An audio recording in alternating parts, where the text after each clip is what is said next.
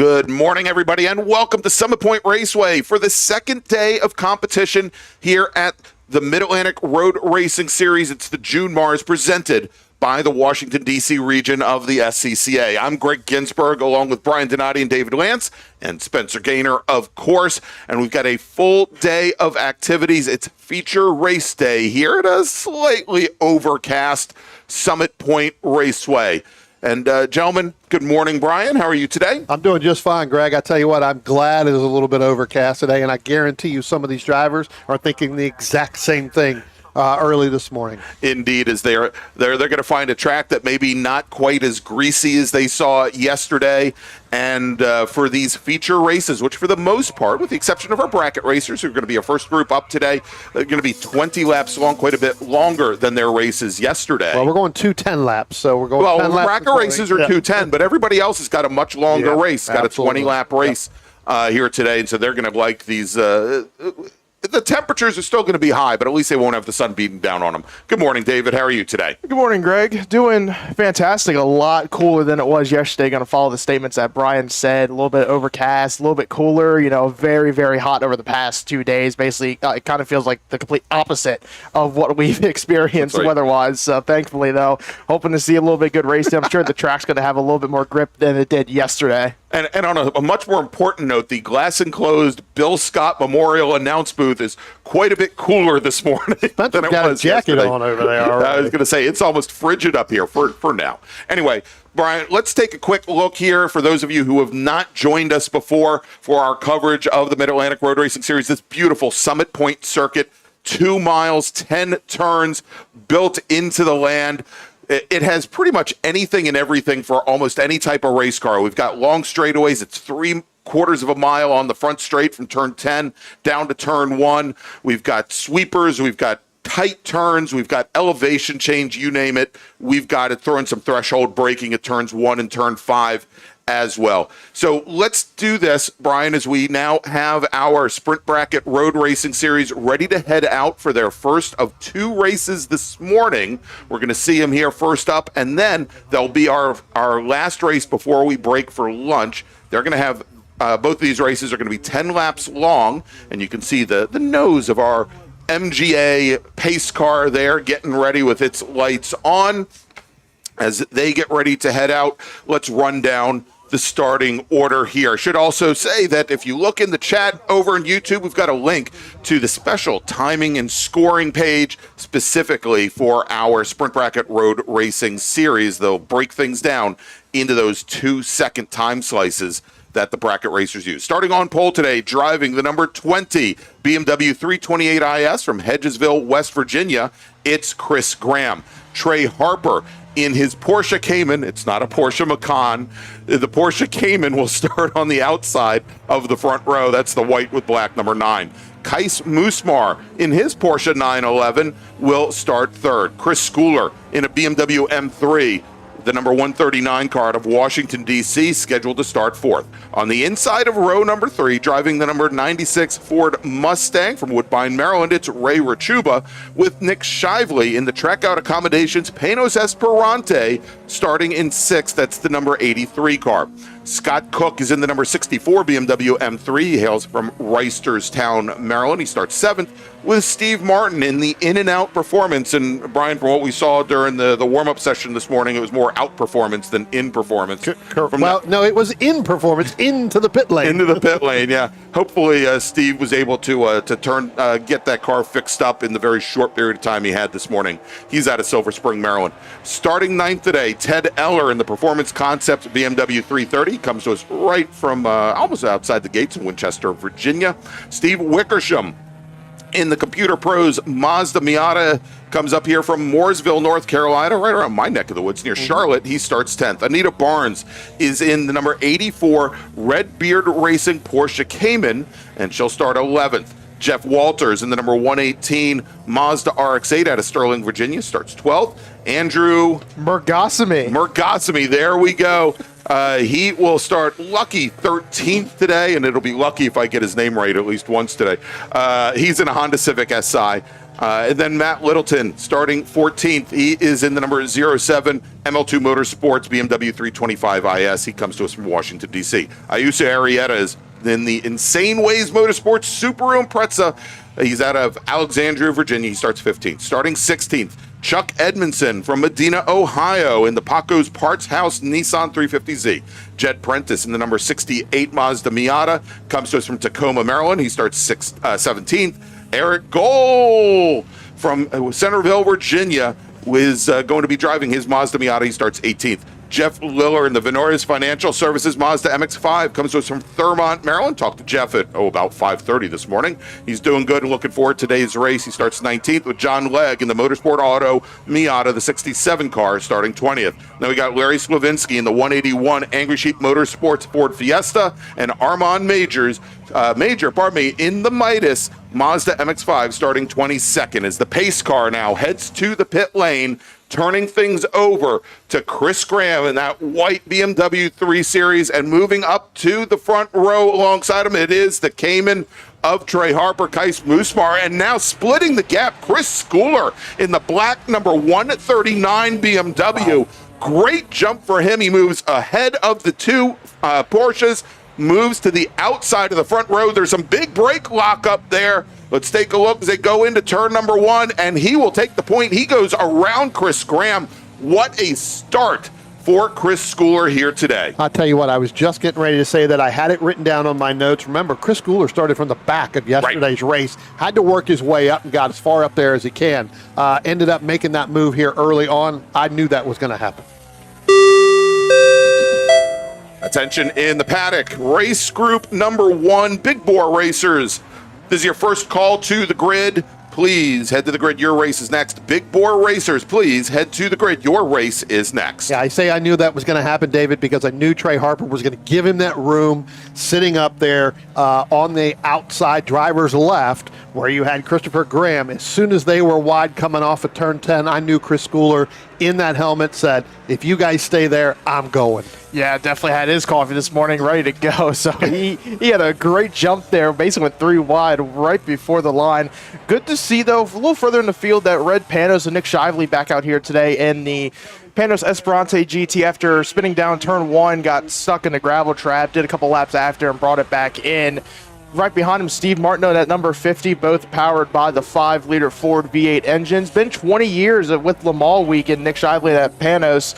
20 years since the Panos Esperante was taken to the GT2 win in 2006 Le Mans, their only Le Mans victory. Wow. All right. Here as they now make their way out of turn 2. And so yesterday, as we talk about that great start that Chris Schooler had, he finished 3rd in the A4 bracket. That's for drivers that were a minute 21 to a minute 23, with Ray Rachuba, Trey Harper coming in ahead of him on track. But again, that was because Chris Schooler had to start at the very back of the pack there. Kais Musmar in his Porsche 911 had pitted the blue car in early, and that resulted in him finishing 4th in that bracket, as now Chris Graham has gotten back around Schooler, and we'll track to see where they end up now as our first lap is in the books, and we should be able to start breaking them down by those 2-second time slices into those brackets here in just a moment. Yeah, Greg, getting another call over the radio to Armand Major with that exhaust, kind of going over our sound limit here that we have. So we've got to get Armand to slow that down a little bit. Everybody knows the trick when you do that. If you want to stay in the race, you gotta really let off when you get down to where that tent is. Yeah, so we do, and this is because we want to be good neighbors to the folks in Charlestown and in Summit Point. We limit the race cars to 103 decibels, which I should add is very, very loud. And we have a sound control system. It's just past the crossover roads. And when we go and show you it's past this camera, when we show you the turn 1 camera, you'll see a white canopy there. Well, that's where the folks who run sound control sit. And we've got a microphone 50 feet away from the track surface on the other side of the track, on the driver's left. And so a lot of racers, they're going to put in an extension to their exhaust system to direct sound away from that microphone. And if they don't, they have to learn to maybe let off the gas just a little bit as they're coming up there. I think he just did that too, because you could clearly hear it when he came by the start-finish line. When he got down there, you can hear him kind of back out a little bit. So we'll keep an eye on that. I know they had problems with that car yesterday as well. So look to hopefully get that taken care of for him, especially before he comes back out for that second 10-lap race. You talked about Steve Martin. Well, I'll tell you what, Steve Martin's got that car kind of going after going out this morning for a little bit of warm-up, really only doing 1 or 2 laps, because he is right on the back bumper there of Nick Shively in some of these turns. It's where Nick Shively gets down the front straight, Dave, where he opens it up just a little bit. Tell you what, real quick, we see this 07 of Matt Littleton basically exited from turn number 5, went straight through the grass, came back out at turn number 8, maybe just missed the braking zone a little bit, saw that standing yellow, but looks like he got back rolling though on hanging out on driver's right as they come down turn number 10. So no harm, no foul, back at it for Matt Littleton. Well, Matt's been known to take the old track here and not the new track, right? He didn't want to go around there. Matt's not that old. The carousel was in place when he first got here. So well, I think isn't Marshall Lytle his instructor? So. Yeah, very much. Well, the two of them work together. So you were talking about Steve Martin, who right now Martin is running 3rd in the A5 bracket. He's got a fast lap time right now down to a 124.9. Yesterday ran about a little bit over a second faster, so there's probably still some pace there. Yesterday he finished 2nd in that A5 bracket to Scott Cook in the BMW M3, and currently in that bracket it's Cook, then Nick Shively, and then Steve Martin. So we'll continue to track here as Martin, as we've been watching, has been all of about 3 car lengths behind the Panos now as they come out of turn 10 onto the front straight. There they are. And Martin moving over just a couple inches to try and stay in the draft of that Panos. Yeah, that Panos does pull away down the front stretch, but Martin is really on that back bumper, especially when you come through turn 5 through the carousel. That's where he stays there. It's just that much more, David, that we were talking about, where we end up getting, that Panos a little bit faster. Yeah, absolutely. And we've seen these two battling basically nose to tail with each other all throughout the couple races that we've had here with MARRS with bracket racing at Summit Point. So I figure after a while you get pretty used to, get to know what the guy in front of you does and maybe where you might be stronger than him. I tell you what, good battle a little bit further back there. They were going in turn 1. She's going to pull away just a little bit, and that's Anita Barnes along with Maragasamy. I think I got that. Maragasamy. I was close. I was closer than Greg. Actually, yeah, much closer than me. Good battle coming out of turn number 10. Anita got through turn 10 quite a little bit better and was able to get down. Is Greg's pronunciation of the names on the piece of paper up here in big bold letters for Andrew. That's his name. But again, that's another battle that's going on, and that's not only a battle for position on the racetrack, but that is a battle in B2, right? So you've got them two, then you've got Jeffrey Walters, you got Steve Wickersham in that Miata as well, along with Mike Herbert and Ted Eller. So again, that B2 bracket is quite a number of drivers. So you got another battle right here. Josu Arrieta and the number 45 by Charles Edmondson nose to tail. That's a battle right now for B3. So Josu been right up behind Edmondson here for about this half lap. Got right up beside him as they went turn number 3. Battling for a little bit. Josu, though, new to racing, first time racing back in March and club racing, went through the driver's school, so we saw him at VIR earlier this year as well. Coming back here Summit Point. Charles Edmondson, obviously in that Nissan, we've seen him here for a couple of years now, been racing in the Sprint Bracket Road Racing Series. So again, right now Josu got about a 136.94 compared to a 129 from Charles Edmondson, but Josu though leads that bracket just by a little bit in B3. And he goes by Chuck. Chuck, our former regional executive here at the Washington, D.C. region. Just last year moved out of the area to be closer to his son and grandchildren, and great to always see him come back for the Mid-Atlantic Road Racing Series. So I wanted to check in a little bit. We talked about it. I think we're going to see him a little bit later, possibly in Touring 4. Jeff Walters, who's in that light blue Mazda RX-8, the Dinoco car. We'll try and track him down here in a few moments. Real interesting story about that Mazda. There he is in the group right now with Trey Harper. Not with Trey Harper. I'm sorry. With Maragasamy and Walter. He's Walter. Steve Wickersham, Chuck Edmondson in that little group. he's been an instructor for the DC region in our track days program, our HPDE program, for the last 6 years. But this car, this Mazda, very interesting history. He bought it in Canada, brought it back down to the United States. It was originally built specifically for the Targa Newfoundland. And the car here, it actually won the 2007 Targa in its class, the standard small class, and finished 6th overall out of 57 entries in what is a very difficult series. Also campaigned in the Grand Touring Sprints the cask series up in Canada as well.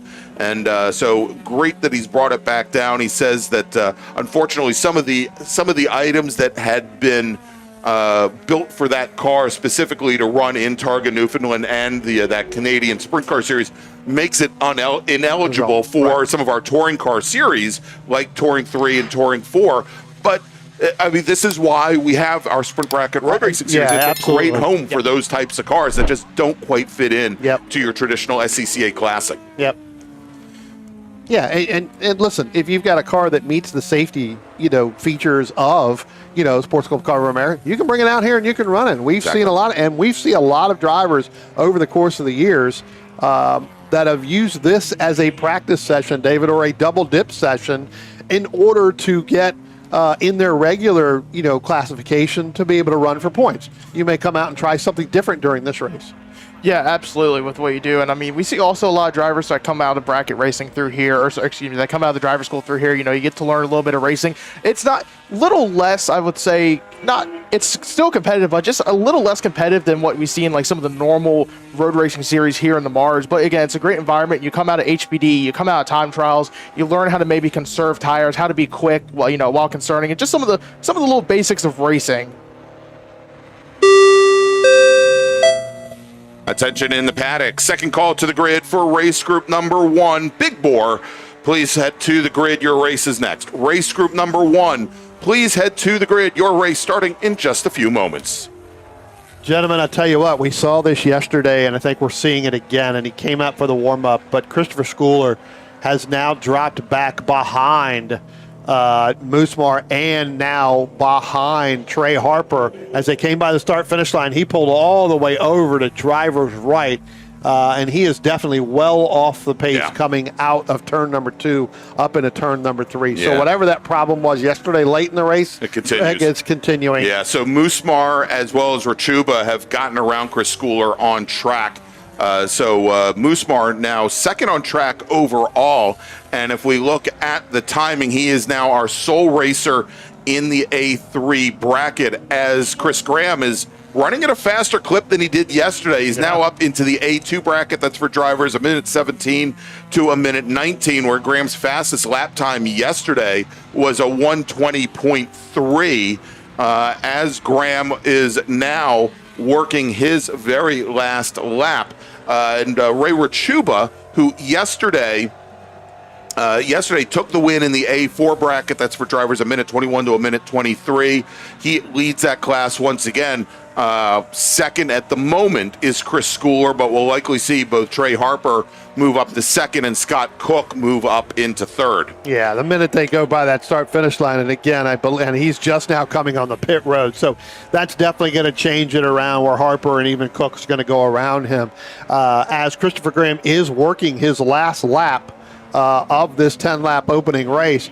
Still good battle there. Shively and Steve Martin. Steve Martin was ahead of him the last time by, but now Shively's gotten around. That's that battle in A5 bracket, Greg and David, as well as 6th and 7th right now overall. Yeah, absolutely. As we see Chris Graham now coming up under the bridge for the final time down to turn number 10. So it looks like he will be coming home for the win in the overall in bracket race number 2 of the weekend. Starter has a checker flag in the air, and Christopher Graham will come across the line and take the overall win in second race for sprint bracket, along with the win in A2. All right, here as all following racers will take the checkered flag. And tell you what, let's make a final call for our next group, and then we'll run down and give you the rundown of how our racers did in their respective brackets. Attention in the paddock. Final call to the grid for race group number 1. That's our big bore racers. Please head to the grid. Your race starting in a few moments. Race group number 1, big bore. This is your final call to the grid. All right, as the racers are coming across, let's take a look. As David mentioned, taking the win, our sole racer in the A2 bracket, Chris Graham. That's for drivers a minute 17 to a minute 19. And again, he's gotten faster over the course of the weekend, picking up about a second and a half from yesterday's race. But again, well, a little bit earlier in the day for him, and the sun not beaten down, and it's maybe 5 degrees cooler as well at the moment. In bracket A3, that's where drivers a minute 19 to a minute 21. Kais Moosmar in his Porsche 911 will take the win over Trey Harper in his Porsche Cayman. In the A4 bracket for drivers a minute 21 to a minute 23, Ray Rachuba in his Ford Mustang, and then the 2 BMWs of Scott Cook and Chris Schooler. In A5, a minute 23 to a minute 25, Steve Martin taking the win over Nick Shively. And then in the B2 bracket, that's for drivers a minute 27 to a minute 29, Anita Barnes will take the win in her Porsche Cayman. Andrew Murgasamy will... Murgasemy, pardon me. Murgasamy. Now you're doing it to me. Oh, no. Yeah, there you Murgasamy. go. See, got him. Sorry, Andrew. We're not trying to have fun at your expense. And he will finish second in the B2 bracket. I've got at least one more race to get this right, by the way. Jeff Walters will finish third, with Steve Wickersham finishing just off the podium there in that B2 bracket. In B3, Chuck Edmondson will take the win over Iosu Arrieta, with Matt Littleton finishing third, Jeff Lower just off the podium. In the B4 bracket, Eric Cole will take the win. That's for drivers a minute 31 to a minute 33. In his Mazda Miata, Jed Prentice will finish second.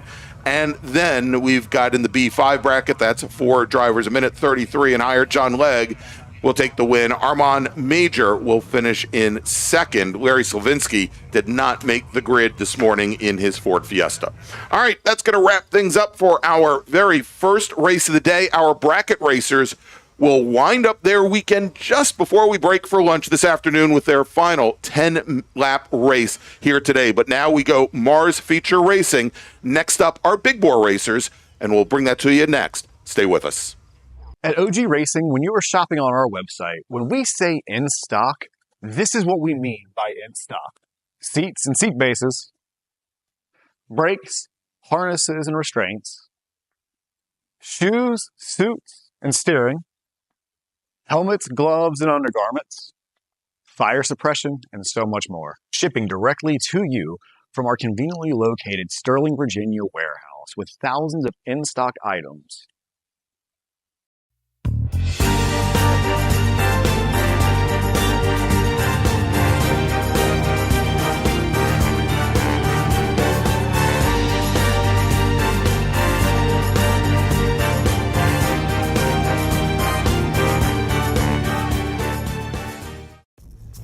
RP Performance is the only premier race shop in the region that specializes in both street and track Mazdas, and is located right in the heart of racing at Summit Point's Gasoline Alley.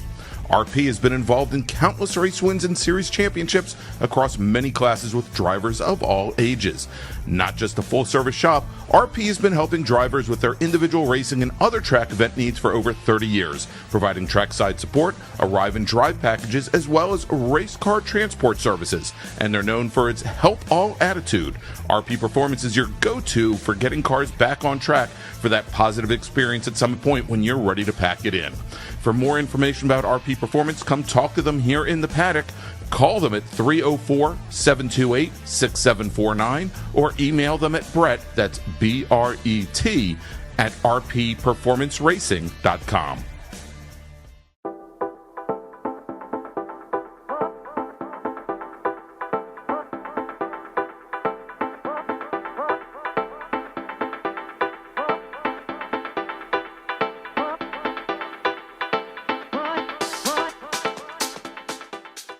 Looking to level up your motorsport game?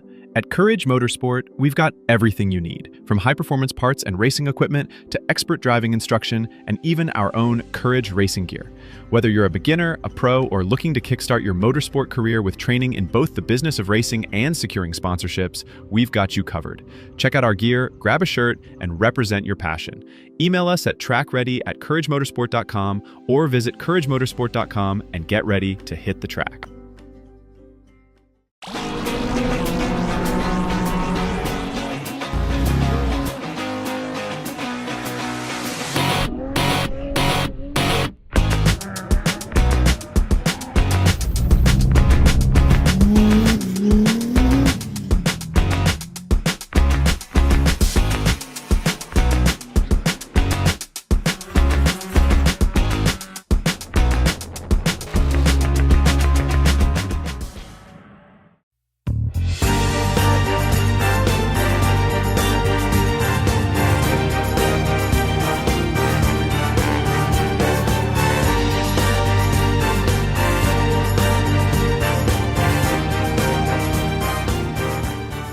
Since 1976, Radial Tire Company has been providing the Washington, D.C. area with quality tires, expert knowledge, and the finest service. They have earned a reputation as a premier specialist in hard-to-find performance tire and wheel applications and stock tires from all the top manufacturers for whatever you drive. From performance and race cars to SUVs and trucks to your daily drivers, Radial's mission is to assist you in getting the most out of your tires and car. To get a competitive quote on your next set of tires, now with free shipping, or to schedule online, visit radialtirecompany.com or call them in Silver Spring at area code 301-585-2740. That's 301-585-2740.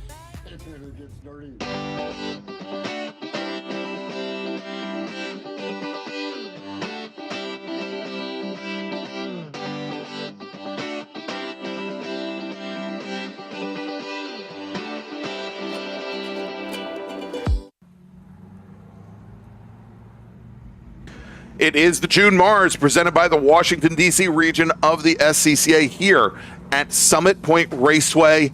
Next up, it's Big Bore. Let's run down the starting order as they take to the grid. Starting on the pole today, one of our longtime partners here, Belmont Classic Cars, supporting Andrew Mistack, driver of the number 88 Chevy Camaro with a qualifying time of 1:17.219. Only 6/100ths of a second off of that. Also from Belmont Classic Cars, in a Chevy Camaro from Liberty, North Carolina, it's Devin Mistack. He'll start on the outside of the front row. Father on pole, son on the outside pole.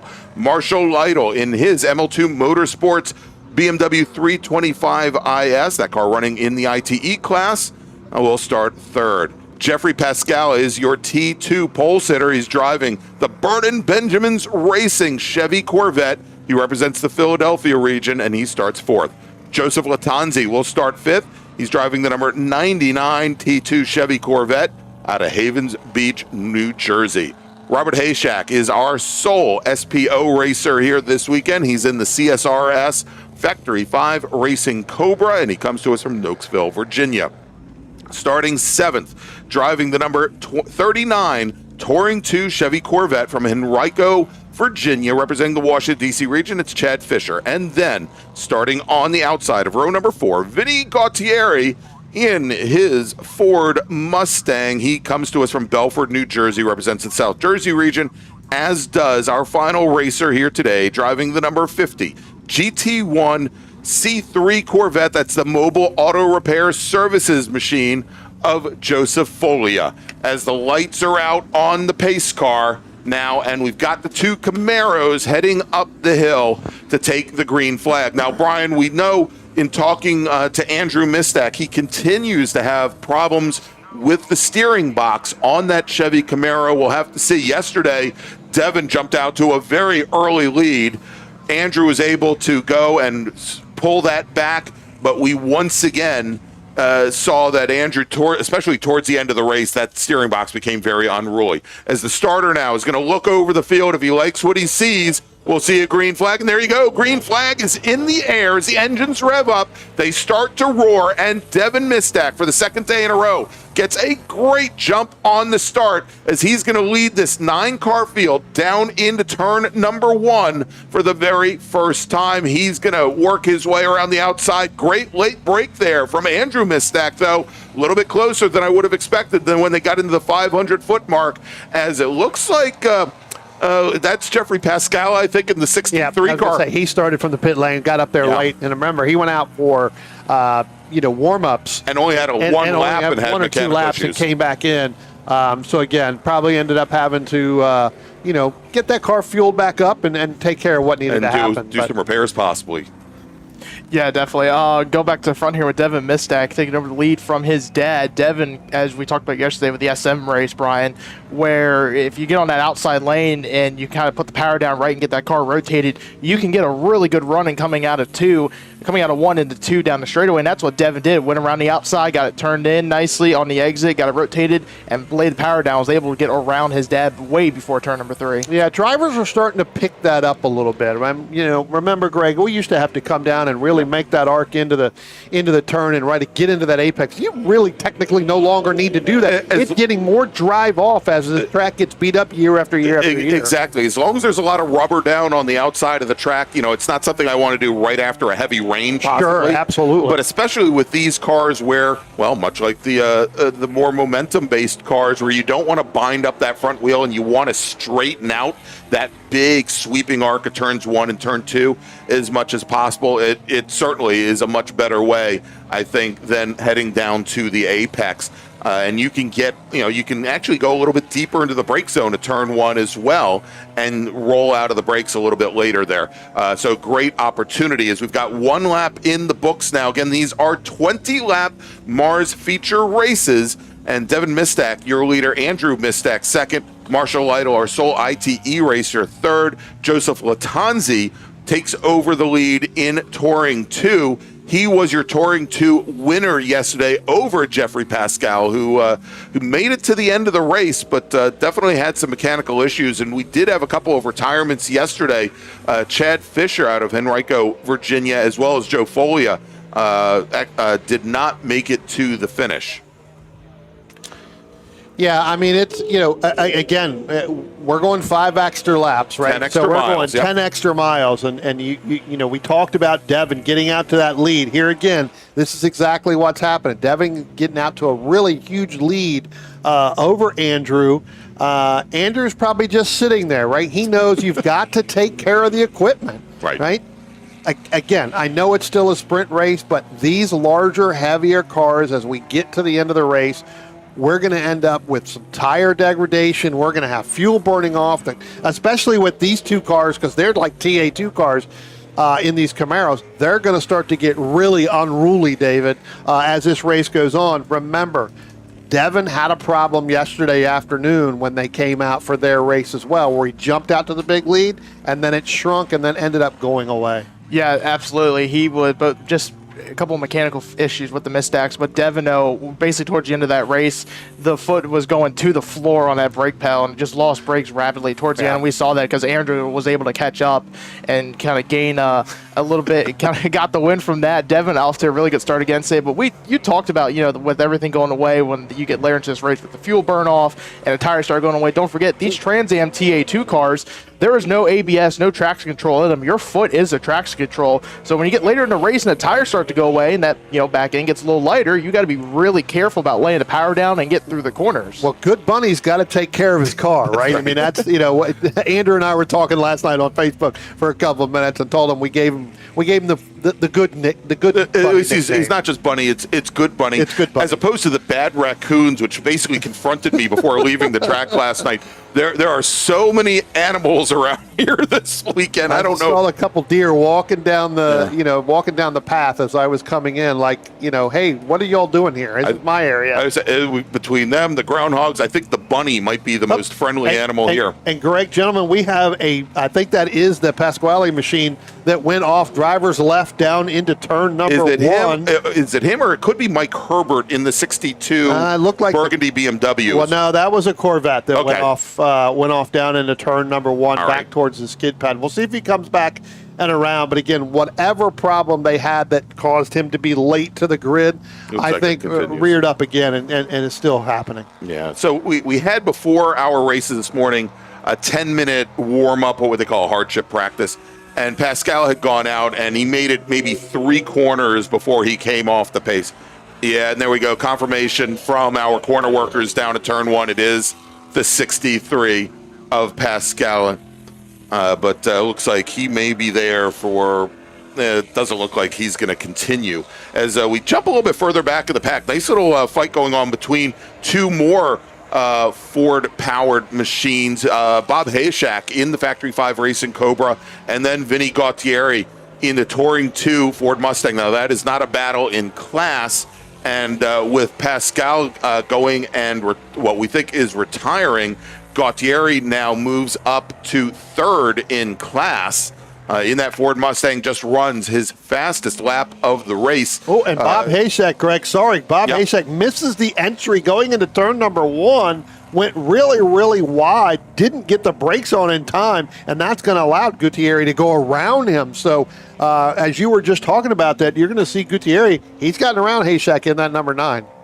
There we go, as they now come out of turn number 3.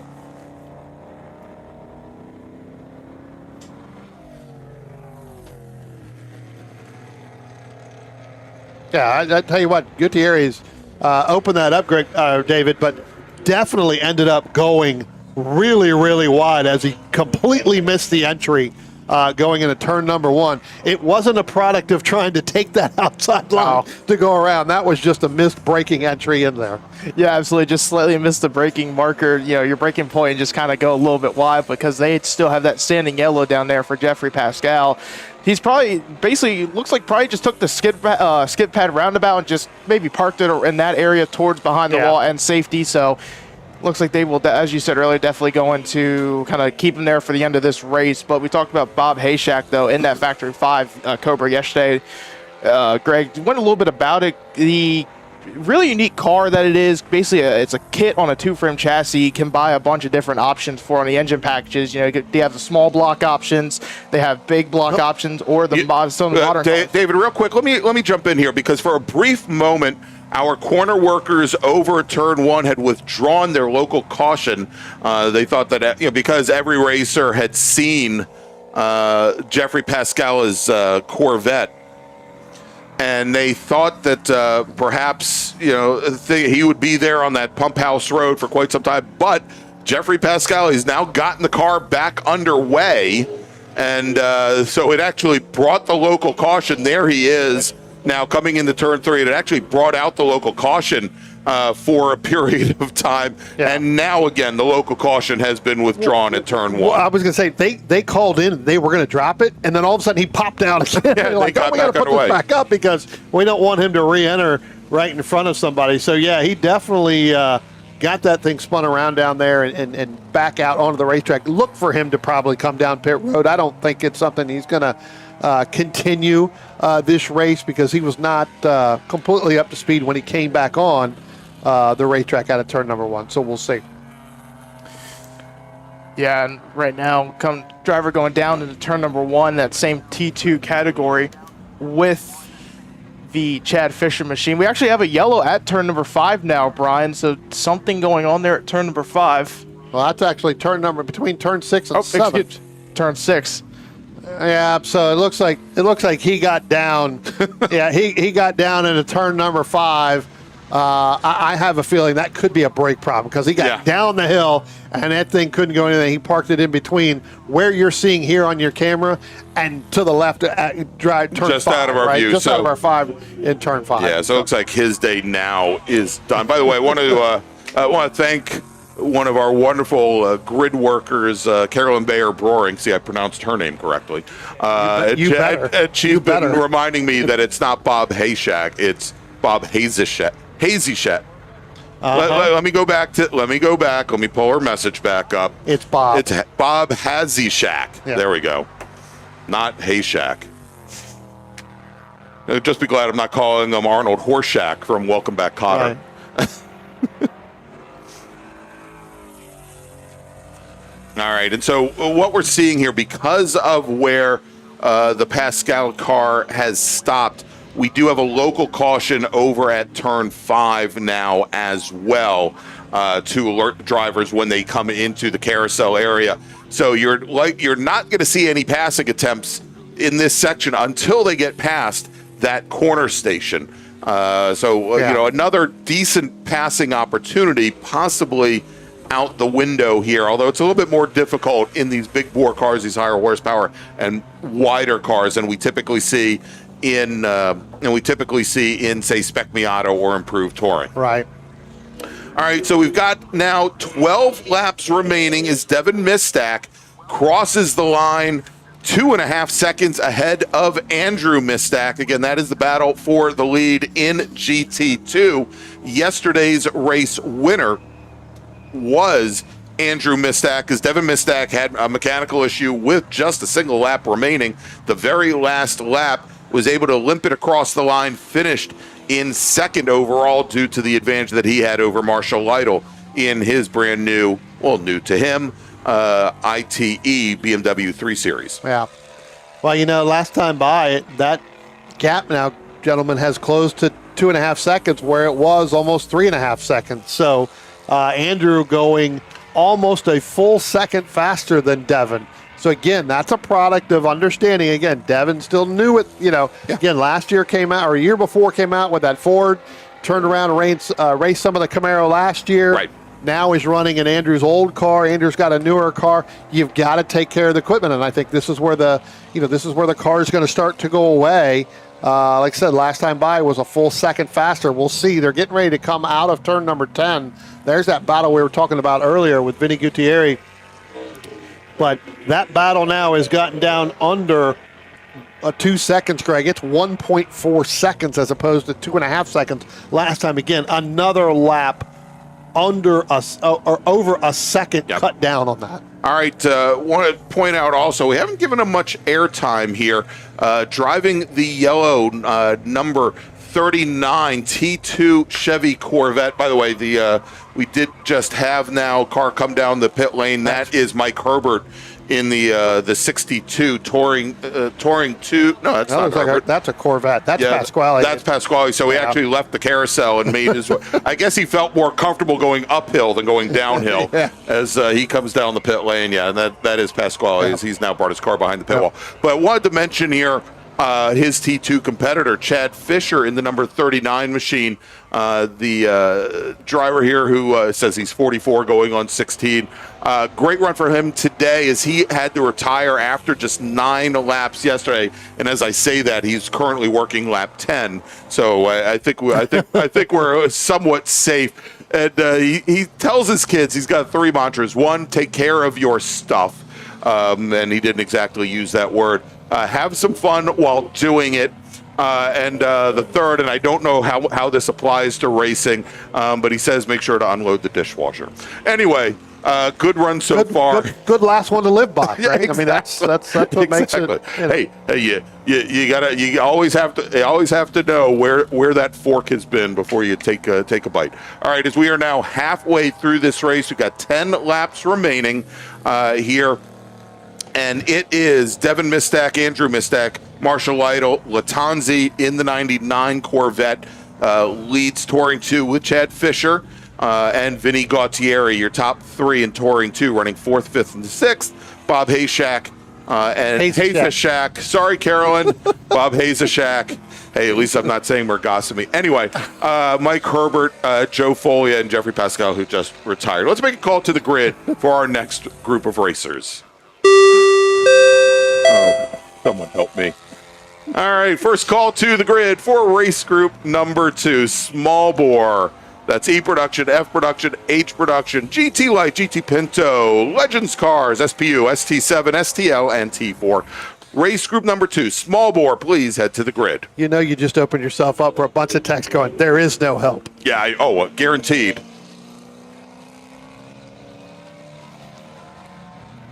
Big break lock up there from the Touring 2 Mustang of Vinny Gautieri. But And he's been doing that quite a bit. It looked like from the rear brakes, and might actually be helping him rotate the car a little bit as Bob. I was going to say maybe because Bob's putting a little bit more pressure on it than he thought he would. That's exactly be able to what's drive going back on. after he missed it from going into turn one last time. Yeah, as Bob opens up the chute and comes down the center of the track, making up more ground under braking. There, I would suspect that Factory 5 Racing Cobra a little bit lighter than the Mustang, and has a bit of a braking advantage there as well. Again, this is where, David, we were talking about it earlier.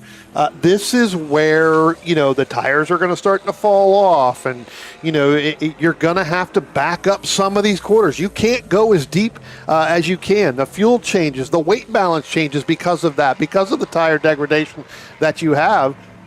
You've got to make adjustments for that. Yeah, absolutely. Yeah, and especially with a lot of these drivers not really changing tires, so all of them are still on all the tires from yesterday where it was super hot, really slick. So again, you really have to think about that balance and kind of change on the fly about where your braking is and where you're going to do differently for each corner. I'll tell you what, Hazenshak's going to get around Gutierrez, and our leader now is going to come up in between that. That's Devin Mistak, and Greg, he's opened that up by 5.5 seconds. Wow. So I'm wondering if Andrew is having that steering problem again. Either that or Good Bunny's just running a heck of a race, right? Kind of let Dad get closer and then says, okay, I've got you now.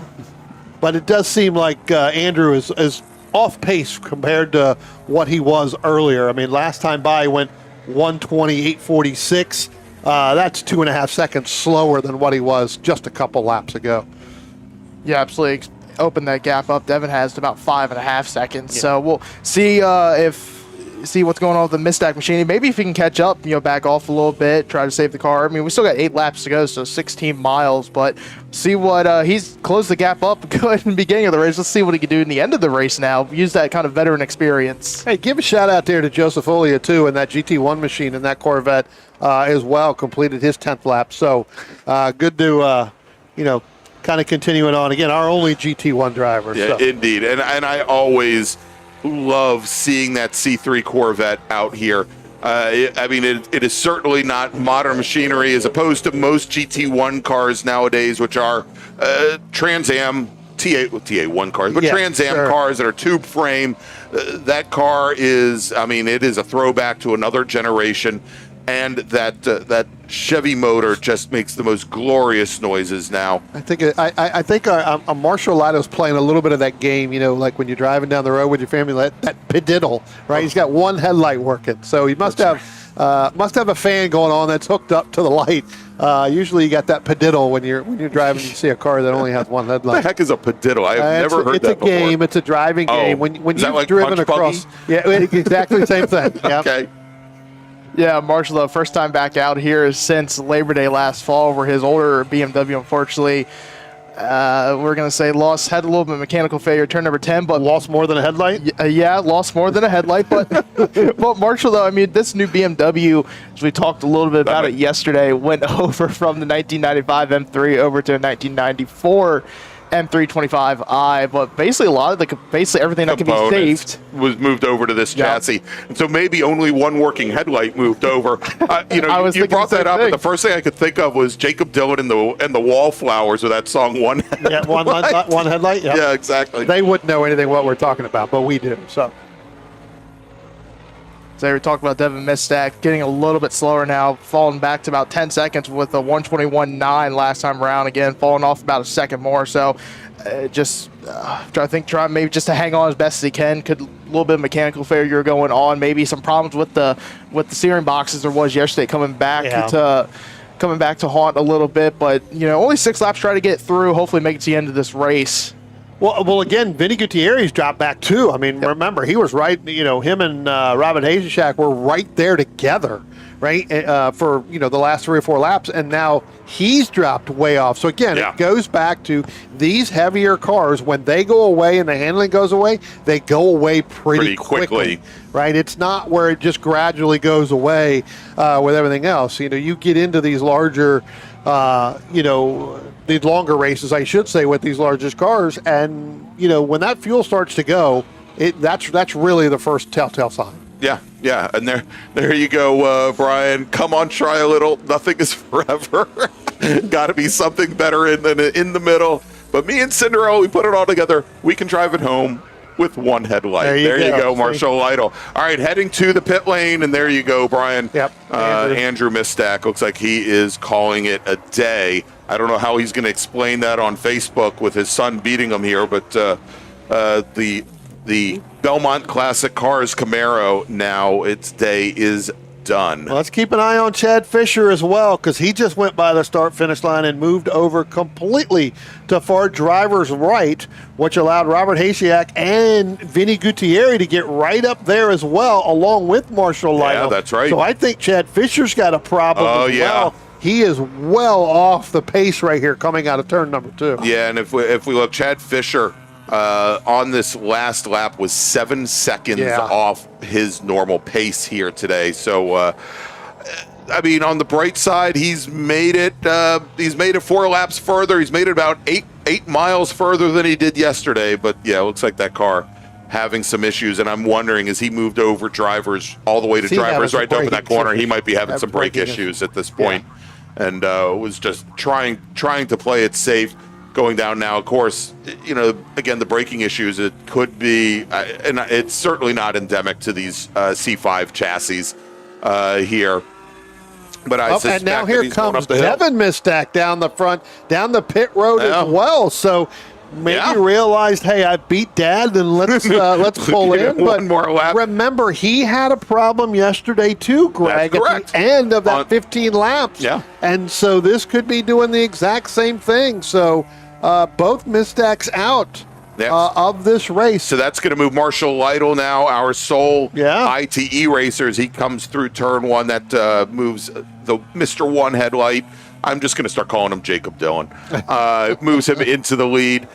Joseph Latanzi, when he comes across the start-finish line, he's your Touring 2 leader. He will take over second position overall, as he was last time by almost a full minute behind the Mistack car. So he now comes across, and there he is onto the front straight. Well, you think about this, gentlemen. So drivers like, Mike Herbert, and even Chad Fisher, they were getting close to going that full lap down. Yeah. When he pulls in, Marshall Lytle now has to go a complete full lap to lap them. That technically does give them that 20th lap or that extra 19th lap, as opposed to where they wouldn't have Devin caught them again. Right, as if they had been lapped one more time. Yep. So that'll, and again, although it's not in class, this nice little battle between Hazeshak and Vinny Gautieri that's been going on. Again, Gautieri in T2 and running second in T2. Hazeshak, our sole racer in SPO. They I think had a nice little tussle here. Nice but fair and very gentlemanly as they come down on the braking in the turn 1, as we've got about 3 laps remaining. Attention in the paddock. Small bore racers. Race group number 2. That's E production, F production, H production. GT Light, GT Pinto, Legends Cars, SPU, ST7, STL, and T4. Please head to the grid. Your race starting in just a few moments. Race group number 2. Small bore, please head to the grid. Yeah, that gap there starting to open it up a little bit, and Robert's opening that up, especially when he comes out of turn number 10. Definitely getting through there better than Vinny Gutierrez in that number 48 machine. So again, kind of that gap now is 1.6 seconds as it was. And again, as you had mentioned, and we think we've all mentioned here, not a battle in class, just a battle on the racetrack, which, again, you put that helmet on and you know that there's not a lot of cars in this group right now. The adrenaline ramps up. And attrition has started to, come down, right? I mean, Pasquale's done. You've got both of the Mistacks done. Some of these other cars are a lap to 2 laps down.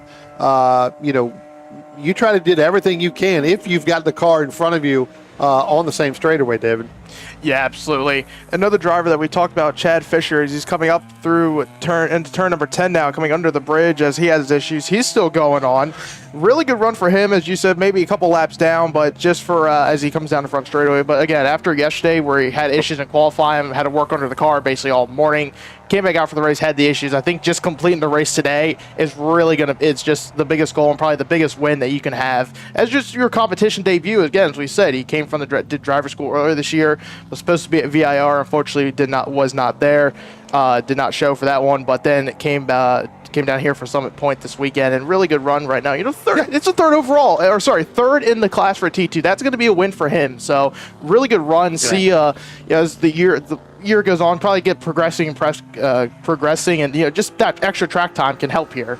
All right, is Marshall Lytle now going to be coming out of the or coming down and onto the front straight? There he goes. One headlight will light up the starter stand. He'll hopefully see the 1 to go board here as he's got 2 miles remaining in our big bore race today. Marshall Lytle in that brand new chassis yesterday was able to turn in a 119.384.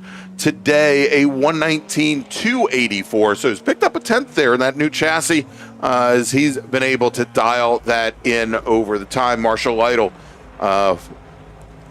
with 1 lap remaining, and now as they head down to turn 1. Gutierrez getting around Bob in that number 9, and well, that was probably short-lived because as he got down into turn number 1. Big brake lock up there again from the inside front wheel. Lock up right there where, basically overran the car. And again, this is where the brakes are starting to get soft. You go to push on that brakes, it doesn't work, and through there. So Bob's going to try to go too wide there going into turn number 3. Not going to make that stick. Going to get back in behind him. Look for him to make a move, especially coming through the carousel and out of turn number 10. So let's watch here, David, as they come under braking into turn 5. Whether Gutierrez has the brake lock up there, and it does again. Yeah, it looked like he was just a little bit deeper on the brakes there than Bob was as they went into turn number 5, but Marshall Lytle, though, as we said, 1 headlight, looks like no headlights now as he comes through turn number 10. He turned his fans off. I guarantee you that light is for a fan. All right, well, as he comes onto the front straight now, starter has the checkered flag out and in the air, and Marshall Lytle will take the win overall and in ITE.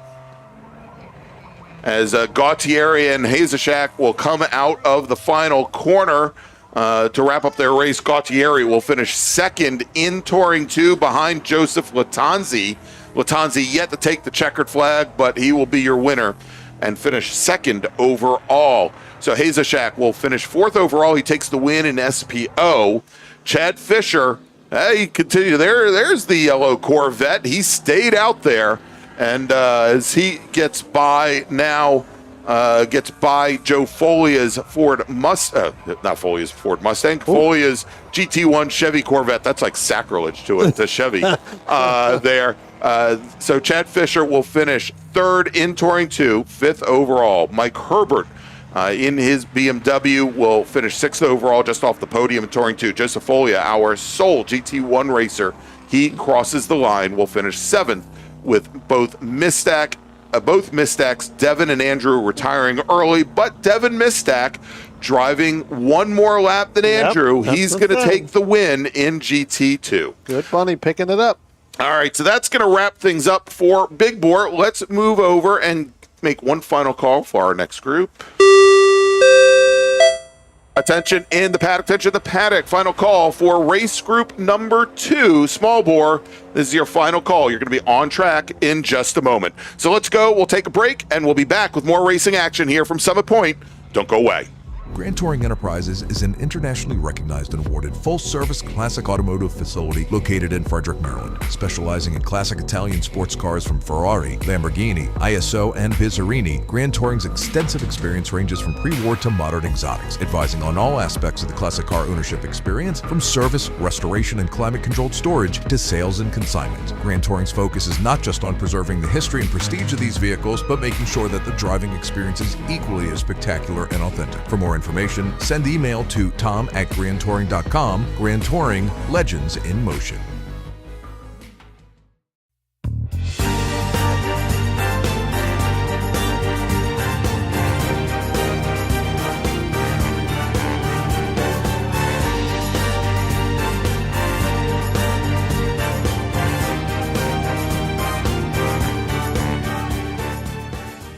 Spring Hill Suites Winchester is an all-suite property that features spacious suites, an indoor heated pool, complimentary hot buffet-style breakfast, a 24-hour fitness center, and complimentary Wi-Fi. Whether you're traveling in a group or flying solo, you'll find it easy to get comfortable in our spacious suites. We're conveniently located just off of Interstate 81 at exit 317 in a shopping center with many shops and dining options. Discount rooms are available. To book your suite today, call 540-431-3330.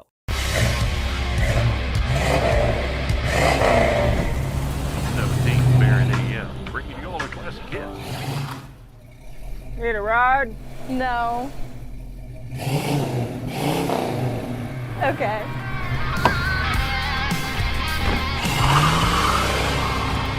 Taking you back to simpler times. Hey, dog. Belmont Classic Cars, Belmont, Ohio.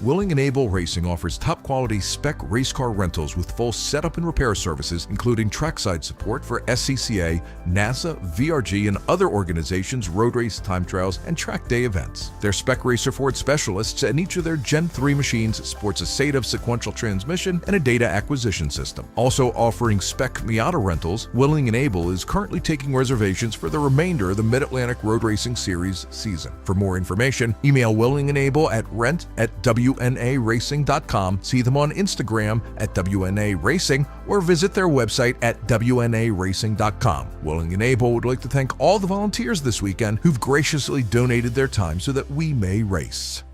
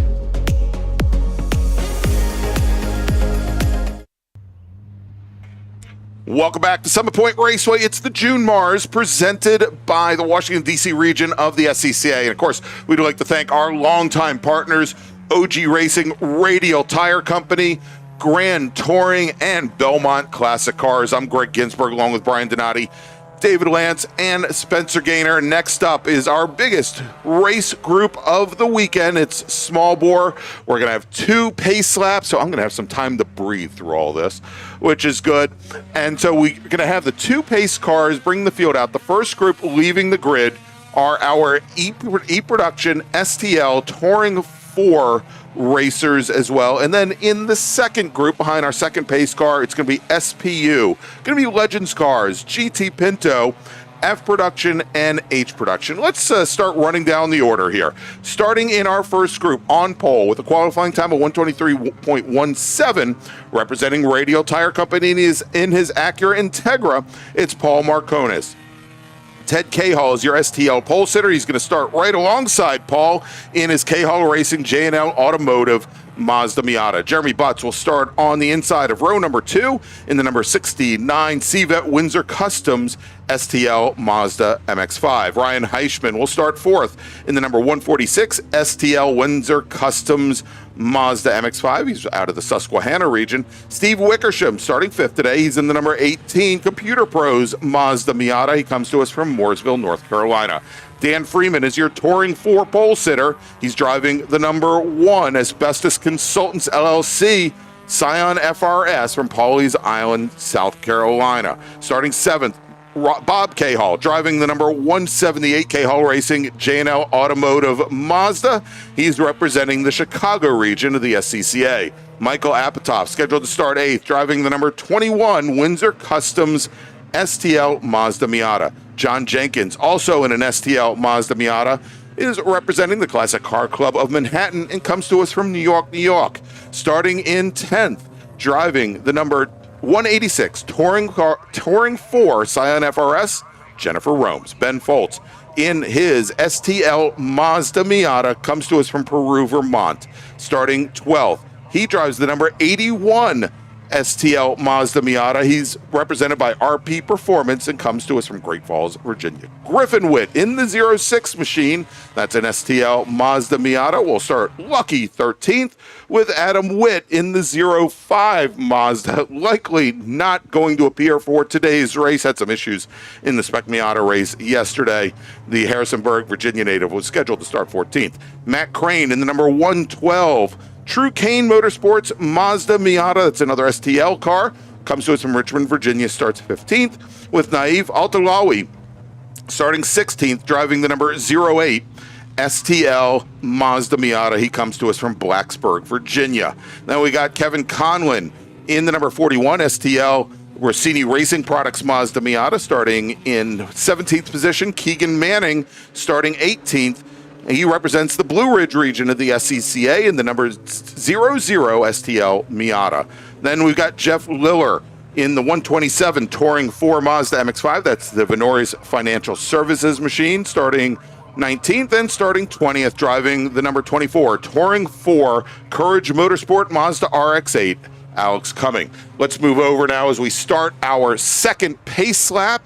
Here, we're going to take a look at group number 2 for SPU, Legends Cars, GTP, F Production, and H Production. Starting on the pole, driving the number 4 Honda Civic, that's an SPU machine with a qualifying time of 125.504. It's Thomas Beverly. Tyler Reynolds is our Legends Car pole sitter. He is driving the number 17734 Ford, and right behind him, starting 3rd, driving the number 9 Crosby's Crab Company 1934 Ford. It is Robert Connor. Jeff Walters will start in 4th position. He's in the number 118 Dinoco Mazda RX-8. That's another SPU car with Bruce Shelton driving the number 11 GT Pinto, the Wheel and Cork Street Tavern machine out of Charlestown, West Virginia. Starting 6th, driving the number 22 F Production Overstreet European Motors Mazda Miata, it's Stephen Bessett. Michael McQueen, scheduled to start 7th, and our H Production pole sitter in the number 27 Olipo Racing MG Midget. Starting in 8th, Tom Gahn in the number 49 F Production. Alkin Marissa Racing, Mazda Miata, and then Rich Ura starting 9th in the number 61 F Production, Mazda Miata. Starting 10th, Ray Seabird Heath in the number 8 F Production, Mazda Miata. Then let's move over one more row. Driving the number 99 F Production Mazda Miata, it's Zachary Sines. And then starting 12th, driving the 01 SPU Volvo 262C, Hudson Williams. As the starter looks over our first pack as they come on to the front straight, and green flag is in the air, and we are racing here once again at Summit Point Raceway. Our pole sitter for the first group, Paul Marcones, did not make the grid today. He had some problems during the practice this morning, Brian. And they now head down into turn number 1. Ted Cahall taking the point over Jeremy Butts. The 2 red STL cars continuing their fight from yesterday. Tell you what, Keegan Manning went in that double zeros, and we wait for our second group to come up. Went 3 wide there on the start, was able to make that stick a little bit. Did move up a couple positions, but now has dropped back a little bit. So Keegan Manning at double zero. Tell you what, good start by that run. All right, as the pace car now heads to the pit lane, our second group led by Thomas Beverly, the green with black hooded Honda Civic. Tyler Reynolds in the Legends car. They come down the front straight. The starter looks over that field, and green flag is in the air for him. The 2 Legends cars getting out to a good start at the front on the outside lane, as the Honda Civic for the second day in a row not quite able to jump off the line. Reynolds goes down. He's going to take the point going into turn 1 a little bit further back. There, good amount of brake lockup. That coming from the H Production MG Midget there of Michael McQueen, but it looks like he gets that car rotated as they come out and head down to turn 2. Our first group now completing their first lap. Yeah, I tell you what, Tyler Reynolds got a good start on Thomas Beverly. They went side by side down into turn 1. Robert Connor in that number 9 didn't really know where to go, went behind Beverly. Now he's stuck behind Beverly. That's going to allow Tyler Reynolds to jump out in front.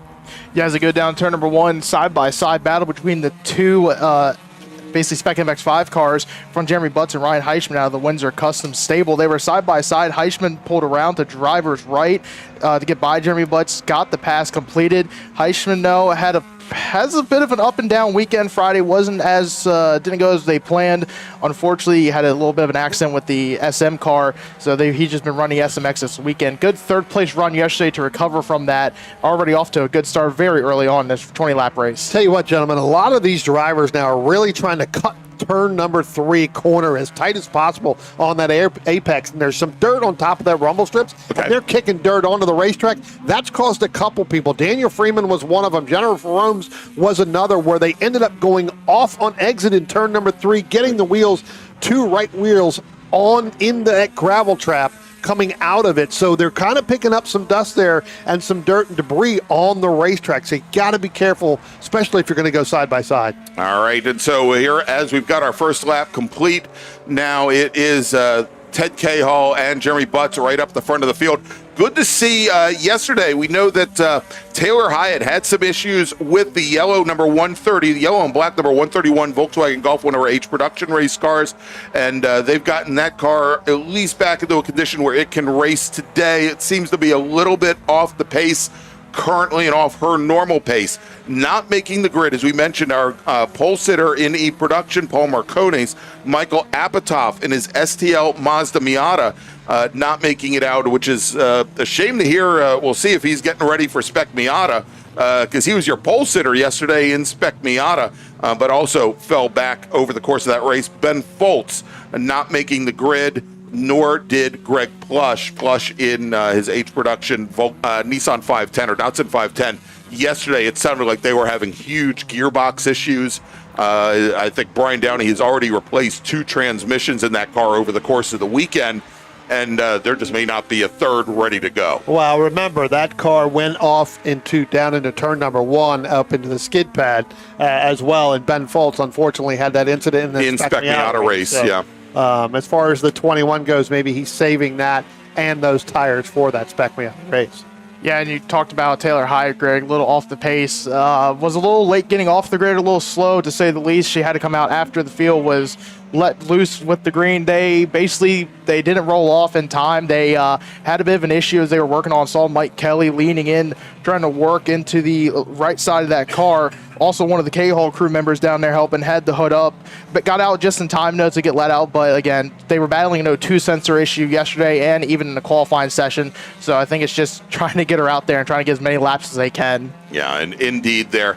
And so, Brian, you were talking about drivers coming over the curbing over at turn 3. We're seeing more and more here, for example, at turn 1, where drivers are riding up on the apex curbing, which is pretty steep here at Summit Point, to the point where they've got their right front wheels going beyond the curbing into the dirt. As we take a look at this shot at the exit of turn 3, you can see the dirt patch that has started to form over past the apex curbing here. And when the drivers come all the way over there, it is going to, because they're essentially turning it early, it's going to drive them very wide on exit as well. And so we do start to see a lot of that gravel come over, and we see the one driver there having to pull the car back across to stay out of the gravel. Yeah, I tell you what, it's definitely throwing them around over there. Plus whatever's already out there, ending up having more of that, and now it really upsets the car and upsets the tires there, David. Yeah, definitely. So as we see, though, trying to work our way through lap number 3 here. So far, so good. We talked about a couple cars. Jeff Liller, we saw him yesterday making his first start of the year in a brand new car, brand new Miata. It is, that was from Windsor Customs. Had a little bit of help from Chris Halderman with the body of that car. So good to see him out there, though. Had a little bit of problem in one of the qualifying sessions yesterday. Yeah. Had a good run yesterday too, win the first race. And I talked to Jeff this morning at breakfast over at the. We both early. We may not be doctors, but we did stay at a Holiday Inn last night. And one of the things that Jeff said was, he had been sharing that car for the longest time with his son Mark, as they had been working in Touring 4 and STL and in bracket, what have you. And he said that for many years, that car had really been set up to Mark's tastes. Of course, Mark had also been racing in STU in his Dodge Neon. And Jeff wasn't necessarily comfortable with the setup of the car.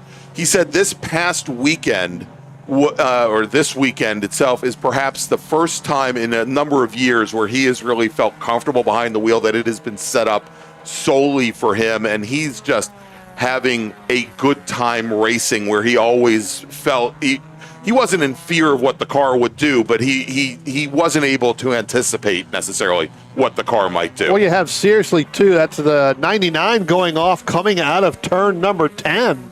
Again, that's why the signs machine getting through there, kind of cutting back on in turn number 1. But you talk about the Lillers. Again, Mark's got a different driving style than Jeff. Yes. Right? And so Mark is all, full bore at it, get it as loose as possible, get it to where, it's going to be fast for him. Jeff does like a little bit of a tighter car in order to have more control. And he is in one heck of a battle right now, going down the start-finish line. And again, that is Keegan Manning, knife out to Louie. You've got Jeff Liller in there. I think Alex Cumming is in there as well, along with, I think that's Griffin Witt there, David.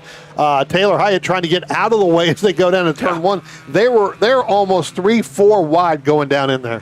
Yeah, to make it a little bit exciting, Taylor Hyatt trying to stay as far as driver left as she possibly can. They're going to get by her, though. Jeff Liller and that NC Miata compared to basically the MB and NA Miatas in this group. So a little bit faster, though, down straightaways, a little bit more horsepower, and he used that, got side by side with the Miatas on the inside lanes. We see another one, that third red Miata in line there, again, taking that kind of short apex or going over the rumble strip. Yeah, and so, Brian, we just talked about Zach Sainz going wide through turn 10. Zach, in his return here to racing at Summit Point, was actually planning on bringing out 2 different cars this weekend, both a Mazda Miata that he was planning on running, I believe, over in, wasn't going to be an STL car. I'll have to double check what class. I think he was going to be running it in Touring 4, if I remember correctly, but he was also planning on bringing a baby Grand out for the first time this weekend. He's just racing now in F production. Yeah, David's got some information. I think they tried to come out with it on Friday, and it just didn't want to do what they wanted it to do. Yeah, they tried to get out early Friday morning about first or second session, had a couple problems with it. So I think they took a look at it, just kind of parked it. The car that they're running now, that he's running, that 99, it's a car that he was going to be running in SSM. Right. Now they moved it up to F production again. You're going to double dip, get a little bit of extra track time. So it's definitely going to help. And it's also, I think it's going to be a little bit more helpful with the SSM car because you know what it's going to do later in the race. You can kind of focus on the one car instead of trying to jump back between both. So make your SSM car a little bit better for the 20 laps later today. Tell you what, really a great battle.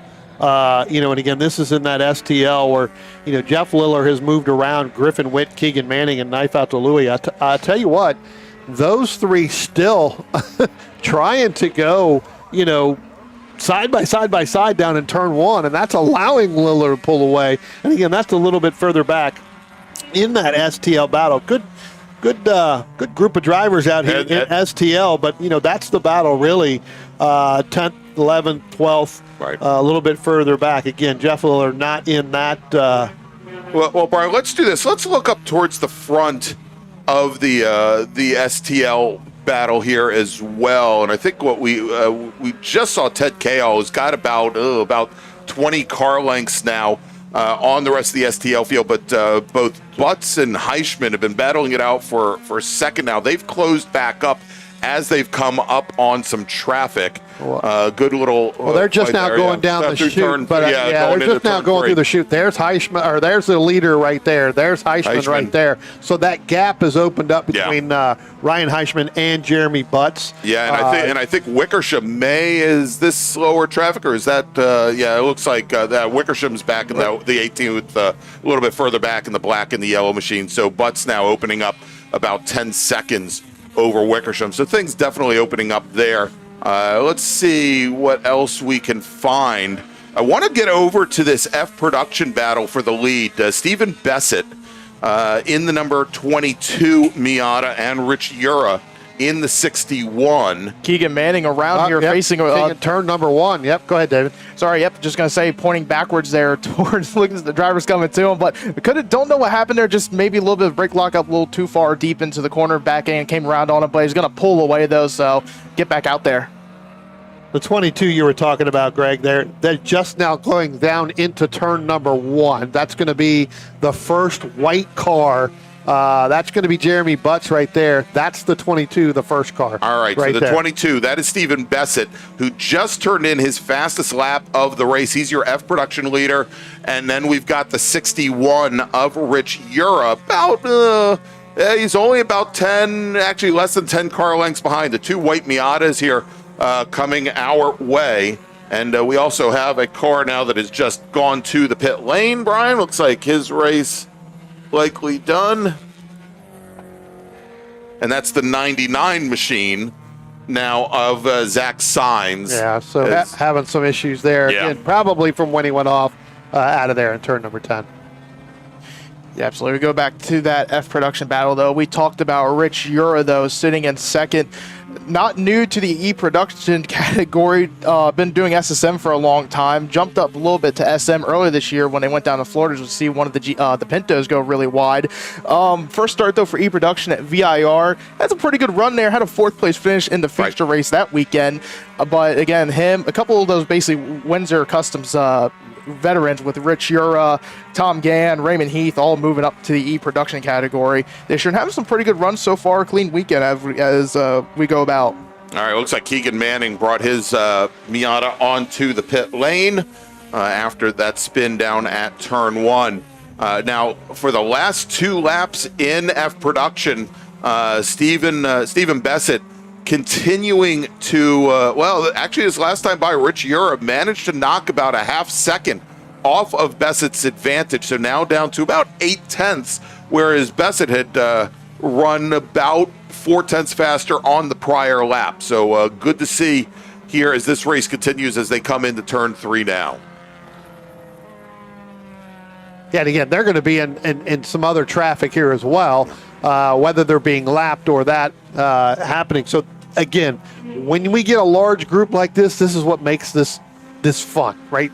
You're battling not only in class, but now you're battling out of class, and you got to know who you're racing on the racetrack. All right, let's watch here as Michael McQueen comes through turn 5 in his MG Midget. We'll see him come back into our view here in just a moment as he is right behind the GT Pinto of Bruce Shelton here. So McQueen had a lot of problems, as most of our H production field did yesterday. We saw him off in the grass here over at turn 8 for a while yesterday. McQueen had issues. Ken Van Horn had issues in his Honda CRX. Chase Rivera towards the end of the race in his Volkswagen Golf had issues. We talked about Taylor Hyatt and Greg Plush as well. And Chuck Allard was able to just run away from the rest of the field. He was your H production pole sitter yesterday.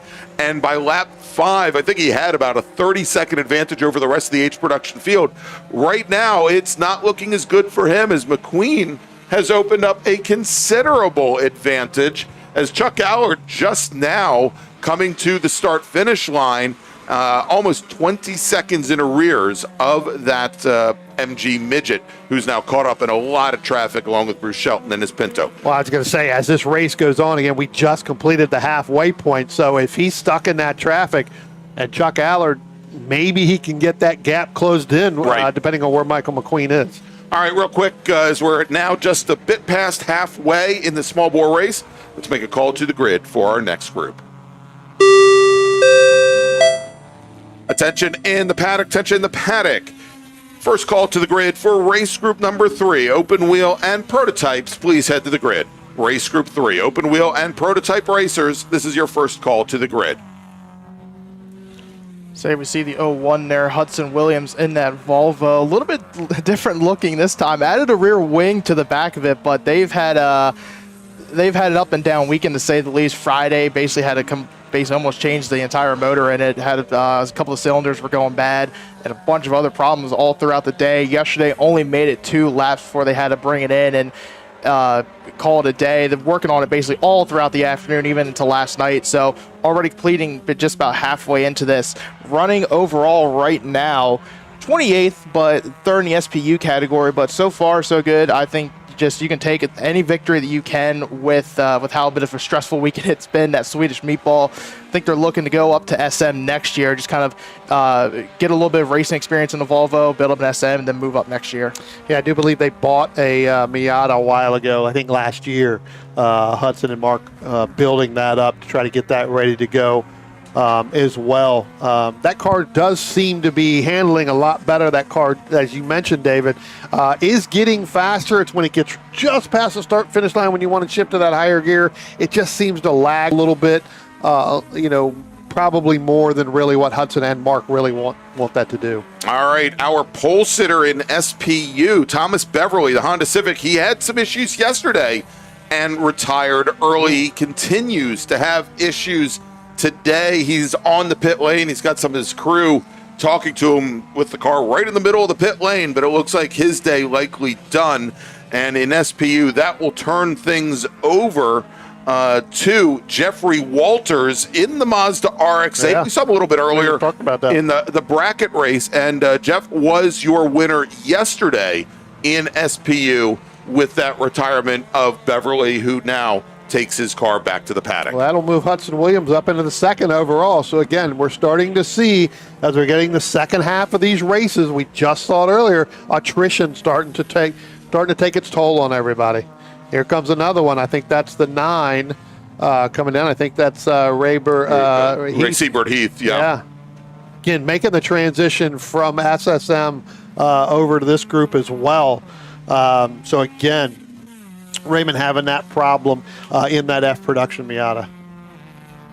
Yeah, so far having a good weekend. Want to talk about real quick in that F production battle as well, Greg. Just a quick update. You talked about it a couple laps ago. Rich Ura was about just under a second, about 8/10 from Stephen Bessett. Now Stephen Bessett has opened the gap up to just about 3 seconds in a few laps. So start opening the gap up as we get further into this race. Again, trying to conserve the car, and maybe the handling going away a little bit on Ura's, and just trying to conserve as much as you can. Yeah, indeed. So Bessett, who was your F production winner yesterday, he's out of Charlottesville and in a Mazda Miata. He's gotten down today to a touch under a minute 30 And just looking to see what his fastest lap was during the race yesterday. It was a minute 30 flat. And so about now just turns in a 129.442. So over a half second faster than he ran yesterday. And as he came across the line, he opened up another 0.9 of a second on Rich Euro, who I think is finding that car, maybe starting to fall away with 7 laps remaining. The gap now over 4.5 seconds. Yeah, I ran a 131. Euro did last lap. So again, as you said, some of those problems though maybe coming in as we get in later into this race. Some of the attrition starting to hit these small bore cars. Tell you what, somebody going 2 wheels off down there in turn 1 just does a complete dust storm down in there, and we'll get the number.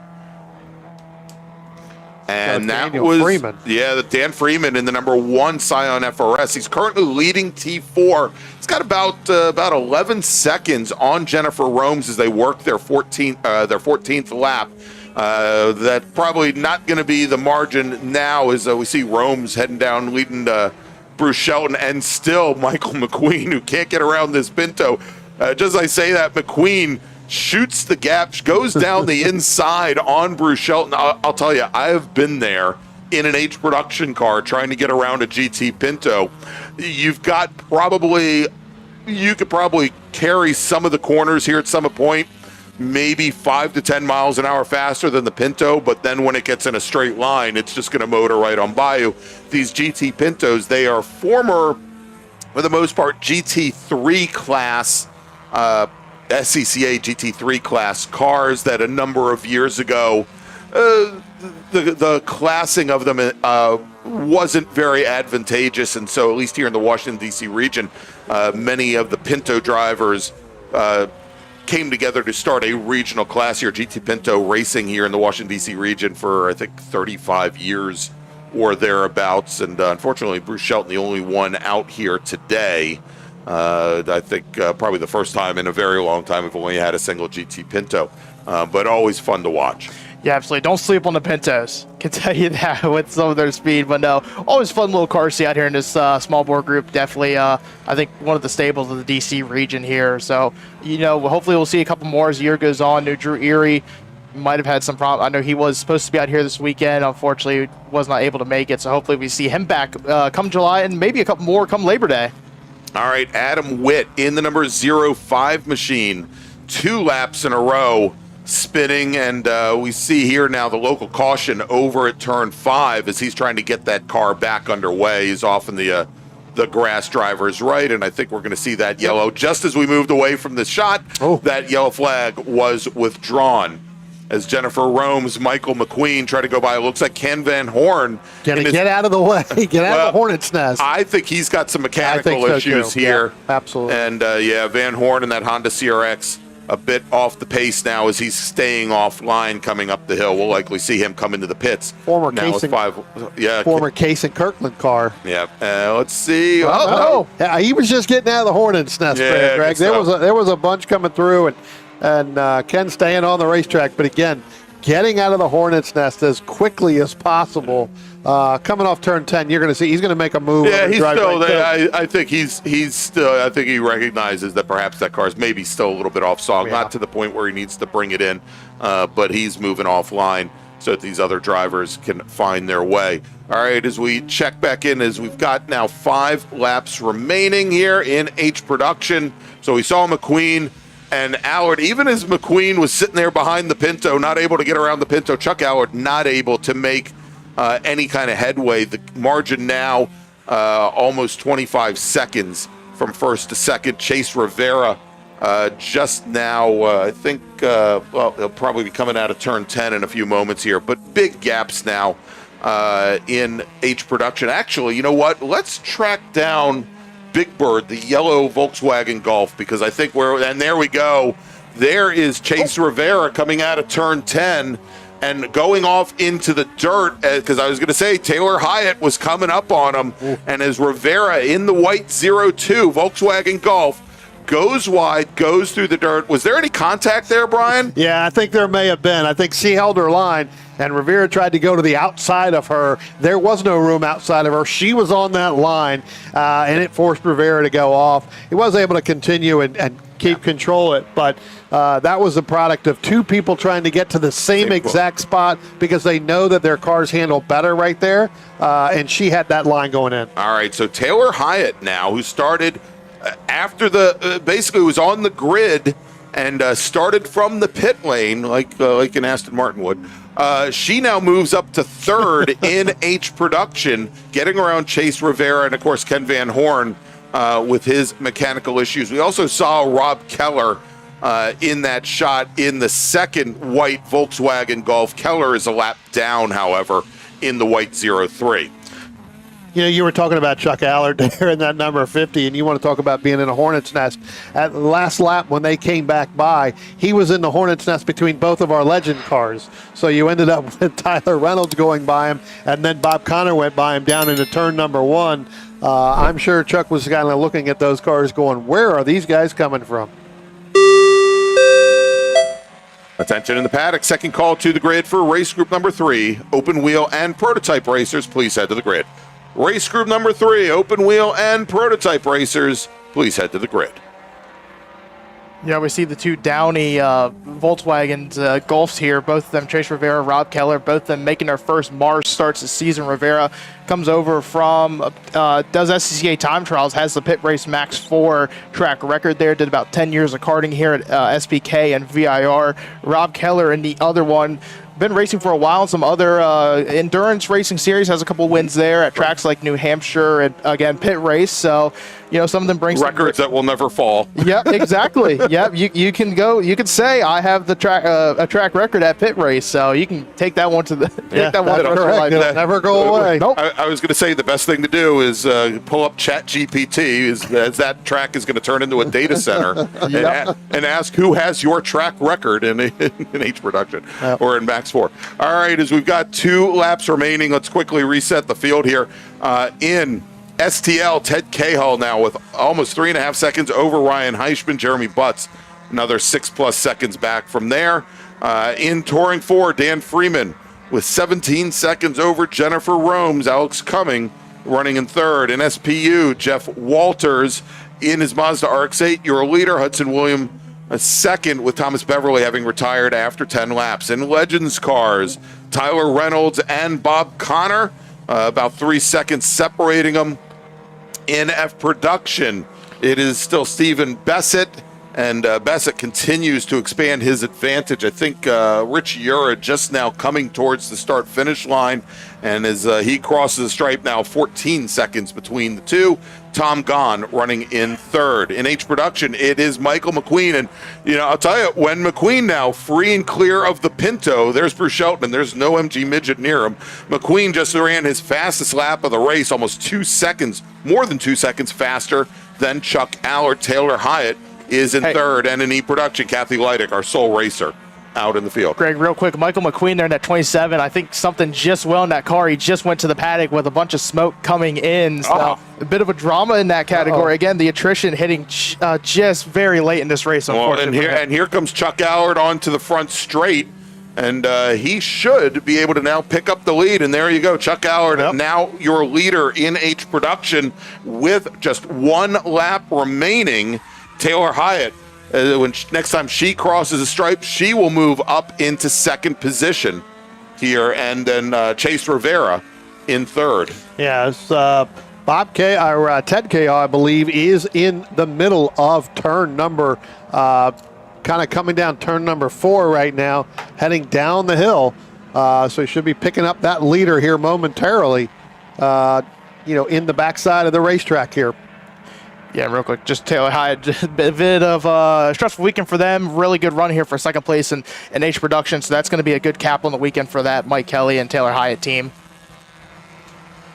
Tell you what, again, waiting for Ted Cahill, should be coming through turn number 8 up underneath the bridge right now, heading down the bottom of the hill. There's Heischman, so he should be at turn number 10. There he is right there. Coming in with Tyler Reynolds. They went side by side. Reynolds had to get out of it and allowing Ted to get by him. Well, now that Ted's going to get by him, that's going to give the win to Tyler Reynolds because they do not have to complete another lap there, Greg. Yeah, there you go. So your winner overall and taking the win in STL is Ted Cahill. And in Legends car, because they don't have an extra lap to run now, well, it probably wouldn't have mattered because Bob Connor would have been behind Ted Cahill. He would have gotten the checker anyhow. That's true. Correct. So, all right, so let's run this down. In STL, Ted Cahill takes the win. Ryan Heichman will finish second. Jeremy Butts will be third. Bob Cahill, good run for him, will finish fourth in STL, just off the podium, as Steve Wickersham falls to fifth. Over in Touring 4, Dan Freeman is your winner. Jennifer Romes will finish second. Alex Cumming will finish in third. Jeff Lillard just off the podium in fourth.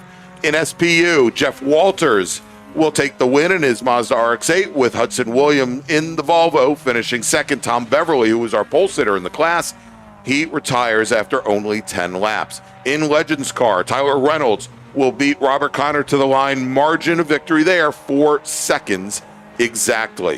In GT Pinto, our sole racer today, Bruce Shelton. ENF Production, Stephen Bessett will take the win.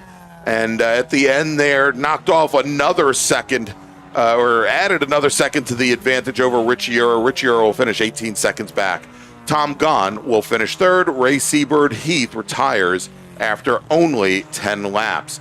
In H Production, Chuck Allard takes the win with Taylor Hyatt finishing second. Chase Rivera will finish third, ran his fastest lap on the last lap. Ken Van Horn keeps that CRX running to finish fourth. And finally in E Production, Kathy Leidick, your sole racer today. She'll take the win in the class.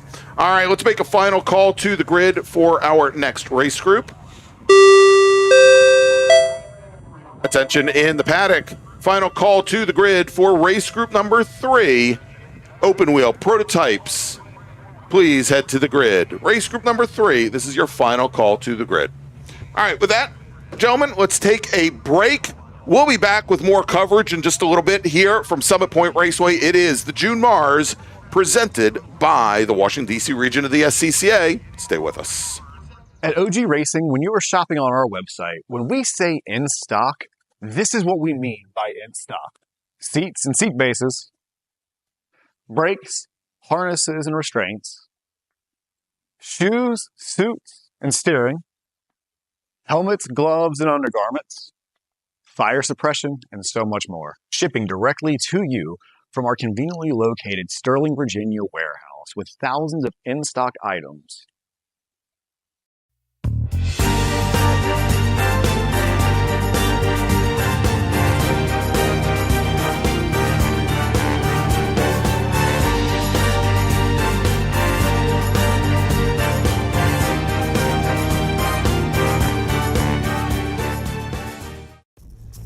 RP Performance is the only premier race shop in the region that specializes in both street and track Mazdas and is located right in the heart of racing at Summit Point's Gasoline Alley. RP has been involved in countless race wins and series championships across many classes with drivers of all ages. Not just a full-service shop, RP has been helping drivers with their individual racing and other track event needs for over 30 years, providing trackside support, arrive and drive packages, as well as race car transport services. And they're known for its help all attitude. RP Performance is your go-to for getting cars back on track for that positive experience at Summit Point when you're ready to pack it in. For more information about RP Performance, come talk to them here in the paddock. Call them at 304-728-6749 or email them at Brett, that's B-R-E-T, at rpperformanceracing.com.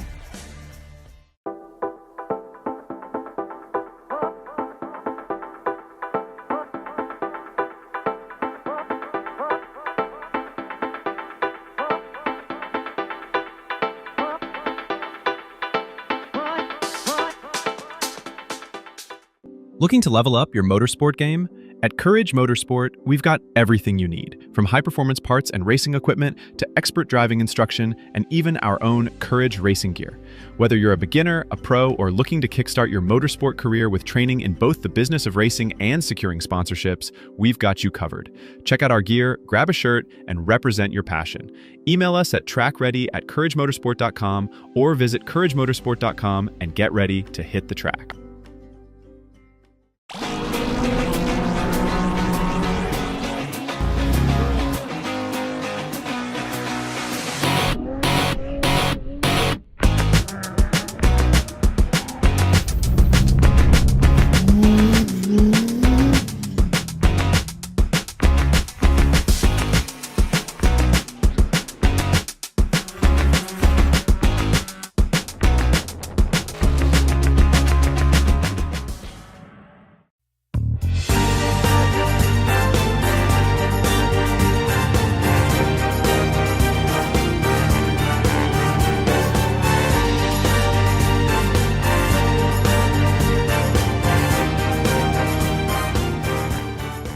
Since 1976, Radial Tire Company has been providing the Washington, D.C. area with quality tires, expert knowledge, and the finest service. They have earned a reputation as a premier specialist in hard-to-find performance tire and wheel applications and stock tires from all the top manufacturers for whatever you drive. From performance and race cars to SUVs and trucks to your daily drivers, Radial's mission is to assist you in getting the most out of your tires and car. To get a competitive quote on your next set of tires, now with free shipping, or to schedule online, visit radialtirecompany.com or call them in Silver Spring at area code 301-585-2740. That's 301-585-2740.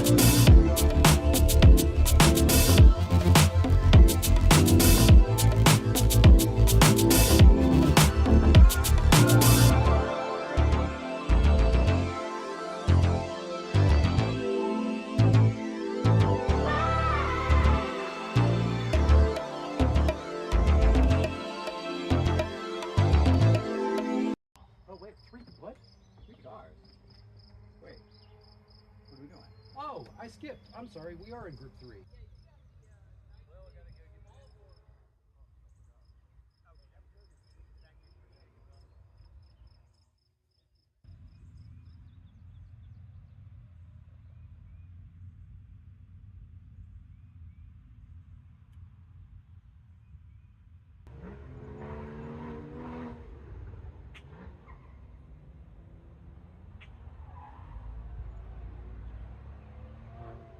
Bracket race. But the other bracket race isn't supposed to be till after lunch, right? That's when it's normally getting done.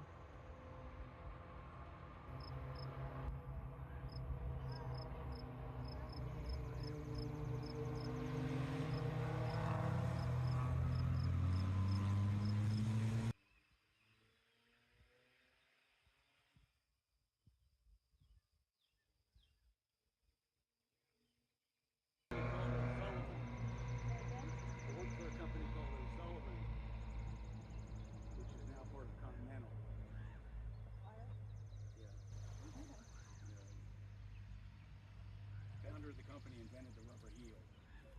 They made heel and sole products for many years, and then after the war... Problems with getting enough flaggers. Seems like... It's actually not bad right now. Oh. I mean, in past years, they would have had to hire flaggers.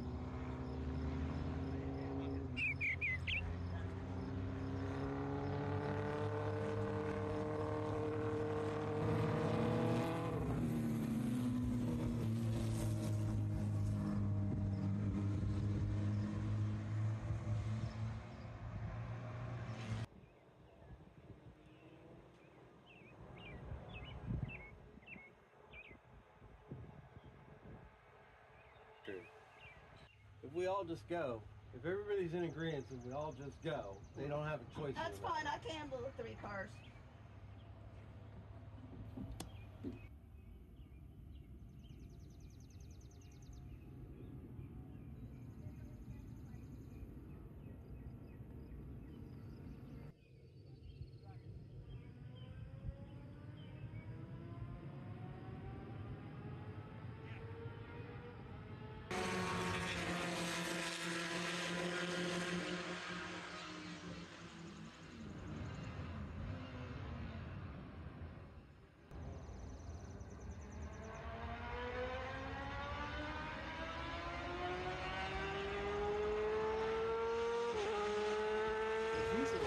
Cars in this group.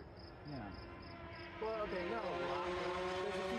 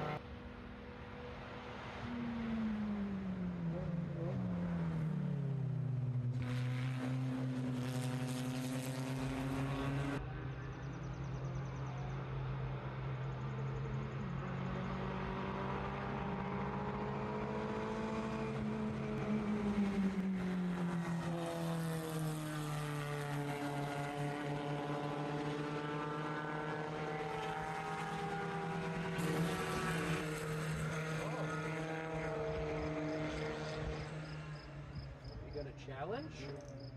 A challenger?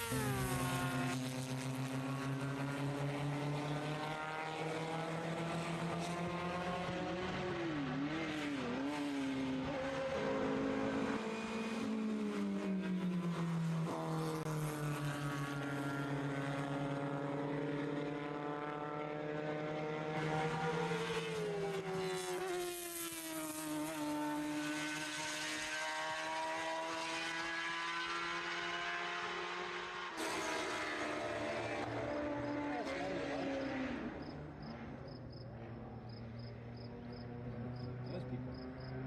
Hey.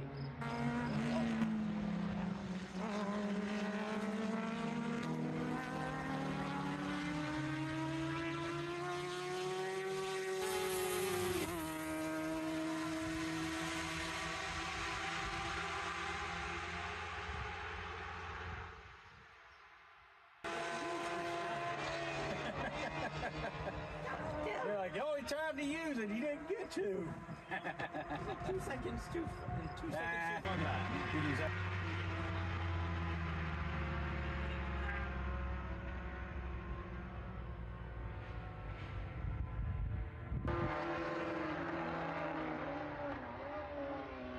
The sort finally decided to pass.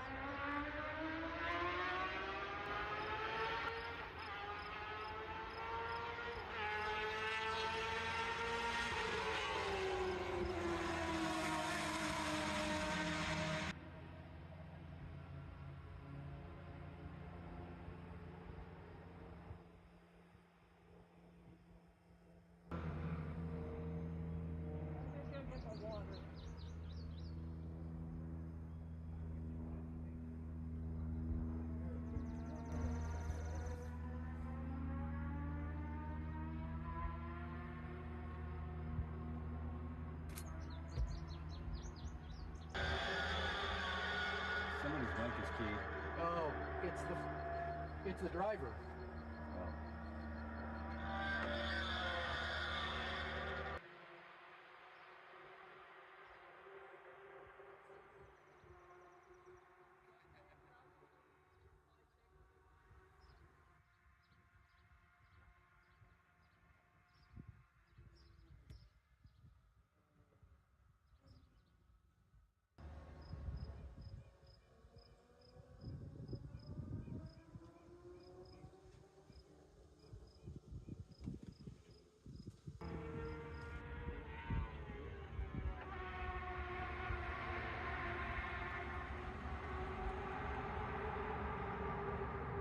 it's still doing. Sticking already. Almost.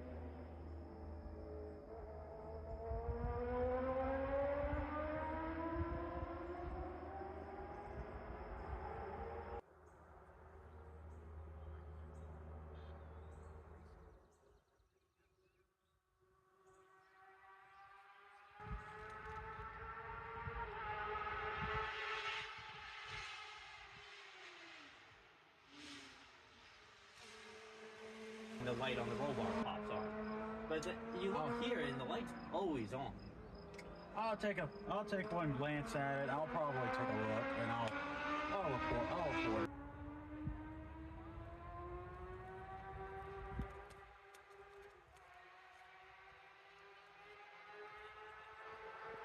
So one more race before lunch. Right.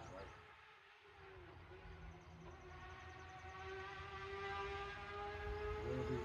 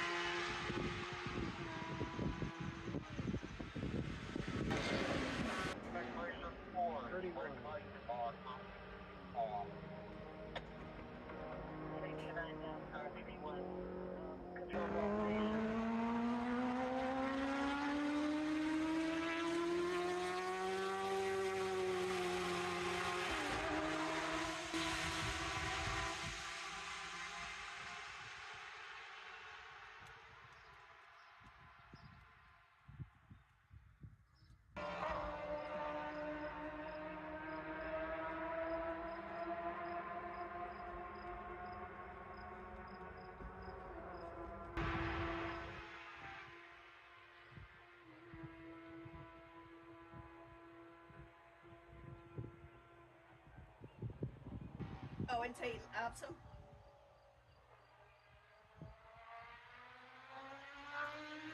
Of course you take.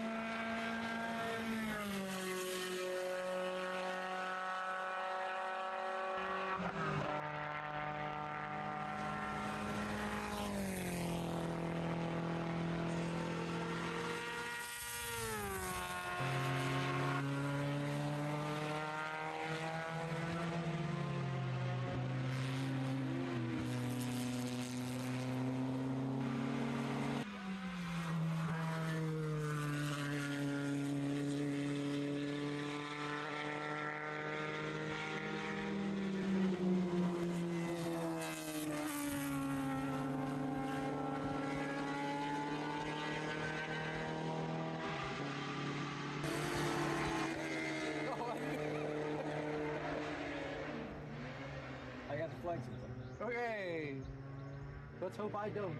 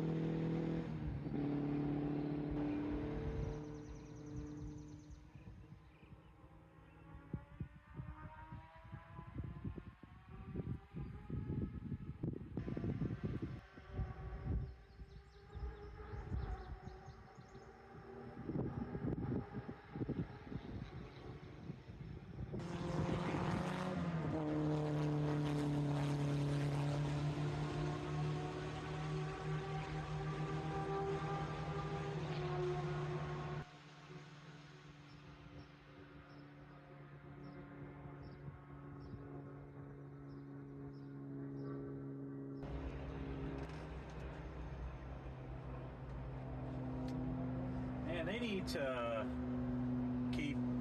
to merge the small whenever.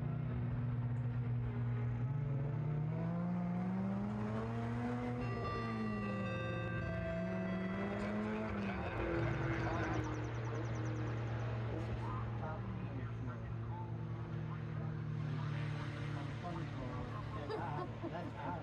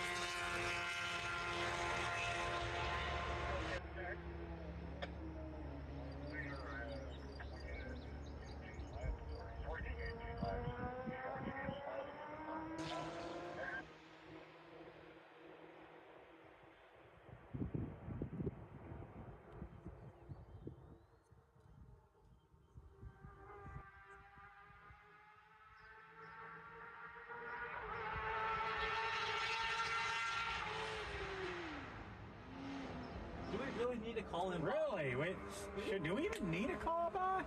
But we'll keep it official. If he calls it, we'll call it. Yeah.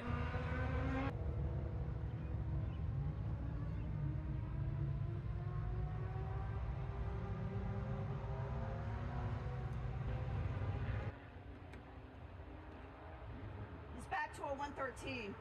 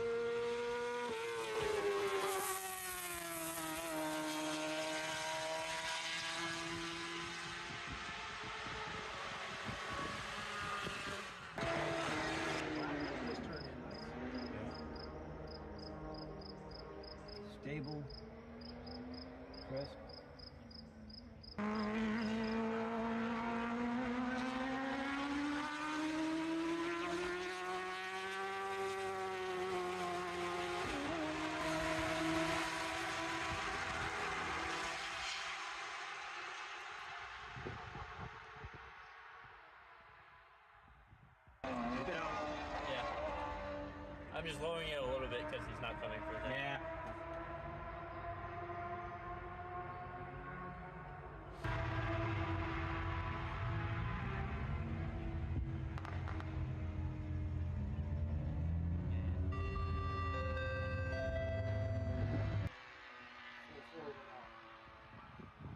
Moving in the pits.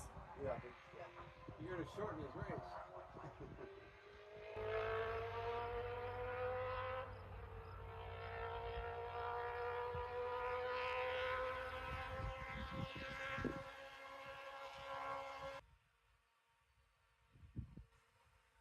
Grand Touring Enterprises is an internationally recognized and awarded full-service classic automotive facility located in Frederick, Maryland. Specializing in classic Italian sports cars from Ferrari, Lamborghini, ISO, and Bizzarini, Grand Touring's extensive experience ranges from pre-war to modern exotics, advising on all aspects of the classic car ownership experience, from service, restoration, and climate-controlled storage to sales and consignment. Grand Touring's focus is not just on preserving the history and prestige of these vehicles, but making sure that the driving experience is equally as spectacular and authentic. For more information, send email to tom@grandtouring.com. Grand Touring, legends in motion.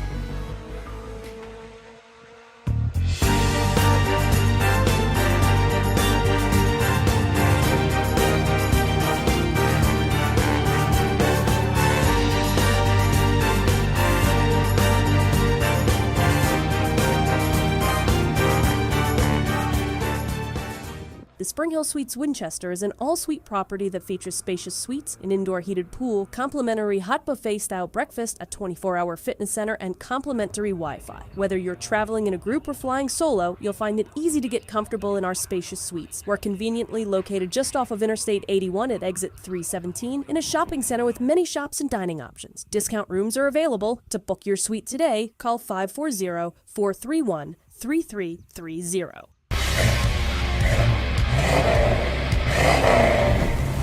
17 Baron AM, bringing you all the classic hits. Need a ride? No.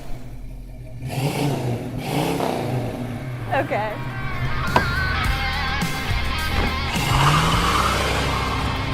Taking you back to simpler times. Hey, dog. Belmont Classic Cars, Belmont, Ohio.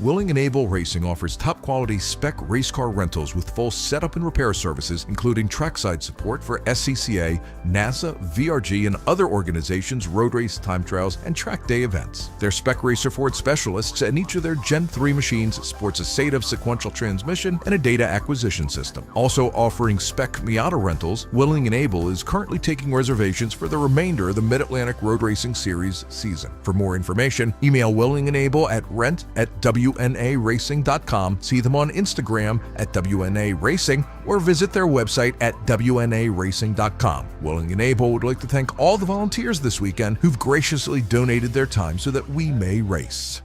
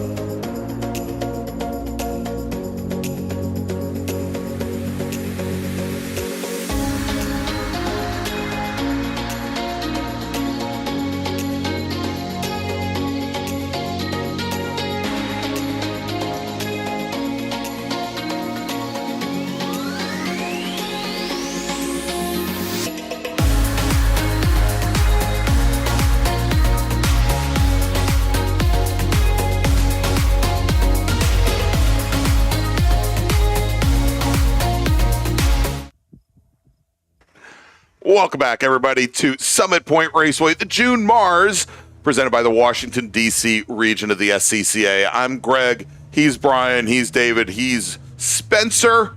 And these drivers coming onto the track right now behind our beautiful MGA pace car, driven by Tom McLeod, former pit worker of the year for the SCCA, is our set of bracket racers, the Sprint Bracket Road Racing Series. It's going to be their third and final race of the weekend. Let's run down the starting order. Starting on the pole today, driving the number 20 BMW 328 IS from Hedgesville, West Virginia, it's Christopher Graham. Kais Musmar in that blue and black Porsche 911, the number 34 machine, will start on the outside of the front row. Trey Harper in his Porsche Cayman. I keep seeing Porsche Macan over here and have to remind myself it's not an SUV. Makes you want to laugh a little bit. I'm still laughing. Trey Harper is going to start third. Chris Schooler in the number 139 BMW. Did we see if Chris made the grid? He's out there. Yes, indeed, he is. He got that car back up and running. He starts fourth. Scott Cook in his BMW M3, scheduled to start fifth. That's the number 64 machine. Then we got Ray Rachuba in the Ford Mustang, the number 96 machine, starts sixth. Nick Shively in the Trackout Accommodations Panos Esperante will start seventh, with Steve Martin in the In-N-Out Performance Ford Mustang eighth. Ted Eller driving the Performance Concepts BMW 330 will start ninth, and on the outside of row number 5, driving the number 84 Redbeard Racing Porsche Cayman from Round Hill, Virginia, Anita Barnes. Steve Wickersham will start 11th today. He drives the number 18 Computer Pros Mazda Miata, while Andrew Murgasemi will start 12th today. He's driving the number 137 Honda Civic, comes to us all the way from Cypress, Texas. It's all a question of accents there, gentlemen. We were all going to say it together. I know, sorry. I lost the script. All right, Jeff Walters in his in his Mazda RX-8 will start lucky 13th today. He's in the number 118 machine, with Mike Herbert in the number 62 BMW M240i from Chambersburg, Pennsylvania, starting 14th. Starting 15th, Matt Littleton in the ML2 Motorsports BMW 325 IS, starting 15th, with Chuck Edmondson in the number 45 Paco's Parts House Nissan 350Z, starting 16th. Ayusa Arrieta will start 17th in the number 124 Insane Ways Motorsports Super Impreza. Jeff Liller in the 127 Venoris Financial Services Mazda MX-5 starting 18th, with Jed Prentice in his Mazda Miata, the number 68 machine, starting 19th, with Eric Gohl in the 106 Mazda Miata starting 20th. As the pace car has taken to the pit lane, the starters looking over the flag. Here's our drivers are on the front straight, and green flag is in the air, and Kaius Musmar jumps out to an early lead in the number 34 Porsche 911, as he's going to lead Chris Graham down into turn one. And, you know, Brian, as the number 9 Porsche, the white Porsche, slots into third, we've seen this. This is not all that unsurprising. Chris Graham usually on the very first lap, he takes maybe a lap, 2 laps, try to get some heat in the tires, what have you. Again, since the goal of bracket racing is to set your time and put yourself into a particular bracket, he's already has shown over the course of the weekend that he can move to a higher bracket than the majority of our racers out here today.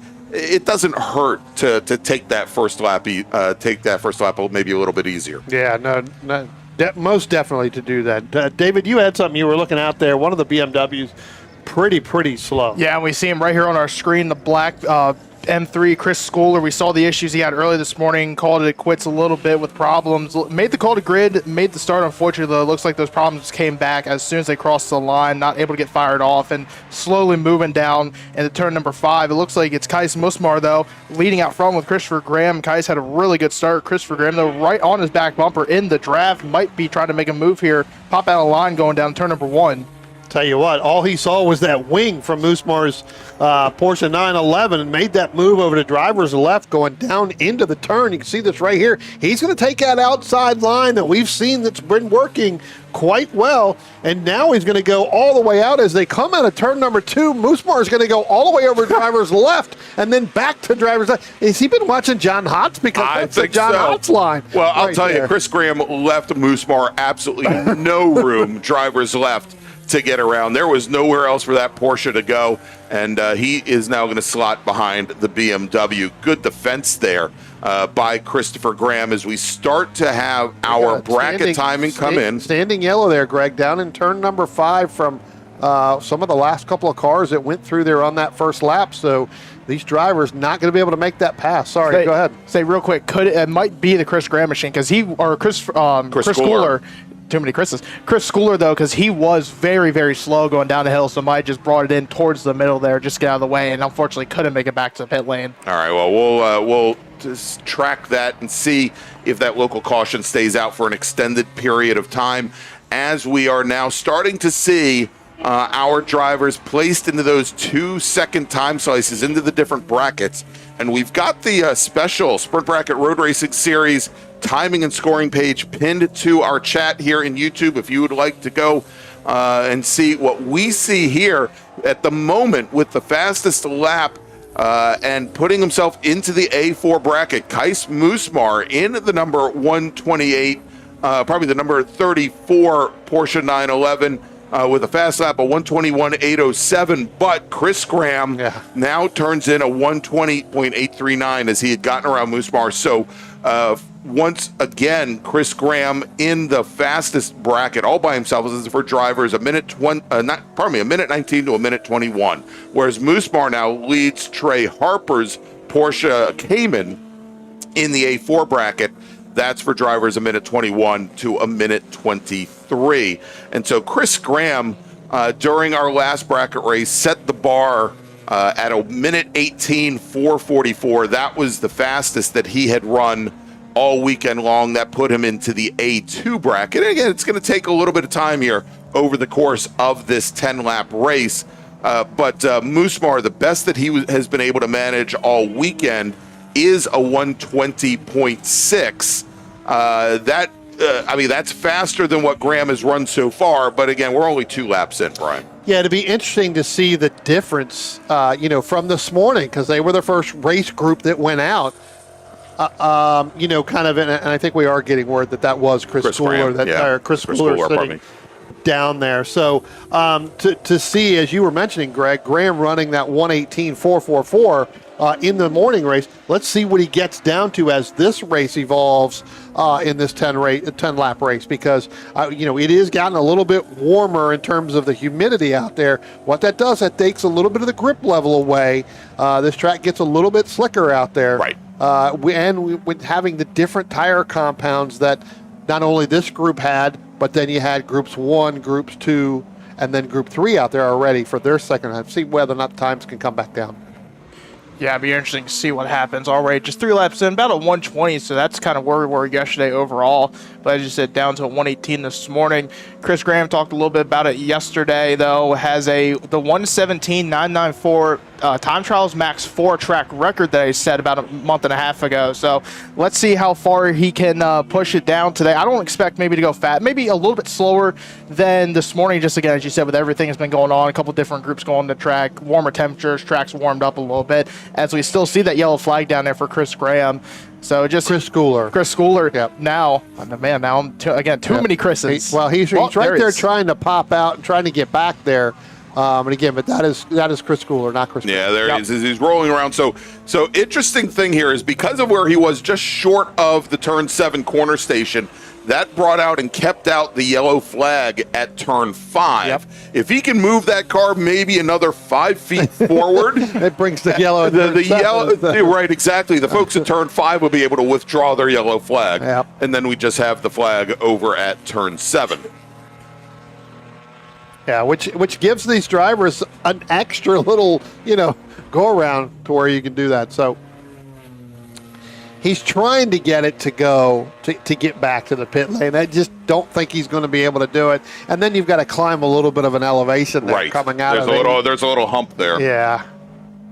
So still got the standing yellow at 5. So yeah, it looks like they're going to have to tow him back in. They're not going to be able to, which means, again, leave the standing yellow up there for a little bit, David, until everybody can see it, and then get that car completely out of the way after the event, session is over. Yep, so it looks like, unfortunately, he might have to sit there for a couple laps. But we see, though, some of the, we see Ray Rashuba come down the front straightaway, though, getting by the number 77 of Armand Major. Rashuba, though, sitting right now, as it stands, 5th overall in his bracket group. He is 3rd in the A4 bracket, which is a 121 to 122.9 time. So in front of him, though, it's Trey Harper in 2nd in that group, and then Kais Musmar in the number 34 blue Porsche sits 1st in the A4. That's right. So Musmar, then Harper, then Rashuba in the A4 bracket. Then Scott Cook leading Steve Martin in the A5 bracket. That's for drivers a minute 23 to a minute 25. Over in the B3 bracket, Anita Barnes leads Andrew Murgasamy, or Murgasamy. We'll figure it out before the end of the weekend. Again, it's all a question of where that accent goes. You got exactly 5 laps to figure it out. I guess I do. Ted Eller, 3rd. Jeff Walters, 4th. Over in the B4 bracket, that's for drivers a minute 31 to a minute 33. Iosa Arrieta, Matt Littleton, Eric Cole. Your 3 drivers in the class. Jed Prentice leads Armand Major over in the B5 bracket. That's for drivers a minute 33 and up. Not making the grid or completing a lap. Chris Schooler, of course, took the start, did not complete a lap. Nick Shively, Steve Wickersham, Jeff Lillard, John Legg, and Larry Slavinsky not taking the green flag here, as we've got 4 laps remaining. Yeah, I was going to say, so that battle that we were just watching on the racetrack there, you've got Trey Harper, you've got Ray Rashuba, and then you've got Scott Cook in between. And this is the beauty of the bracket racing. So where Rashuba is trying to really catch Trey Harper, you've got in the overall standing Scott Cook in between them, but he's in a different bracket, right? So he's not technically really racing that car in terms of the bracket. He is on the racetrack, right? But he's not from a bracket standpoint. And so that's where the beauty of this comes in. These racers have no idea. Well, no, they don't. They're right. They have no idea because they're out there. But to watch this is to be able to understand is if Rashuba gets around Steve Cook or Scott Cook, he's still behind Trey Harper in the standings as well as, behind Case. Right. He's still in another bracket. Hey, real quick, want to let everybody know watching that this is going to be our last race of the morning. We're going to be taking a break, about an hour for lunch after this race is done. And next up, when we come back, it is Spec Miata. So you'll definitely want to stick around here, especially now that that 24-hour thing over on the other side of the ocean. Now that that's over, and who cares about races in Spain? You all can stay with us and watch the action here from Summit Point with Spec Miata right after lunch. Spain, they were over in France. The 24-hour race was in France. Oh, there's another one coming up that's in Spain. That Formula One thing. Formula U. Yeah, was well, this week it'll be Formula Uno. Would be in Barcelona. That's where the jackman gets paid 150,000 pounds a year for 9 seconds worth of work of per day. Yeah, well, they're putting they're breaking down the garages and setting everything. Believe me, they do more than just a couple seconds of work per weekend. They are hard-working folks. I'll tell you what, kind of like us, Brian, but we don't get paid.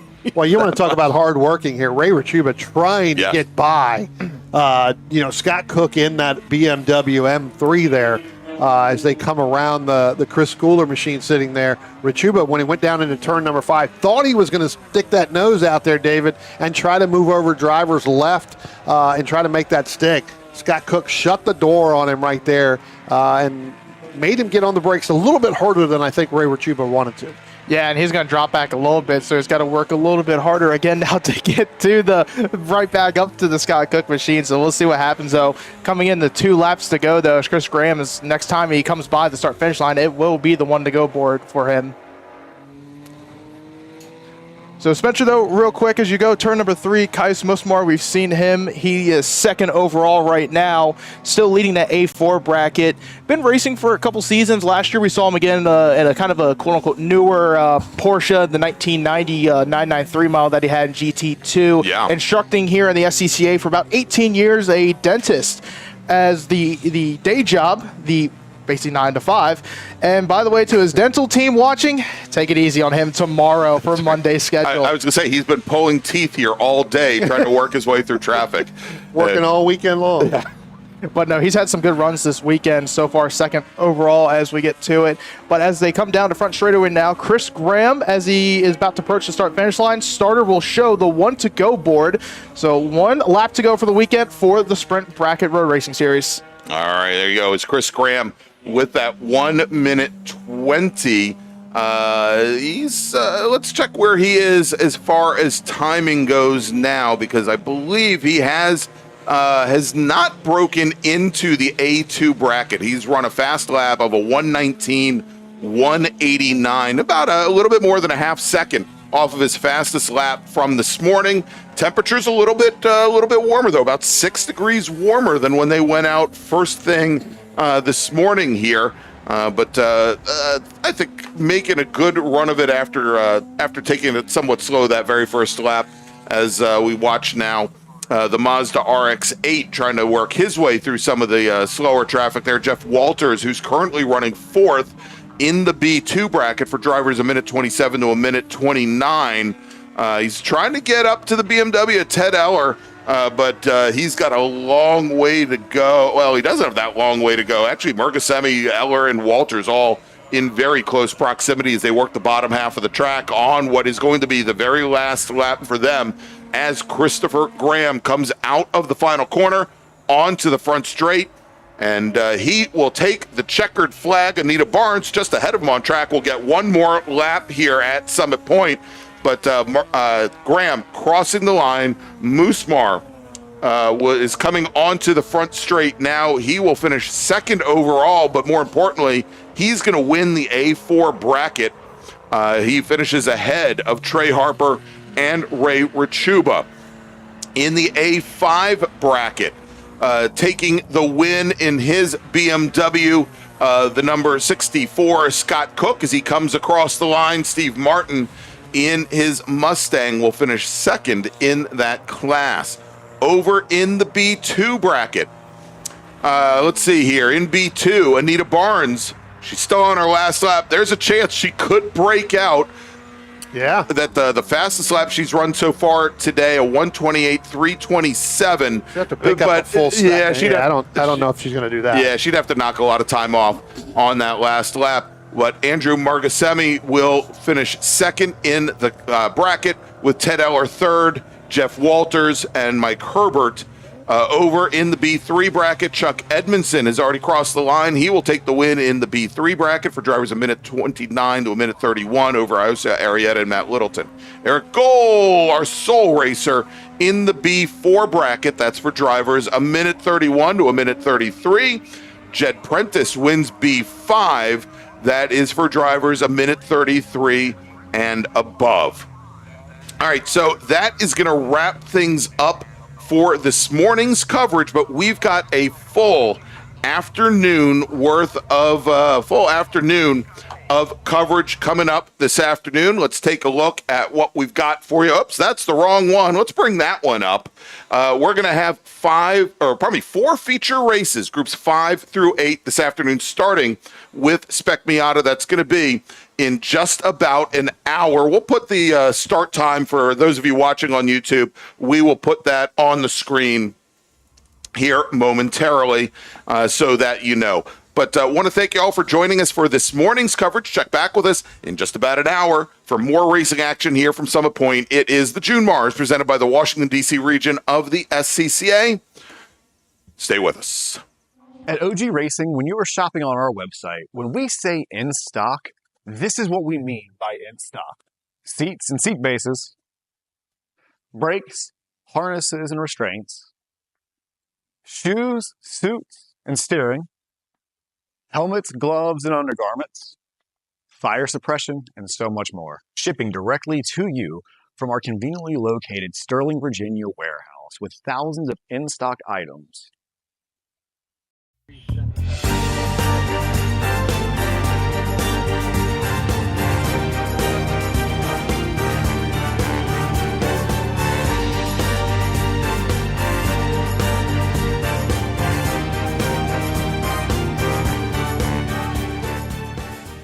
Spring Hill Suites Winchester is an all-suite property that features spacious suites, an indoor heated pool, complimentary hot buffet-style breakfast, a 24-hour fitness center, and complimentary Wi-Fi. Whether you're traveling in a group or flying solo, you'll find it easy to get comfortable in our spacious suites. We're conveniently located just off of Interstate 81 at exit 317 in a shopping center with many shops and dining options. Discount rooms are available. To book your suite today, call 540-431-3330.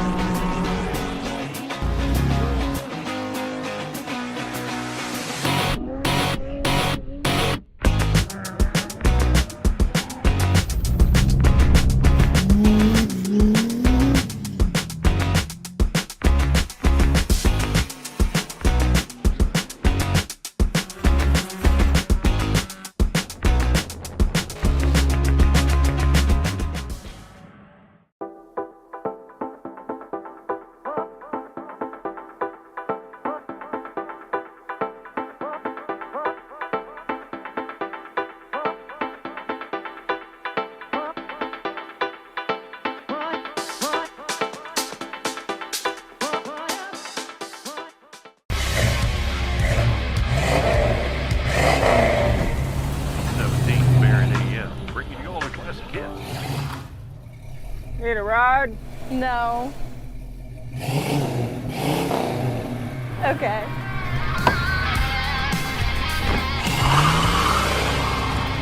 Taking you back to simpler times. Hey, dog. Belmont Classic Cars, Belmont, Ohio. Willing and Able Racing offers top-quality spec race car rentals with full setup and repair services, including trackside support for SCCA, NASA, VRG, and other organizations' road race, time trials, and track day events. Their spec racer Ford specialists and each of their Gen 3 machines sports a SATO sequential transmission and a data acquisition system. Also offering spec Miata rentals, Willing and Able is currently taking reservations for the remainder of the Mid-Atlantic Road Racing Series season. For more information, email Willing and Able at rent@WNARacing.com, see them on Instagram at WNA Racing, or visit their website at WNARacing.com. Willing and Able would like to thank all the volunteers this weekend who've graciously donated their time so that we may race. Since 1976, Radial Tire Company has been providing the Washington, D.C. area with quality tires, expert knowledge, and the finest service. They have earned a reputation as a premier specialist in hard-to-find performance tire and wheel applications and stock tires from all the top manufacturers for whatever you drive. From performance and race cars to SUVs and trucks to your daily drivers, Radial's mission is to assist you in getting the most out of your tires and car. To get a competitive quote on your next set of tires, now with free shipping, or to schedule online, visit RadialTireCompany.com or call them in Silver Spring at area code 301-585-2740. That's 301-585-2740.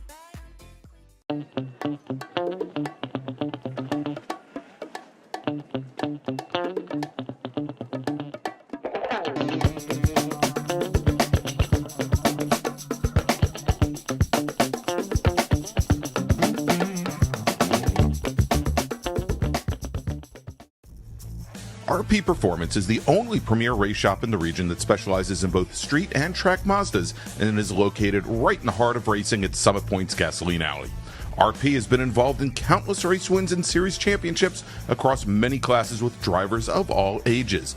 Not just a full-service shop, RP has been helping drivers with their individual racing and other track event needs for over 30 years, providing trackside support, arrive and drive packages, as well as race car transport services. And they're known for its help all attitude. RP Performance is your go-to for getting cars back on track for that positive experience at Summit Point when you're ready to pack it in. For more information about RP Performance, come talk to them here in the paddock.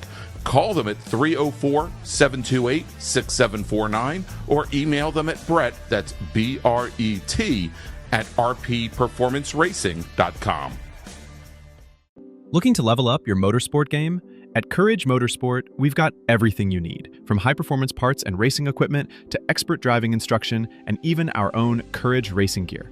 Whether you're a beginner, a pro, or looking to kickstart your motorsport career with training in both the business of racing and securing sponsorships, we've got you covered. Check out our gear, grab a shirt, and represent your passion.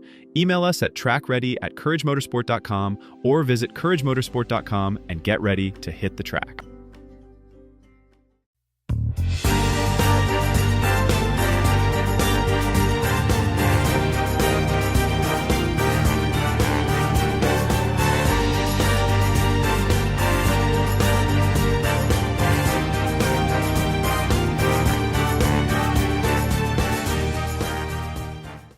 Touring Enterprises is an internationally recognized and awarded full-service classic automotive facility located in Frederick, Maryland. Specializing in classic Italian sports cars from Ferrari, Lamborghini, ISO, and Bizzarini, Grand Touring's extensive experience ranges from pre-war to modern exotics, advising on all aspects of the classic car ownership experience, from service, restoration, and climate-controlled storage to sales and consignment. Grand Touring's focus is not just on preserving the history and prestige of these vehicles, but making sure that the driving experience is equally as spectacular and authentic. For more information, send email to tom@grandtouring.com. Grand Touring, legends in motion.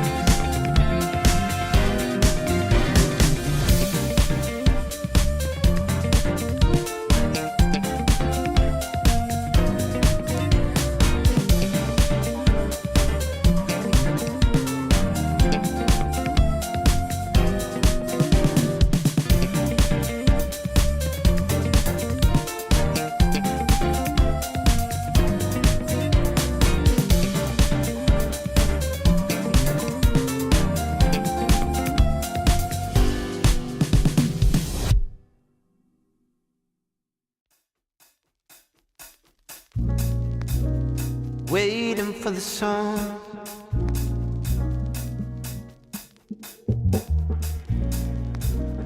Waiting for the sun.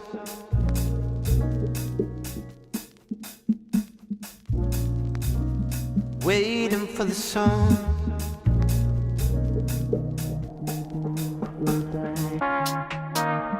Waiting for the sun.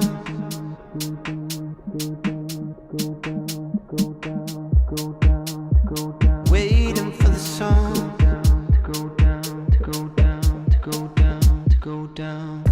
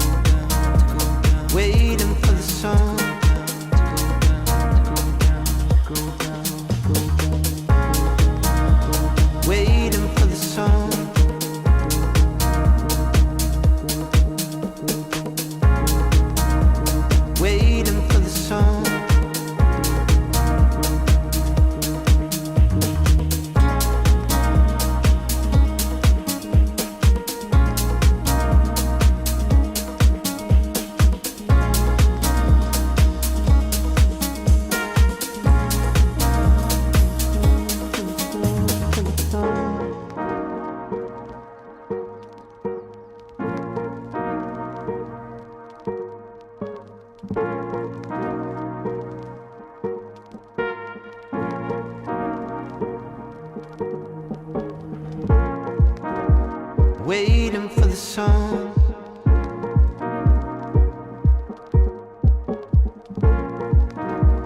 Waiting for the sun.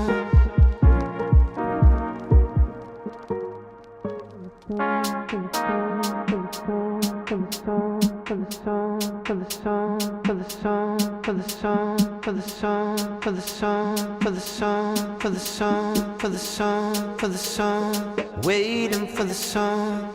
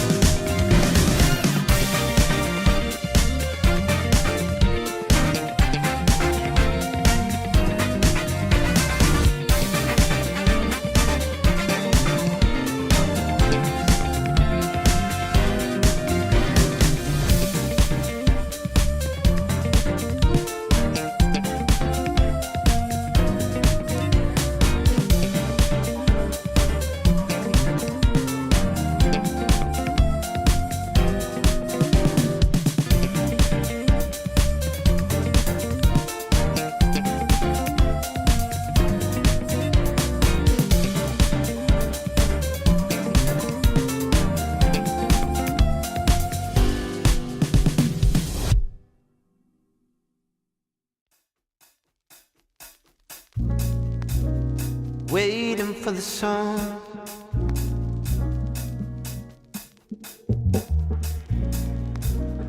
Waiting for the sun.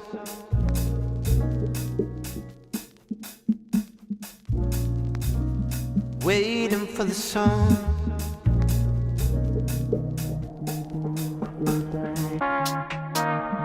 Waiting for the sun.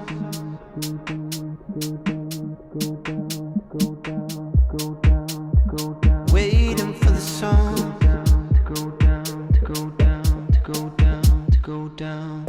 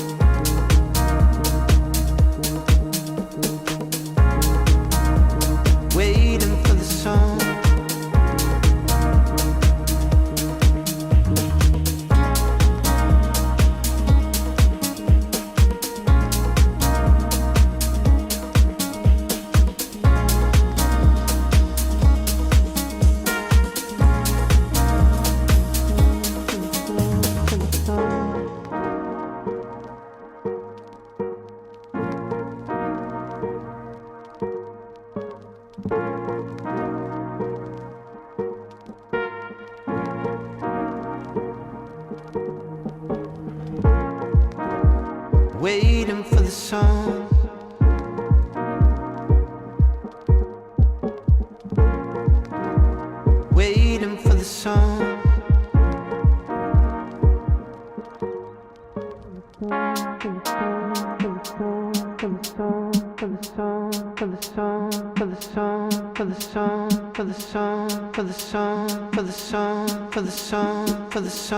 for the sun. Waiting for the sun.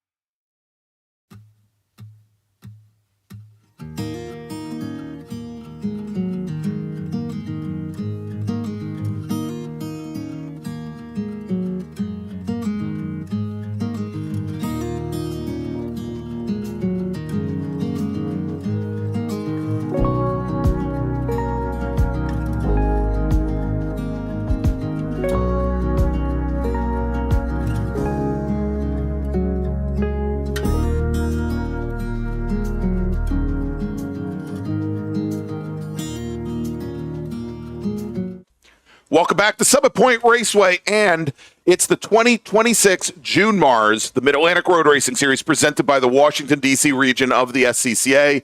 I'm Greg Ginsburg, along with Brian Donati and David Lance, as well as Spencer Gaynor.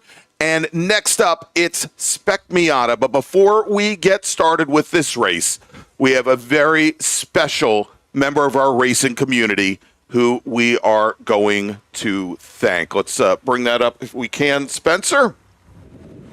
And we are here as the field begins its opening pace lap to honor longtime racer, volunteer, mentor, and friend of both the Washington, D.C. region, the SCCA, and Summit Point Raceway, Alton Swanson Williams. And so today, as the field rolls off for the first of two pace laps, the pole position will remain empty. The open spot at the front of the field is a reminder that someone who spent so much of his life around this racetrack is no longer with us. But it is also a reminder of the impact one person can have on a racing community. For nearly 60 years, Swanson was a member of the Washington, D.C. region of the SCCA. He was a competitor, a champion, a worker, and above all, someone who simply loved being part of this sport.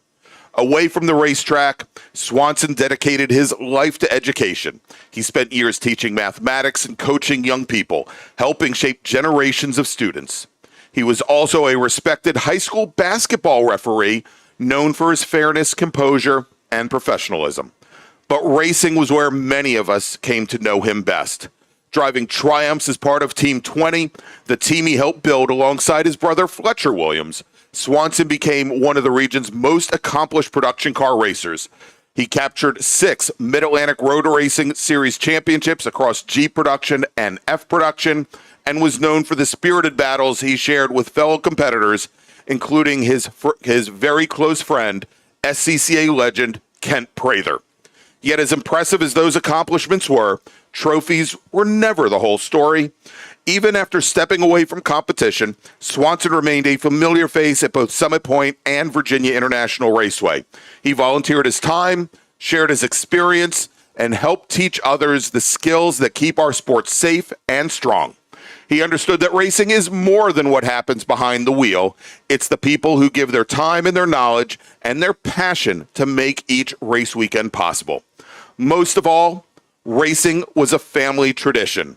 Alongside his wife, Patricia, who worked registration here for the region at Summit Point for many years, Swanson helped build a family whose connection to this sport continues today. His children, his grandchildren, and now his great-grandchildren have all carried forward the enthusiasm for racing that meant so much to him. And this weekend, that legacy continues. His son, Brad, is part of this field, carrying forward a passion that began generations ago. And now, as this first pace lap comes to a close, the field will prepare to reform, and the empty position at the front of the grid will soon be filled once again. But the place Swanson Williams holds in the history of this region and this racetrack and this racing family can never be replaced. Please join us in remembering Alton Swanson Williams, racer, teacher, volunteer, champion, and friend. And though he no longer takes the green flag with us, his spirit will forever ride one more lap around Summit Point. May Swanson Williams' memory always be a blessing.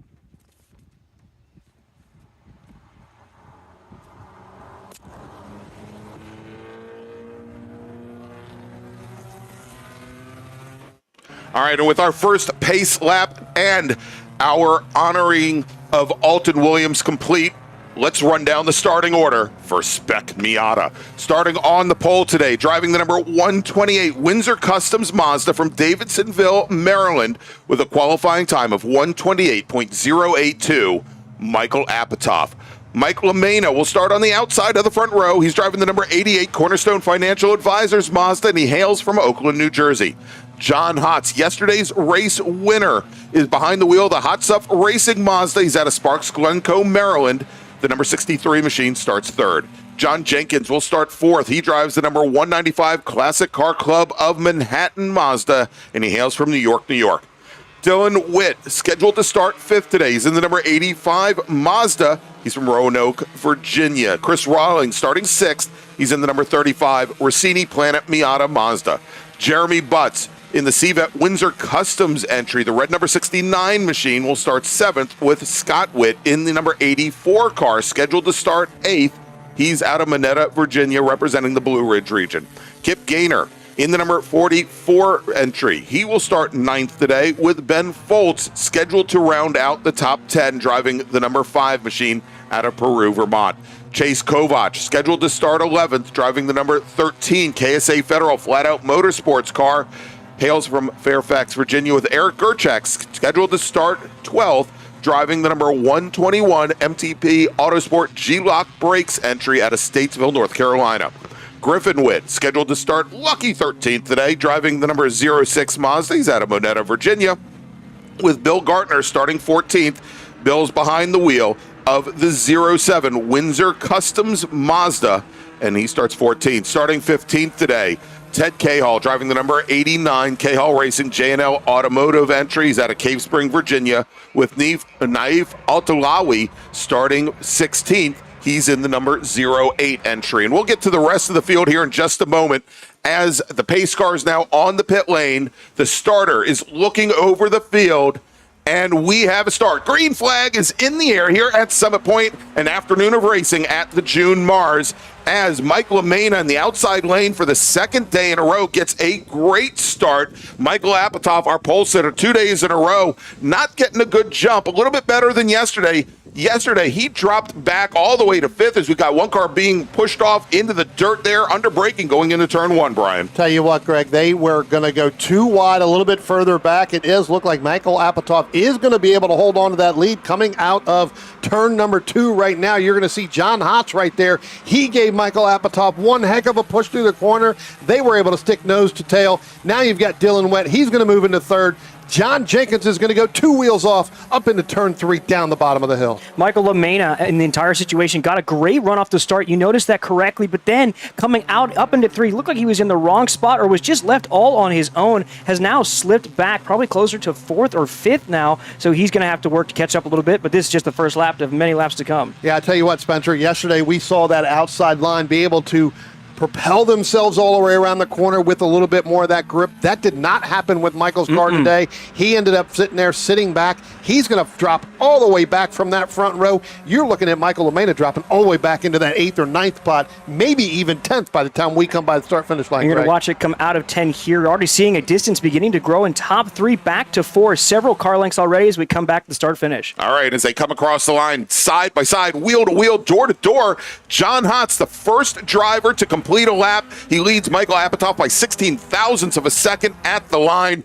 Dylan Witt, who made a amazing pass on the very last lap going through the chute yesterday to move up in the podium contention, will slot into third. John Jenkins, Jeremy Butts, who was our second place finisher yesterday, now in 5th position with Rawlings, and then LaMena, who drops to 7th. Tell you what, some of those cars we talked about early on when you were starting to run down the starting lineup there, Greg, drivers that did not take the green flag. Scott Witt, which we noticed from yesterday with the incident out of turn number 2. Ben Foltz, Chase Kovach did speak to his father, George, just a moment ago on the chat. Chase is fine. Good. He's resting right now.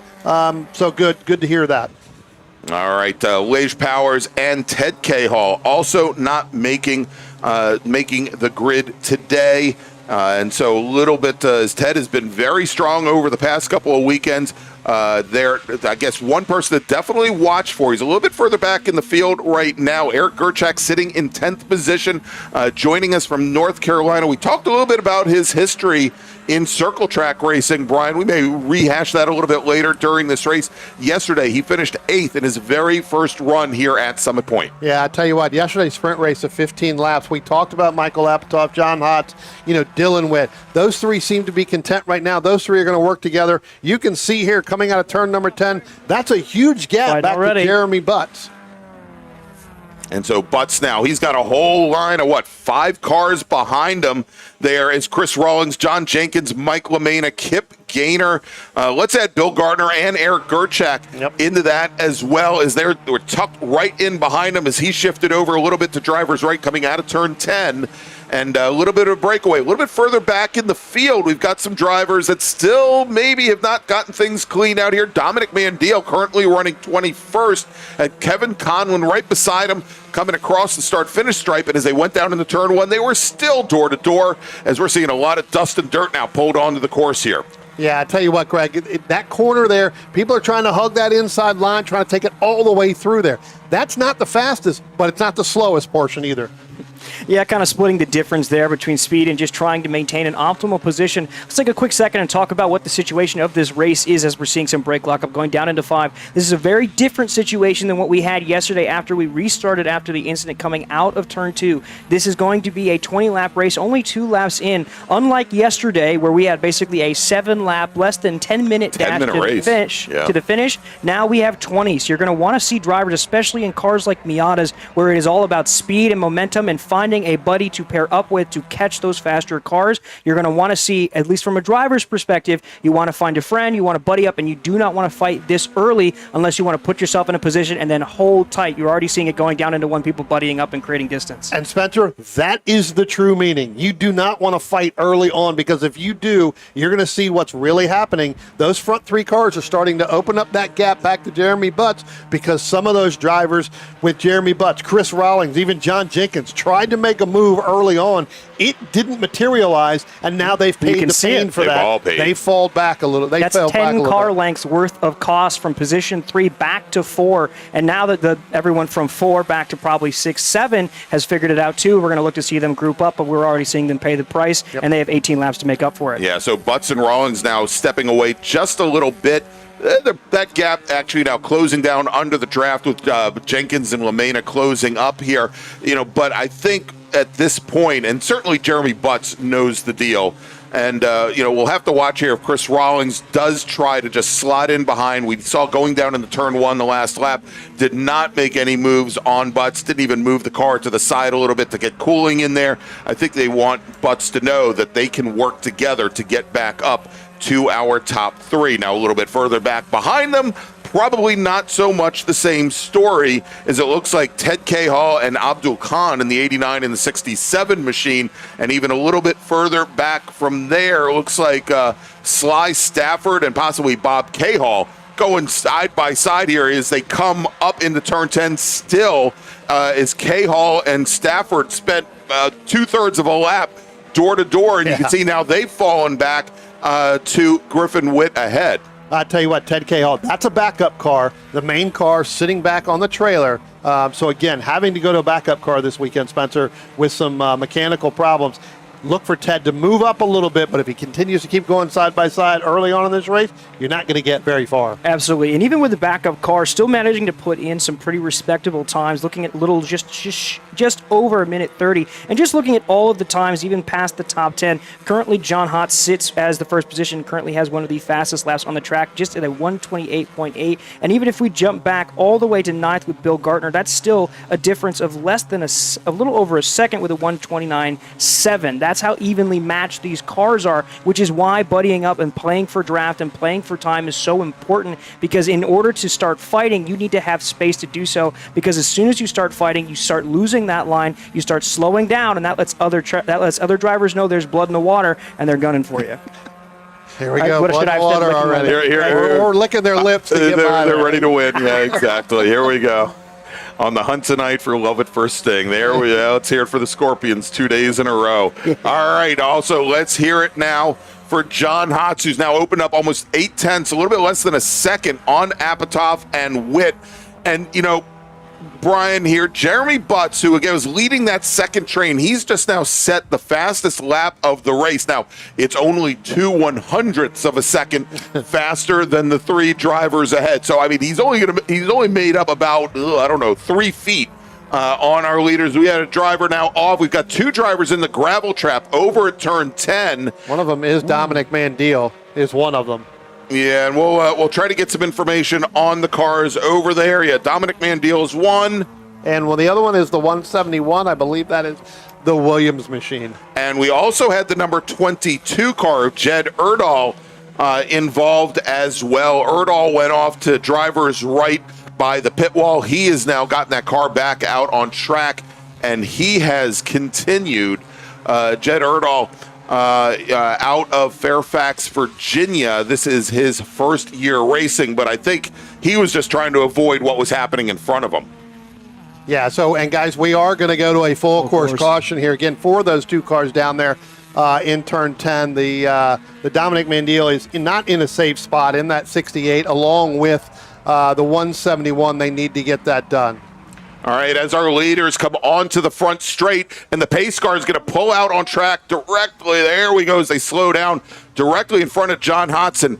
Good thing there is the 85 of Witt under a full course caution pulled to the inside as if he was going to pass Apatow just as the pace car was deploying.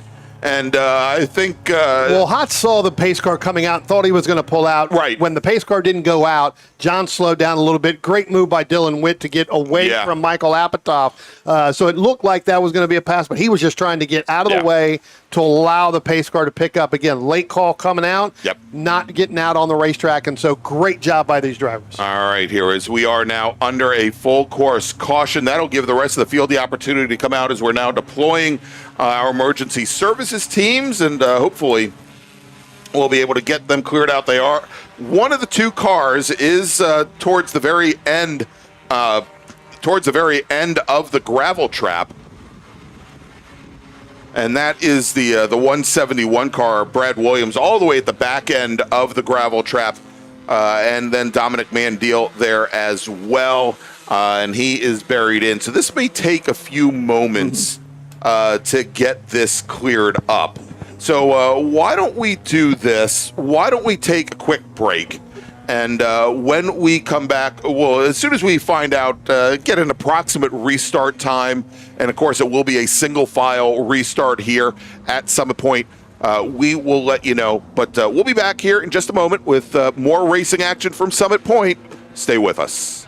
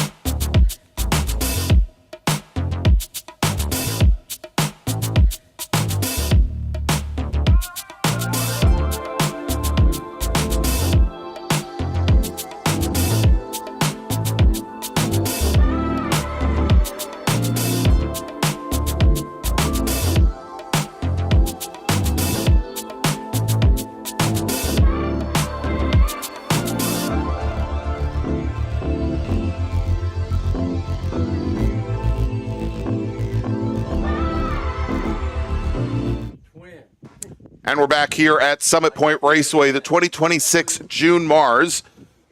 As we're getting the incident now cleared out here over by Turn 10, we've gotten word from Summit Point, from the track, that it is probably going to be about 30 minutes before we go back to racing. So we're down for a little bit. And for those of you that are watching on the stream, we will try to keep you updated with the time on the screen itself. And for those of you here at the track, for the folks that are in group number 6, you can, in group number 6, that is our Improved Touring and B-Spec group. You can stand down for a little bit. We are hearing that it's going to be about 30 minutes before we can go back to racing here at the track, because we're going to have some repairs underway. As soon as I get more information about the status of the Spec Miata race, we will let you know as the clock technically continues to run, as we have a little bit less than 17 minutes remaining on the clock in Spec Miata. So stay with us, and we'll give you more information as soon as we get it.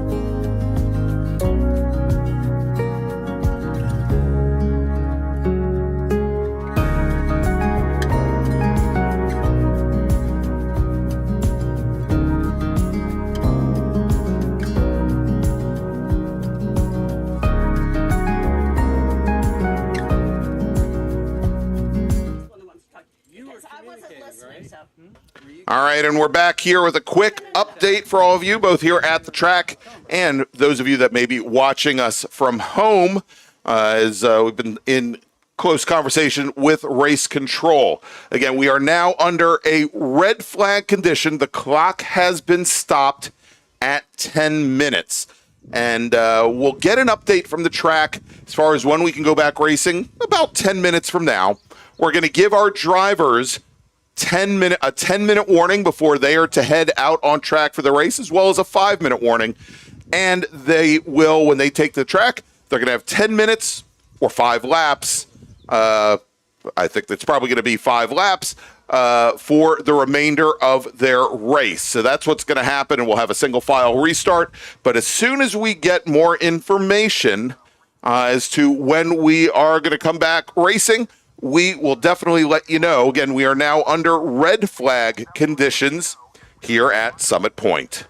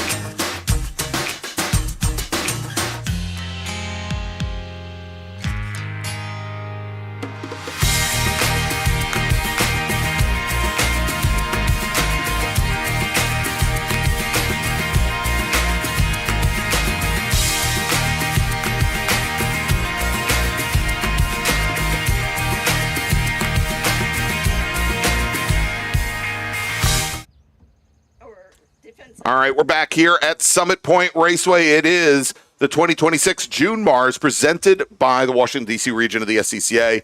I'm Greg Ginsburg along with Brian Donati, as well as Spencer Gaynor and David Lance. And we've got a little bit more information for you. We're going to be going back to racing, Spec Miata Racing, in 5 minutes. As the warning, 5-minute warning's just been given to our racers as they are on the pit lane right now. And here are the parameters. They are going to head out single file behind the pace car. Once they do, the clock, which is currently at 10 minutes, it will start running. Our racers will have 5 laps for this race. Now, that first lap is going to be behind the safety car. So essentially, it'll be at most 4 laps under green flag conditions here to wrap up their Spec Miata race. Now, we do have 3 more majors, or probably not majors, we have 3 more MARRS feature races after Spec Miata, so we definitely want to make sure that you stay with us. But that is where we are right now. And so we're going to be going back to racing. We did get word, I wanted to let people know at home, Dominic Mandiel, who is one of the racers involved, he's been released from Race Medical. He is in good shape, good to go. And I believe the other driver involved, Brad Williams, also now has been released from observation in Race Medical. And we hope they all recover well. Their body is much more important than their wallets, which will probably take a lot longer to recover. But Brian and Spencer, much like we had yesterday, the whole strategy of a feature race, it's out the window. We do have, for most of our racers right now, 6 laps in the books. So this is going to be essentially an 11 lap race, all told, when you take that extra pace lap. But obviously all that strategy of a feature race, of a 20-lap race, kind of out the window. Oh, yeah, it's all out the window. It's really pretty much just, if you were here before we hit to the red flag condition, I was talking about how you really want to get along, you want to, be a good neighbor, find a buddy, and make sure you don't lose too much time. All of that is out the window. We are right back where we started, if not worse than what we were at yesterday, because yesterday we were around 10 minutes or in around 7 laps, whichever came first. Now it's 10. It is 5 laps minus 1 or 10 minutes or 10 minutes. Right. So it is an even shorter time. That means the restart is going to be crucial. You want to have the best jump as possible, because that is the only moment of peace you are likely going to have, because it will be knockdown, drag out all the way back to the start finish, because you're only going to see that start finish 4 more times. Yeah. And again, we're going back, and it'll be single file too, right? Right. So, which makes it a lot more difficult. You're not going to be double file there going into turn 1. Correct. And so, much like we saw yesterday, especially if you're at the tail end of the field, this is going to be your opportunity. When that green flag comes out at the starter stand, the yellow flag over at turn 10 is going to drop as well. You need to, be able to look ahead, but you want to be looking at that corner station off all the way to the left at turn 10, because you might have some opportunities, even if it's meaning rolling into the throttle just a little bit earlier than the guy in front of you to make a pass going into turn 1. Yeah, you're not even going to see the green flag, right? Until you get back by the start-finish line. But by then, it's already too late. So you're exactly right, Greg. So you're going to be paying attention. If you're in the back half of this field, you're going to be paying attention to that turn 10 flag stand, which is kind of up on that hill just as you enter into turn 10, because once they drop that double yellow, just as you said, it's on. It's ready to go, and you've got to make that move if you want to move up. Attention in the paddock. Race group number 6, Improved Touring and B-Spec racers, please head to the grid. Your race is next. Race group number 6, Improved Touring and B-Spec racers, please head to the grid. Carl, probably going to have a little bit shorter amount of time than we had originally anticipated.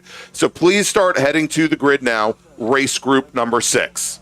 Yeah, I want to take a second and talk about what I think I'm smelling, even from all the way over here in the tower, and that's I'm smelling a little ambition, because right now, before we even went to the red flag conditions, a yellow flag all means that any of the advantage that had been built up had been effectively reduced as cars shuffle back up to a single file restart. Right. That means now everyone has a chance to make up something they maybe didn't have a chance to when there was that gap and that distance. That means every driver in the pack right now is looking at the car ahead of them.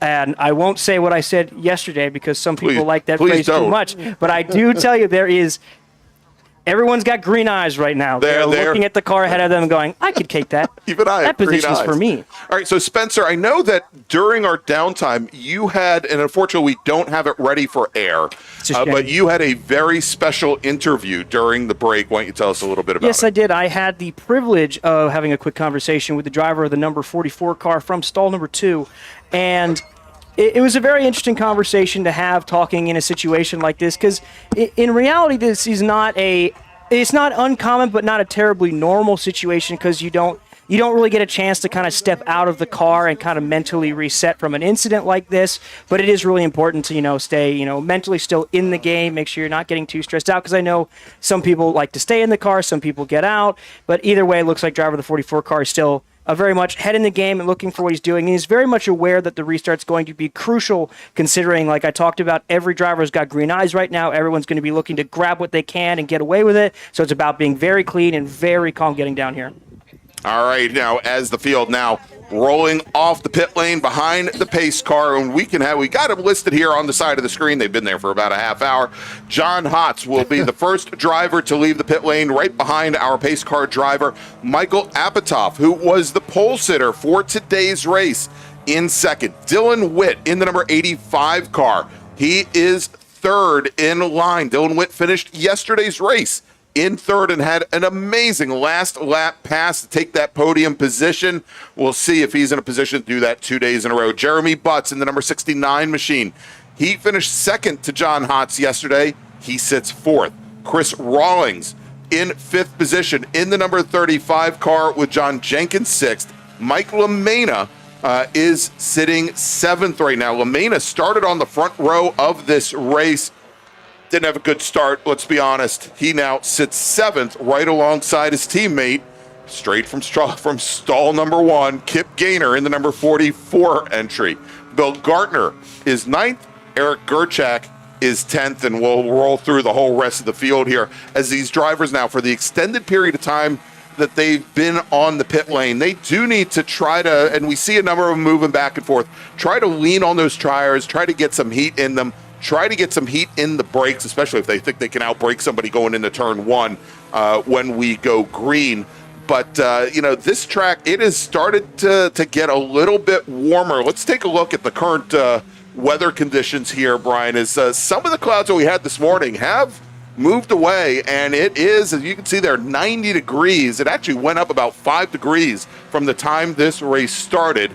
And the track likely very, very slick at this point. Yeah, and again, you said it best, Greg. These drivers are going to go side to side. Again, this is basically a restart of another race. The only difference is we're going single file to resume this race here. So again, these guys, now it's in race mode. You only have technically 4 laps to get going here, Spencer. So again, as we're waiting for them to come up underneath the bridge and down in through turn number 10 for our started or restarted, it will be up to John Hotz. John Hotz will lead that field down as to when John Hotz goes. All right, so pace car now on the pit lane, turning things over to John Hotz. The clock started when they left the pit lane, so just a little bit over 7 minutes remaining on the clock as the starter now looks over the field, and the green flag is in the air. Very early green, and already right behind John Hotz, who scurries away. We've got 2 lines of cars left and right as they're trying to head down into turn 1. As Michael Apatow protects the inside, you see Jeremy Butts along with Michael LaMena. They're trying to make their run down the outside. Actually, LaMena sitting right behind the blue machine of Dylan Witt right now. Apatow, though, getting shuffled back, and he had Chris Rawlings behind him. Now as they come out of turn 1 and spread out 3 cars wide. Wow, this is what got us into trouble yesterday. As John Hotz now is free and clear through turn 3, heading down the hill. I tell you what, there's a car that has just gone off out of come into turn number 3 here. We'll see, it's right next to the flag stand. We'll get a number there. But I tell you what, when we were sitting on the pit lane, I saw a bunch of drivers, and 2 of the drivers I saw doing a lot of conversation was Jeremy Butts and the 35 of Chris Rawlings, right? Chris Rawlings is behind Jeremy. When they pulled out, that's when they took off. Yeah, you saw it immediately as soon as we got down. I mean, not basically before we even hit the checkered line, immediately the drivers split back into basically two groups, two lines of thought all the way down. We actually saw Michael Amena immediately jump to the inside as well. All right, real quick here. First off, let me make another call to the grid for the next group, and then we need to pick up and get some information on what happened over at turn number 3. Yep. Attention in the paddock. Second call to the grid for race group number 6, Improved Touring and B-Spec. Please head to the grid. Improved Touring and B-Spec racers, please head to the grid. All right, let's get an update now on what we saw heading over into turn 2, where Sly Stafford in the number 19 machine ran wide. He is up against the tire wall over at turn 3 and got word from that corner that they wanted him pulled out of the way immediately. And what that means is, as our racers come into turn 3 right now, we've just heard from race control, checkered flag, forget the 5 laps, checkered flag is going to be out for the next driver that comes out of turn 10 and crosses the start-finish line. Right now, that is John Hotz, and running in second, Dylan Witt in the blue number 85 with Jeremy Butts and Michael Amena, your top 4, but less than half a lap remains here in the Spec Miata race. Yeah, that's unfortunate. That means we're not going to get to that halfway point, is what we were talking about earlier. But yeah, especially when you've got a yellow flag, standing yellow in 2 to protect that turn 3, as those guys attend to that car there. John Hott's going to try to hold off and pick up this win again, coming up out of turn number 8, up the hill to turn number 9, Spencer. Dylan Witt looking in second, now throw in Jeremy Butts in third. Yeah, going to hold on to it, see if he can take it all the way home. They're going to see that checkered flag out there. All right, Spencer, coming out of the final corner, it is John Hotz. He's got 3, make it 4 car lengths on Dylan Witt, and he's going to come to the line. Checkered flag is in the air for this abbreviated Spec Miata race. Taking the win is John Hotz. Dylan Witt will finish second. Jeremy Butts in the number 69 machine will finish in third. Michael Amena fourth. Chris Rawlings. Michael Apatow, your pole sitter today, falls all the way back to 6th. John Jenkins 7th as he loses 2 positions on the final lap. Kip Gaynor will finish in 8th. Bill Gartner, Eric Gerchak rounding out the top 10 with Abdul Khan and Ted Cahall finishing just outside of the top 10, 11th and 12th. Well, you know, Brian, I don't know what to say here. We obviously wanted to go and see a full feature race, especially after how yesterday's race concluded. It's not a full moon tonight, is it? No, I don't believe so. I don't think so. Although I think it was just the raccoons I heard this morning howling. So it is what it is. All right. Next up is going to be race group number 6. It's Improved Touring and B-Spec, and we'll be back with more racing action here from Summit Point Raceway in just a few moments. Stay with us. Grand Touring Enterprises is an internationally recognized and awarded full-service classic automotive facility located in Frederick, Maryland. Specializing in classic Italian sports cars from Ferrari, Lamborghini, ISO, and Bizzarini, Grand Touring's extensive experience ranges from pre-war to modern exotics, advising on all aspects of the classic car ownership experience, from service, restoration, and climate-controlled storage to sales and consignment. Grand Touring's focus is not just on preserving the history and prestige of these vehicles, but making sure that the driving experience is equally as spectacular and authentic. For more information, send email to tom@grandtouring.com. Grand Touring, legends in motion.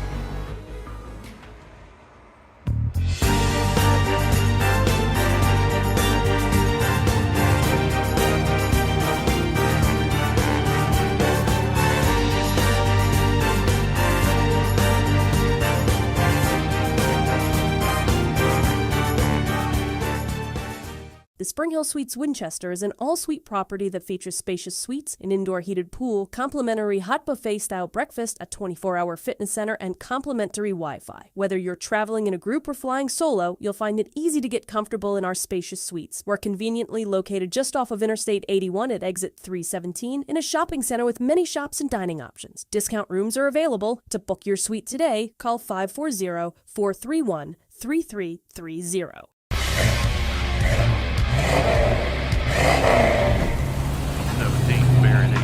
Bringing you all the classic hits.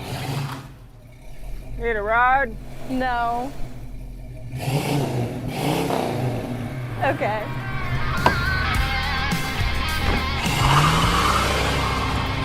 Taking you back to simpler times. Hey, dog. Belmont Classic Fires, Belmont, Ohio.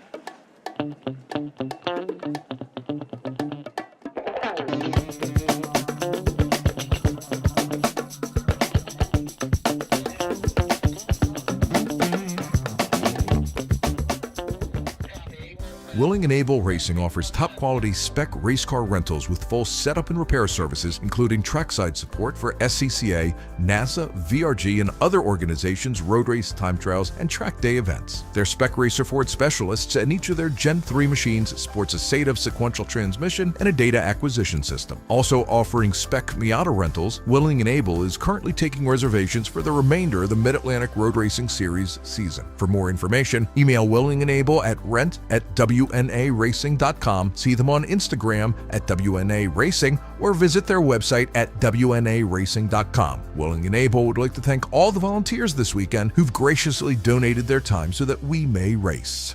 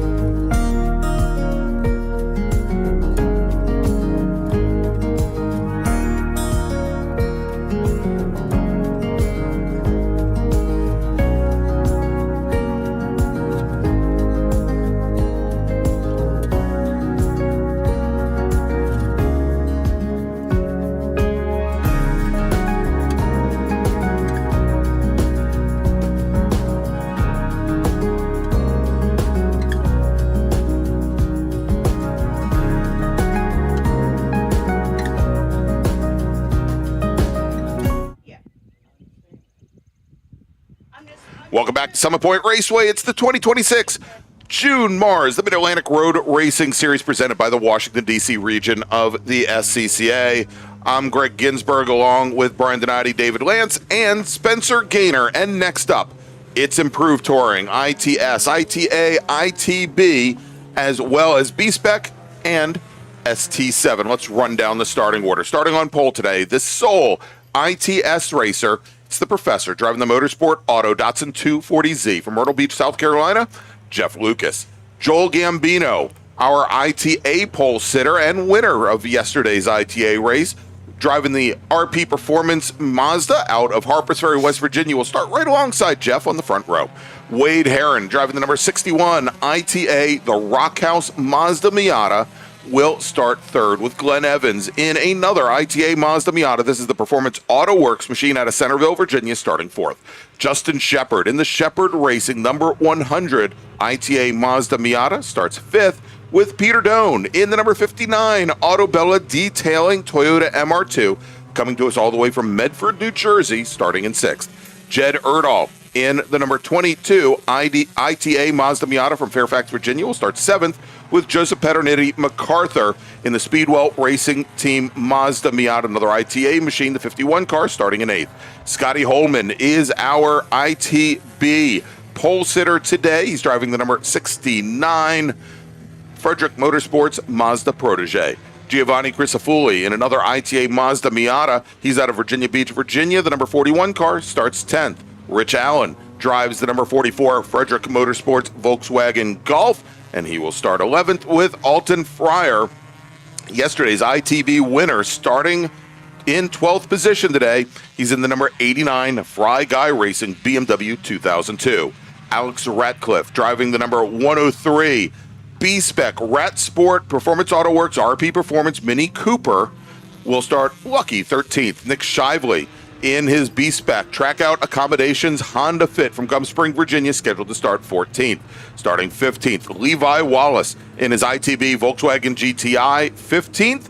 Patrick Pegues in the number 36 European Service Center, Alfa Romeo GTV, starting 16th. And then rounding out the field, driving the number 45 Trackout Accommodations ST7 first-gen Mazda RX-7 from Ferrum, Virginia. It's Joe Manowski as the pace car now heads to the pit lane, turning the field over to Jeff Lucas, with Joel Gambino right alongside. The starter's going to look over the field, and it is green flag in the air. We're racing once again here at Summit Point. Thanks for joining us here this weekend as Jeff Lucas, our sole ITS race car, jumps out to an early lead.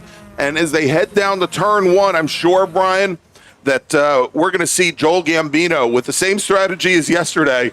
Slide in behind the Datsun, let the Datsun pull you in the draft as far away from the rest of the ITA field as possible, as T. Wade Herron and Glenn Evans fight it out for second in class. Well, evidently, I don't think that Joel Gambino let Mr. Lucas know that he was going to try to hold on to him, because Jeffrey Lucas said, bye-bye, I'm going. You're not holding on to me today. So he ended up taking off there, Spencer, as everybody else is going to fight for that battle. But again, early on, we're going to see Joel Gambino right now going to be the early leader in that ITA, but don't count out T. Wade Herron. Remember, he put a lot of pressure yesterday on Joel Gambino midway through that 15-lapper. Yeah, you're not kidding. He put his foot down, and he was gone. Even down past, I think, halfway through turn one, moving into two, he already had a substantial amount of distance on the group behind them. So any amount of draft advantage he was trying to pull from that different class, not quite able to secure the same small loan of $1 million he was able to get the last time around. Are you saying that there was a payoff involved? What? No. No. All right, so yesterday we also saw a great fight at what was the battle for second for quite some time in ITA between Peter Doan, Justin Shepard, and Glenn Evans. Doan in the second-gen Toyota MR2, and we've got somebody who has not necessarily run wide, but has maybe run out of motor, and that's Rich Allen, I think, in his ITB Volkswagen Golf, the number 44 machine, the Frederick Motorsports. Might be something a little crunchy in there right now. Yeah, so hopefully no oil down on the track. We'll find out in just a few moments when our racers go through turn 8 for the second time But as you would suspect, Jeff Lucas, your overall leader, Joel Gambino leading ITA over Wade Herron and Glenn Evans. In ITB, Scotty Holman, your leader. And in B-Spec, Alex Ratcliffe, your leader. Yeah, I have to keep an eye on that, as you said, Greg, whether or not anything was put down. That was a lot of smoke coming out of that Volkswagen down there. So, again, I don't believe he did. I think he got off a little bit enough and then was able to cross over. The crossover that getting down on the pit road, that could be where there could be something there.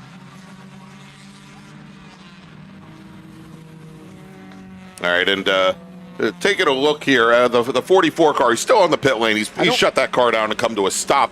It looks like there may be a line of oil there on the track, and we already see the drivers as they shift over a little bit to the right, Brian. That's kind of the normal line as they come out of that corner, as they shift over towards the center area of the bridge, and we definitely see a line of oil heading into the pit lane. That may not be an issue if you are online, but if you want to make a pass on somebody going into turn 10, that Kurt Spencer could definitely create some braking issues for you. Absolutely. It's going to have to be some real heads-up driving, especially like if you're staying, like you were saying, if you're staying online, it's probably not something to worry about, but if you are looking to be aggressive, turn 10 is definitely a passing zone, not the most popular one, not the easiest one. You really have to have, like Brian talked about yesterday, all of the carousel is set up for basically turn 9, 10, and then the straightaway. So any pass that would happen there would have to basically be built up from an entire round of carousel, and with that level of heads-up driving, you'd hope you'd also be prepared for that. Also want to take a second and take a look at the stats here, looking at positions 1, 2, 3, 4, and 5. Last time by, heading down into turn 1, pretty well spread out actually. From 1 to 2 is just a little less than a second, 0.7 seconds back. Then from 2 to 3, it's a second and a half. 3 to 4 is 2.2, and then 4 to 5 is 3 seconds. So that top 5, even a couple laps in, are already kind of spreading out a little bit. You're seeing them right now on your screen. They bungee up a little bit more as they come out of the carousel, but as they begin to pick up speed, the best race right now is going to be between 2 and 3. Well, I tell you what, Spencer, you were just talking about going down that time for those gaps. Well, that time there with T. Wade Herron, he's definitely a lot closer than that 0.8 of a second last time, especially when they came through turn number 10, as he is right on the back bumper. Going to use a little bit of that draft from Joel Gambino to come down the front stretch. You can see here he's going to try to make that move. I don't believe T. Wade Herron's going to be able to do it. I think he pulled out to try to go around Joel Gambino just a bit too soon. And what that does is, if you've ever driven on 95 and you're trying to pass a big tractor trailer, the big pocket of air comes out. It makes it a little bit more difficult to do. That's exactly what happened. So what does that do? That allows Glenn Evans, who got a terrible start yesterday in that 15-lapper, pretty good start right now for the 20-lap for the feature. He's starting to reel in that number 61 of T. Wade Herron. Just ever so slightly as this race is continuing. Stats agree with you there. 1 to 2 was previously 0.7. Now 1 to 2 is 1.6. 2 to 3 is 1.8, and then 3 to 4 is 2.8. But now we know that's going to change up as well, considering they're pretty much bumper to bumper going down to 5. Yeah, almost bumper to bumper, almost side to side there. Herron tried to go around the outside there. Not a high percentage move there. We'll see whether or not he's going to make it stick. I think they're going to be side by side. Gambino's actually going to give it up there a little bit. Let him get in there. Again, you can get back in line. And this is the experience for Joel. Joel knows there's still 17 laps. He knows he's probably a little bit faster. So don't fight it early on. Look to work another corner where you have to. Yeah, indeed. And, and if he had really tried to, especially through that tight section of the carousel coming through turn 7, put up a big fight with T. Wade Herron, that would have absolutely brought Glenn Evans, who now is right on the back bumper of Joel Gambino, and popping to the inside, it looks like, trying to make a pass, and took a look for a second, that got back behind Gambino, but also might bring the 100 of Justin Shepard into the fight. Shepard still about 5 cars behind, 5 car lengths back. Might be at the tail end of a draft, but he's not getting much of a draft at the distance green he's eyes at right for the now. green machine. That's right. You can feel that, especially in a Miata, right? You can feel that when you know when you've tried to make the move too soon, that pocket of air just continues to hit it right kind of in the windshield. You feel it in the car. Your car feels like it slows down. It's like you need to get another gear And then that's where the best to just move in behind the car in front of you and look to try to make another move either the next lap or after a couple laps after you gain that momentum back.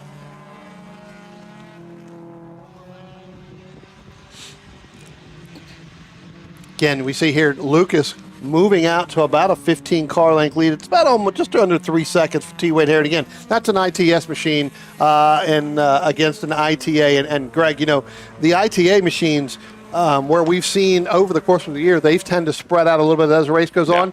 What we saw yesterday and what we're seeing right here now on the screen, all these ITA cars are pretty much equal. Yeah. They're spaced out evenly right now, but again, still a long way to go. Yeah, and I mean, and as we look here, the last car in this shot to come in, that is Peter Doan in the Toyota MR2. The MR2 has definitely shown a little bit more straight line speed than the Miatas, perhaps. Well, certainly not as well balanced as the Miatas, a little bit more tendency for oversteer. But what we've seen is with that Toyota MR2, the tires do seem to go off somewhere around lap 13 or 14 pretty religiously at most of the events that we've seen. That Doan has to maybe do a little bit more work, and he may be doing this right now to manage those tires so that he has a car that's capable of winning at the end. Yesterday at around lap 13 of a 15-lap race, he started dropping 4 seconds or so per lap. It was that bad for him. Yeah. You know, one of the classes we haven't really spoken about, and that's our B-Spec class with Alec Radcliffe and Nick Shively. You know what? Nick ended up picking up the win yesterday by about 2.5 seconds. At one point, Alex was about 5.5, 6 seconds back. And then the last 3 laps went a second faster every lap over Shively. Now Alex has opened that up by about 17 seconds. Right. The problem is Shively or Ratcliffe needed maybe another 2 laps to get around Shively. So Shively ended up taking the win yesterday in B-Spec. Also in ITB, I swear that was a race that nobody wanted to win.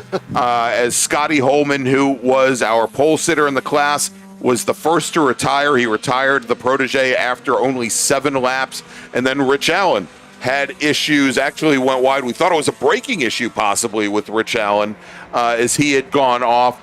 He retired after 9 laps, and Alton Fryer, who was a pretty distant third, ends up getting elevated to the race win. Levi Wallace in his Volkswagen GTI finishes second, and Patrick McGee's finishes in third. And a nice little fight there with Levi Wallace and Patrick McGee's early on in the race. Unfortunately, Patrick McGee's not making today's race. And also Jed Erdahl in the number 22 Mazda Miata. He was actually one of the cars involved in that Spec Miata incident.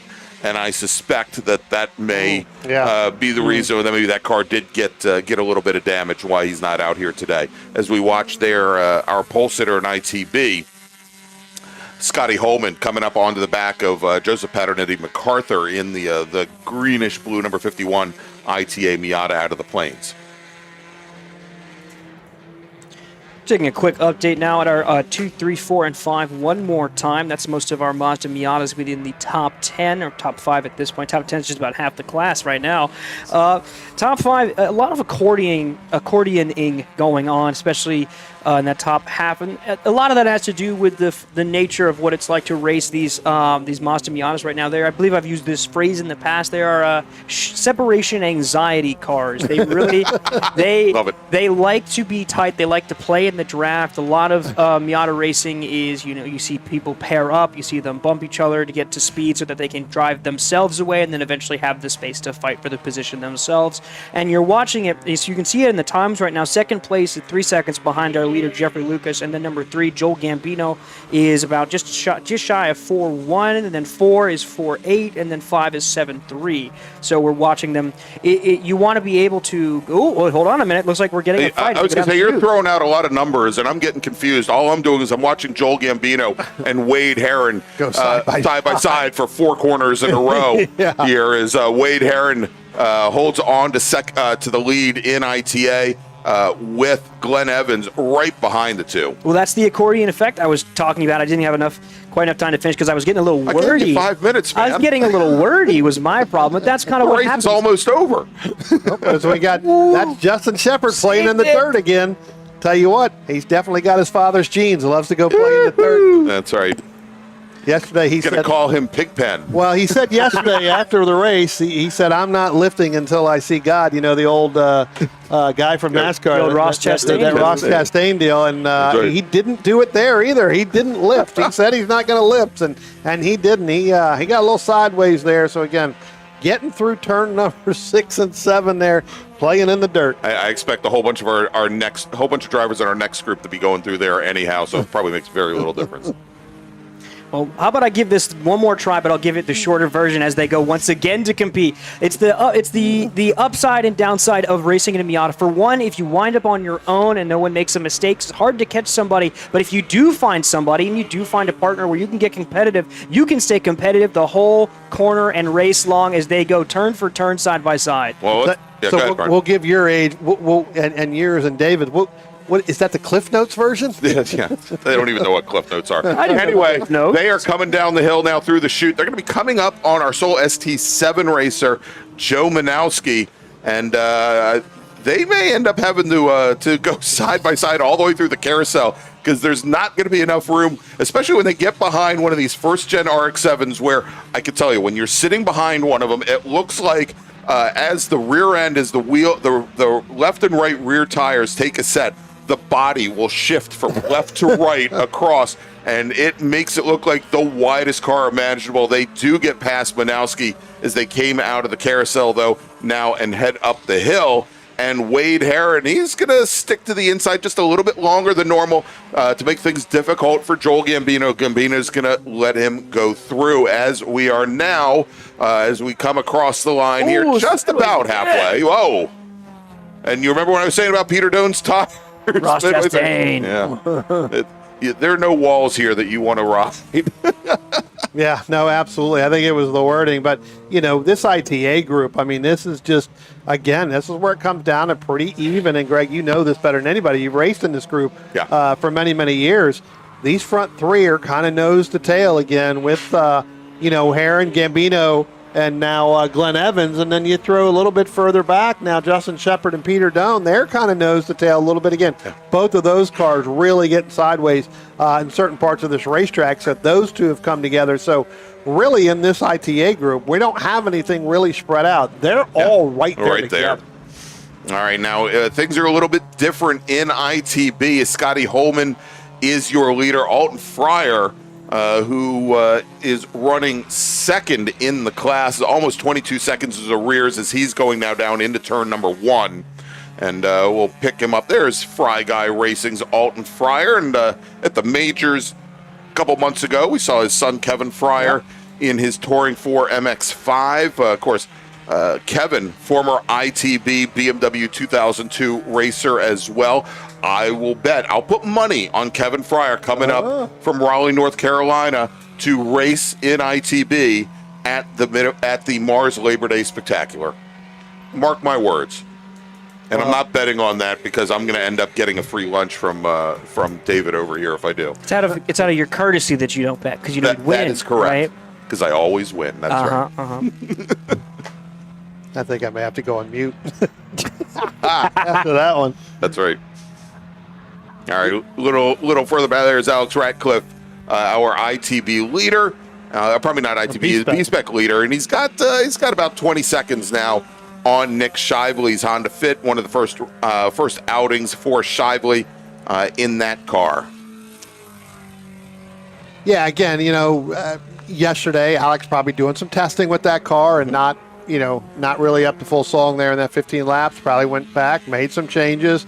That car seems to be a lot faster. Definitely looking at his lap times, kind of, if there is a consistency right now, it is Alex. He is in that 135 to 135 to into flat every single lap other than the first one, which obviously never is your fastest lap in most cases as the race goes on. So as we've completed the halfway mark here, Craig, I'll tell you what, this race could come down to the very end in some of these classes. So I just had Alex Cumming from Courage Motorsport send me a text message. He says, "Shut your mouth." They don't talk about the first gen RX-7s, and Alex for years before he moved over to that Mazda RX-8 had been running a first gen RX-7 in this ST7 class. And And he says, they don't do that anymore. Well, prove me otherwise there, Alex Cumming. Yeah. All right, let's make a first call to the grid for our next set of racers. Touch it in the paddock. Race group number 7, SSM drivers, please head to the grid. Race group number 7, SSM. Your race is next. Please head to the grid.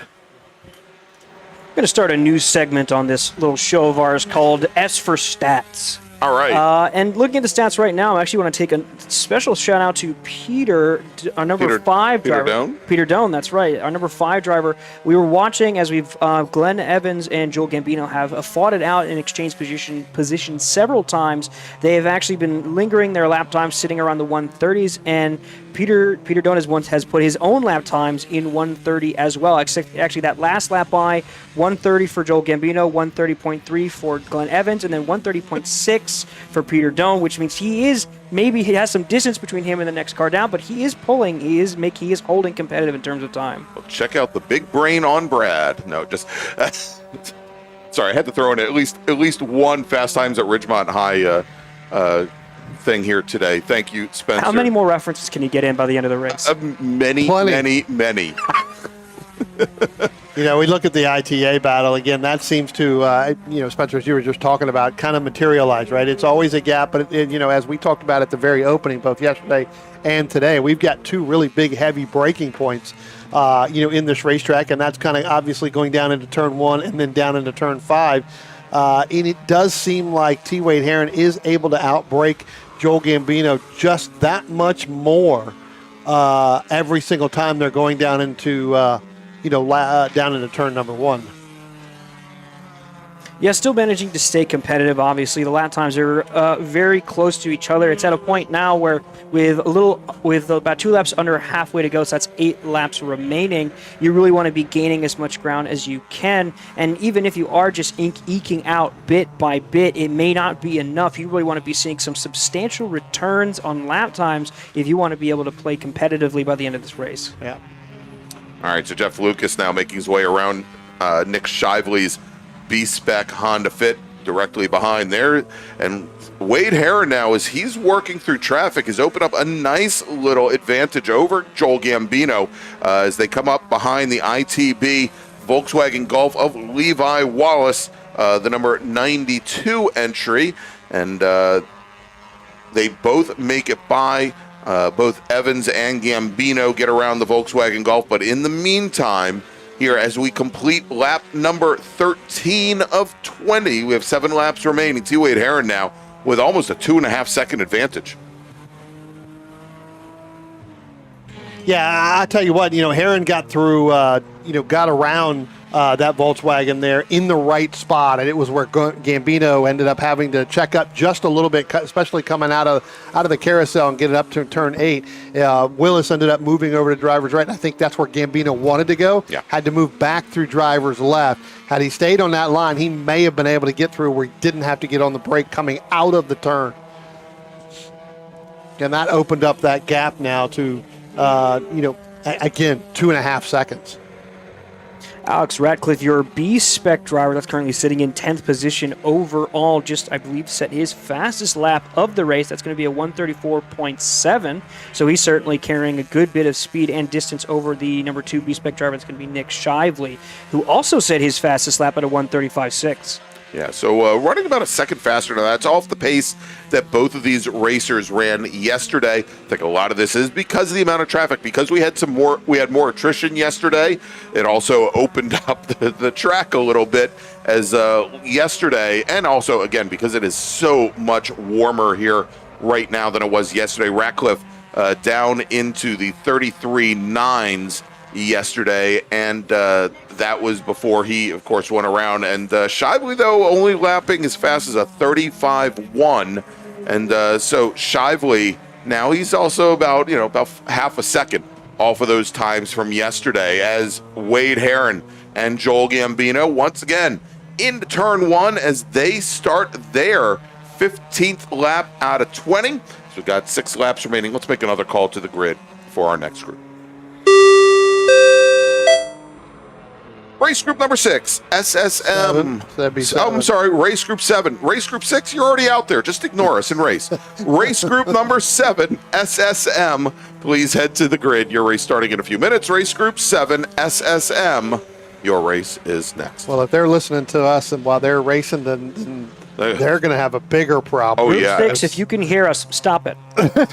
Stop listening and keep believe me, going. Eyes on the road. If we can pinpoint which drivers there are listening to our commentary, it's going to turn into something very, very bad for them. All right, here is we look a little bit further back in the field as Joe Manowski comes across the line, and Manowski right behind I think the red and white car of Giovanni Crisafulli, the white and red number 41 Mazda Miata Crisafulli, just put the Mazda RX-7 a lap down.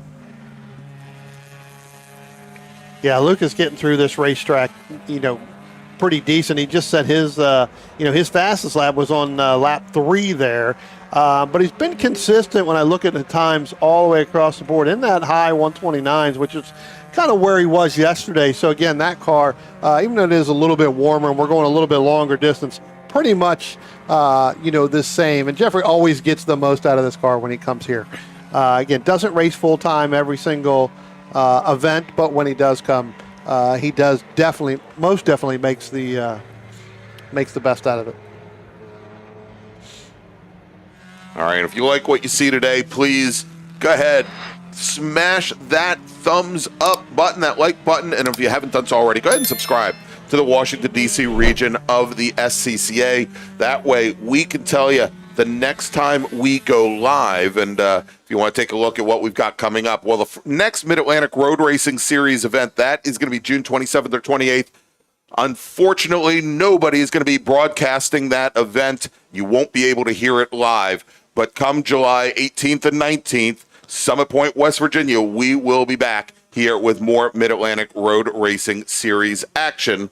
And make sure to check in. That's where, if we're allowed in West Virginia. Yeah, they may not let us back in the state here after this weekend. 3 wide. All right, let's go down into turn 1 here. Here's Joe Manowski right alongside Manowski, Jeff Lucas, our overall leader, and the Fry Guy Racing ITB leader, Alton Fryer. Tell you what, Jeffrey Lucas going from all the way over driver's right, and I'm going all the way there. And I was going to say, my mistake, Fryer not your leader. Scotty Holman's still your leader in ITB. Sorry about that, Brian. But going all the way over from driver's right, now we're going to have a pass here. I'll pick that up in a second, but we're going to have a pass going down into turn number 1. That is going to be for second in ITA. Glenn Evans is going to get around Joel Gambino. Move Joel Gambino back to third right now. We'll see whether or not Evans is going to be able to hold on to that. But I think, we could be seeing a little bit of tires going away on Gambino. When he came out of turn number 2, it was a little bit looser than I think he wanted to. Definitely not getting the power to that wheel, to the wheels. All that side-by-side racing with T. Wade Heron early on, they would have their effect on those tires as we get toward the end of this race. He put a heck of a lot more load than if he was running all by himself in the lead. Looks like Peter Doan now starting to close things up just a little bit as well. He's still about 5 seconds back. It's going to take a wing and a Toyota Prayer for him to get into a podium position here. But, I'll tell you, Glenn Evans, as we saw, we think Joel Gambino's tire is starting to go away. I think the same thing holds true for Wade Heron. And Glenn Evans, that last time by, very, very close, actually almost a full second faster than Wade Heron. And he might have, Glenn Evans might have the best ITA car out here right now. Well, I don't want to give too much away if you didn't catch the end of a certain race, but Toyota had a very good afternoon today. So never count out Toyota. We got one car that's gone off down into turn number 1. Gotten 2, we'll see, and that actually is, and Greg put the curse on him, that is Alton Fryer in that BMW 2002. In that BMW 2002 again. Alton Fryer, your winner in ITB yesterday, into the gravel, and he's gotten that car back out now as he makes the run into turn 3. A little bit off the pace right now, solely so he can get that car cleaned up, but he's going to stay ahead. Oh, my gosh, and he almost goes off again over at turn 3 as he brings the car across.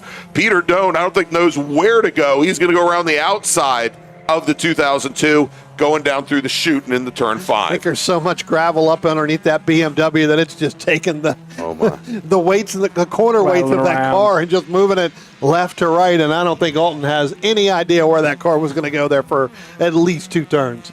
Some very good driving going down into turn 1. Obviously, looking at T. Wade Harrison, Glenn Evans, and Joel Gambino were coming up on that traffic. They're trying to get by, and then we saw those wheels go off into the gravel, so able to move away. When we talk about Glenn Evans, was able to make that amazing move, which put him up into 3rd place against the possibly waning tires of Joel Gambino and T. Wade Herron.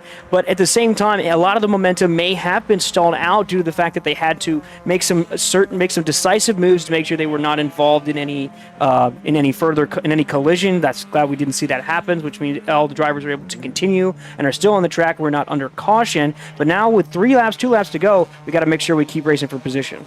All right, as they head down into turn 1, actually, now they've come through turn 1, and it is now Glenn Evans closing things up once again on Wade Herron for the lead in ITA. That last time by, though, Wade Herron was able to pull back about a 1/10 of a second, and oh my gosh, as Wade Herron there runs wide coming out of turn 3, that's going to hurt his momentum as he comes down the hill under braking. As time is running out, the next time they come by, they're going to see the 1-to-go board as Jeff Lucas now. He'll be coming onto the front straight momentarily. Jeff Lucas, our overall leader, and again, only racer here today in ITS. Now as he comes on. We've got a spin car down in there. Yeah. Is that the Evans car that looked like the white top Miata? Indeed. It is Glenn Evans, and that's going to move Peter Doan up in front as Lucas goes by the start-finish line. He'll have 1 lap to go. So again, all the work that Glenn Evans did to try to catch T. Wade Herron now, that is most definitely going to end up falling back. All right, so as we start our final lap in ITA, Wade Herron, your leader, Joel Gambino, back to 2nd in the blue, number 31. He was your pole sitter in the class. Peter Doan will take over 3rd, with Glenn Evans now dropping back and is looking to see if perhaps Justin Shepard gets around the Evans car. He does not. So there we go, working the last lap. Scotty Holman, your leader in ITB, and Alex Ratcliffe, your leader in B-Spec. We watch. There goes Lucas there down and in it. But yeah, Shepard's definitely not going to catch Glenn Evans. So that's the battle there still for Gambino to get the lead in ITA. I don't believe he's going to be able to run down T. Wade Herron. But again, we've seen T. Wade overdrive turn 5, got through there pretty quickly. There is Lucas right there. All right, it's Jeff Lucas drifts that Datsun through turn 8 and starts to head up the hill. T. Wade Herron, your leader in ITA. It's going to be very difficult now for Gambino to get to him. Let's watch as our ITS winner for the 2nd day in a row is Jeff Lucas out of Myrtle Beach, South Carolina in the Motorsport Auto Datsun 240Z. Congratulations to him. Let's jump back over to ITA as they come out of the final corner onto the front straight. Wade Herron now with 7 car lengths over our pole sitter in the class, Joel Gambino, and taking the win here in ITA. It is T. Wade Herron. He finished 4th yesterday. Today, he'll take the win. He finished 6th yesterday. Today, he'll take the win in ITA. Joel Gambino will finish 2nd. Peter Doan will finish in 3rd. Over in ITB, let's take a look at B-Spec. Alex Ratcliffe has already completed his final lap, and Nick Shively will finish 2nd in the class. And then Joe Manowski, our sole racer in ST7. Over in ITB, it is Scotty Holman, your winner, with Alton Fryer, even after the spin, finishing in 2nd, with Levi Wallace finishing a lap down in 3rd. All right, that's going to wrap things up for Improved Touring and B-Spec. Let's make a final call to the grid for our next race group. Attention in the paddock. Final call for race group number 7, SSM. Please head to the grid. SSM racers, please head to the grid. All right, gentlemen, let's take a break. We'll be back in just a few moments. It's SSM Racing, more Miata racing here at Summit Point. It's the 2026 June MARRS presented by the Washington, D.C. region. Don't go away. At OG Racing, when you are shopping on our website, when we say in stock, this is what we mean by in stock. Seats and seat bases, brakes, harnesses and restraints, shoes, suits, and steering, helmets, gloves, and undergarments, fire suppression, and so much more. Shipping directly to you from our conveniently located Sterling, Virginia warehouse with thousands of in-stock items.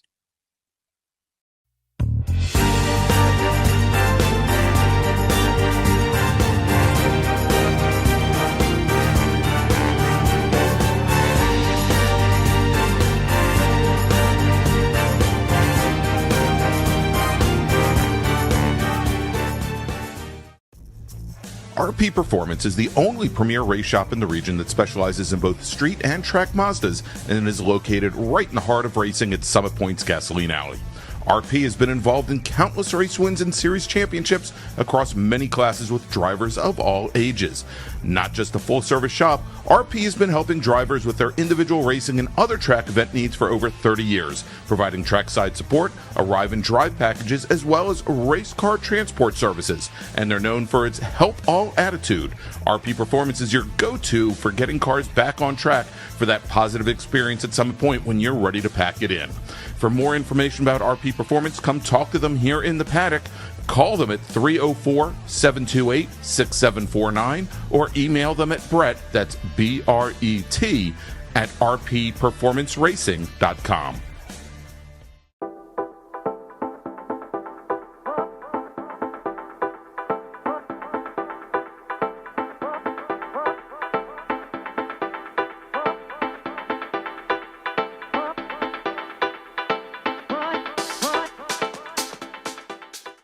Looking to level up your motorsport game? At Courage Motorsport, we've got everything you need, from high-performance parts and racing equipment to expert driving instruction and even our own Courage racing gear. Whether you're a beginner, a pro, or looking to kickstart your motorsport career with training in both the business of racing and securing sponsorships, we've got you covered. Check out our gear, grab a shirt, and represent your passion. Email us at trackready@couragemotorsport.com or visit couragemotorsport.com and get ready to hit the track.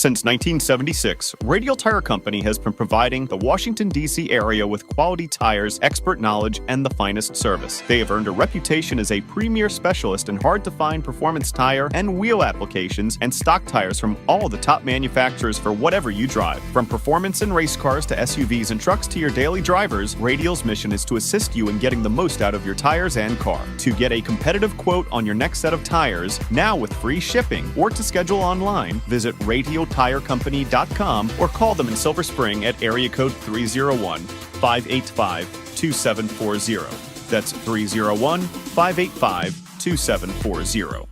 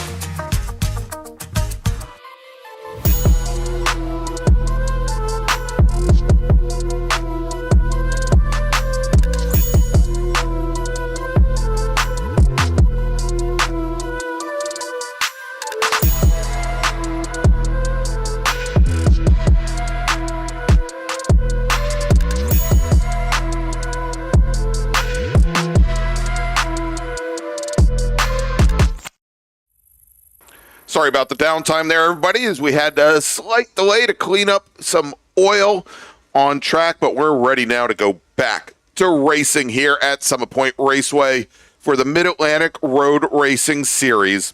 I'm Greg Ginsburg along with Brian Donati, with David Lance and Spencer Gaynor, and next up, it's SSM, our 1.6-liter NA Miata, so close in spec, all within about 2 to 3 horsepower, dyno checked, you name it. This is the closest racing you're going to find in SCCA road racing. All right, heading to the track now for their pace lap. Our pole sitter, our winner from yesterday, will lead them on to the track in the RP Performance FART Mazda Miata from Wrightsville, Pennsylvania, with the qualifying time of 129.599.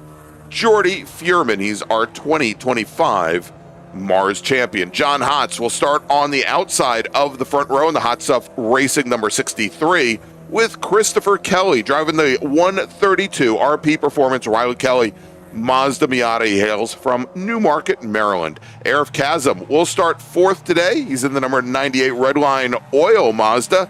And Nathan Lucas driving the number 67 Southern DC Region Racing Mazda Miata. I'm going to have to ask him about that at some point. He's from Oakton, Virginia. He's going to start fifth. Zach Augustine will start in the number 12 car today. The Convenience Tire and Auto Mazda will start sixth. Kevin Gaiman in the 113 Dwarf Racing RP Performance entry from Downingtown, Pennsylvania, will start seventh. On the outside of row number 4 with the number 76 Elias Heating and Air Conditioning entry from Potomac, Maryland, we've got Ron Etsy, and we need to talk to him about some air conditioning work, by the way. Jay Bindrum will start ninth. Jay's in the Mind and Body Clinic, number 88 Mazda. He's from Nokesville, Virginia. Starting 10th, Luke Fedowitz in the RP Performance Mazda. He hails from Ellicott City, Maryland. And then we've got starting 11th, the number 22 RP Performance Mazda of Mark Sylvia. Miranda Price scheduled to start 12th today. We'll see if that car has made the grid. She had some mechanical issues yesterday, and she's out of Strasburg, Virginia.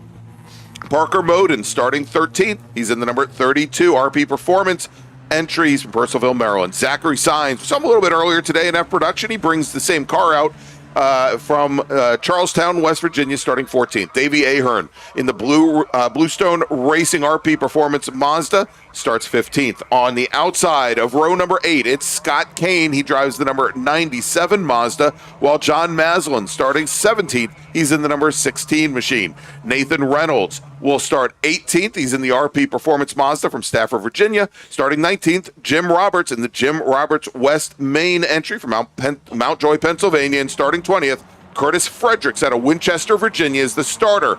Looks over the field, and green flag is in the air. And once again, John Hotz from the outside lane gets a huge jump on Jordy Fuhrman yesterday. Fuhrman was so deep on the brakes, though, he was able to retake the lead going into turn number 1. Can he do it again today? Indeed, he does. The yellow 132 of Chris Kelly tries to follow him through with Arif Kazim stuck to the outside. And as they come out of turn 2 and make the run down to turn 3, John Hotz with the inside position, he gets around Jordy Fuhrman to take over the lead. Tell you what, Christopher Kelly got gobbled up by Arif Kazim and Nathan Lucas as they went 3 wide coming out of turn number 2. They had to get that settled as they went down, and does look like Lucas may have put 2 wheels off going up in the up to the hill. Down into turn number 4. It looks like that has been all settled out. Well, the 67 machine now moving into third position and getting around Arif Kazim. So great start for Nate Lucas, who started this race in 5th, picking up 2 positions here in just the first few corners. Yeah, definitely. As we saw the field start to, back half of the field start to single file out early on when he got out at turn number 1 and 2. Now the front half starting to single file out, starting to get into that rhythm as about 2 groups go with the Spec Miata category, where it's all about the finding a drafting partner and keeping the momentum up. It's the same thing with this one as we see John Hotz and Jordy Fuhrman start to go turn number 10. Jordy Fuhrman right up on the back end of John Hotz. Jordy coming into this weekend battling a little bit of an ankle injury a couple weeks ago for his birthday. Did about a 100-mile bike did 100 miles on the bike, lives in New York City, went all the way up to upstate New York, came back, unfortunately, a couple days later, fell down the stairs. And I mean, so it's not a bicycling injury. It was originally called, the source was the bicycle, ride. But though, he said, I basically have the past couple weeks had to get it worked up and get the strength back in it to do heel towing. You couldn't tell that he's been battling an injury the way he's been racing for the past 2 days. One word for that, klutz. Oh my gosh. Oh, there you go. So Jordy Fuhrman now working his way down through the chute with John Hotz. Now, Hotz was our winner in Spec Miata just a little bit earlier. Big differences between the cars in Spec Miata. They've got spec lines for the 1.6 liter Miatas, the 1.8 Miatas, the NA and NB Miatas. Some of the Spec Miatas could even have the variable valve timing engines like the 1999 and 2000 cars. All of these are the original NA Miatas with 1.6 liter motors. They are sealed. They are dyno tuned, that they all have to fall within a very narrow window of performance here. And it really promotes very close racing in the MARRS series. Tell you what, good little battle a little bit further back between Jay Bindrum, Zachary Saenz, along with Mark Sylvia. They were too wide going down into turn number 5. Got that settled out as they came through the carousel. Zachary Saenz going to move a little bit ahead of Sylvia, but it is Jay Bindrum who's going to work under the, try to catch back up to Luke Fedowitz in that number 75. All right, good move there as Ron Etienne came out of turn 10, gets by Kevin Gaiman, as Gaiman was trapped to the outside. Etienne moving up in the 7th with 26 one-thousandths of a second on the 113 machine. Luke Fedowitz now in 9th position with Jay Bindrum right there as well, and Zach Saenz. That whole group now coming out of, they're actually going into turn number 1 as we've got a 3-car breakaway at the front of the field. Hotz, Furman, and Nate Lucas, your fastest racer on that second lap.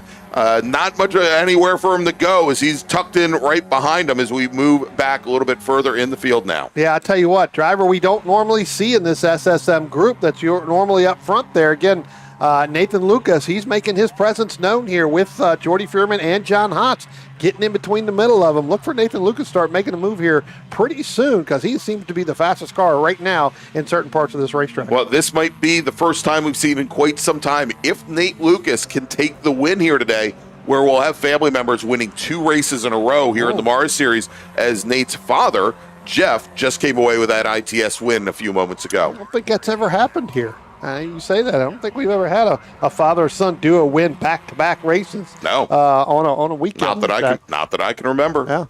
Well, you talk about that. First SSM start since 2024 Labor Day MARRS. Did a little bit of racing last year in ITS and T4 and a NC Mazda MX-5. Won a couple races at the Labor Day MARRS last year.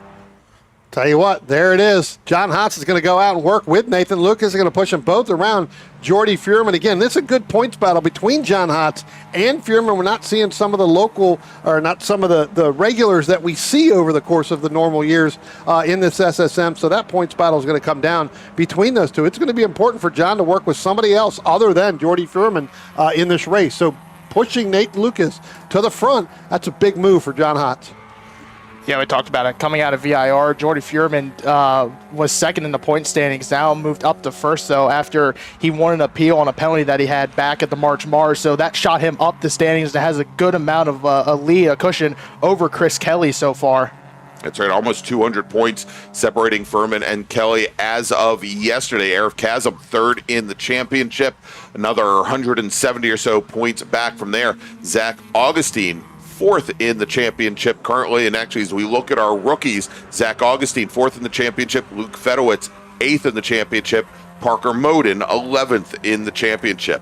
Yeah, I talked to Zach Augustine a little bit. Had a bit of a late night, make the 2-hour drive down to Dominion for another race, a late model race down there that was won by Minnie Tyrell. We talked about the relationship between those two families yesterday and Minnie getting Zach involved into racing. So they didn't even get back here until about the early hours of the morning. Had some problems with the car yesterday, though. Took it to an alignment shop down the road this morning and found out there was no camera in the car. So it was pretty much just, his comments were, let's just see what happens today. But he said, I'm going to dial it back just a little bit. You know, he got his competitions license back in March, and he's just one more race away from getting that comp license. So when you started it off by saying that Zach had a late night last night, well, all I could say is times have changed and these racers have gotten a lot younger. And at 16 years old, I probably was thinking the wrong thing.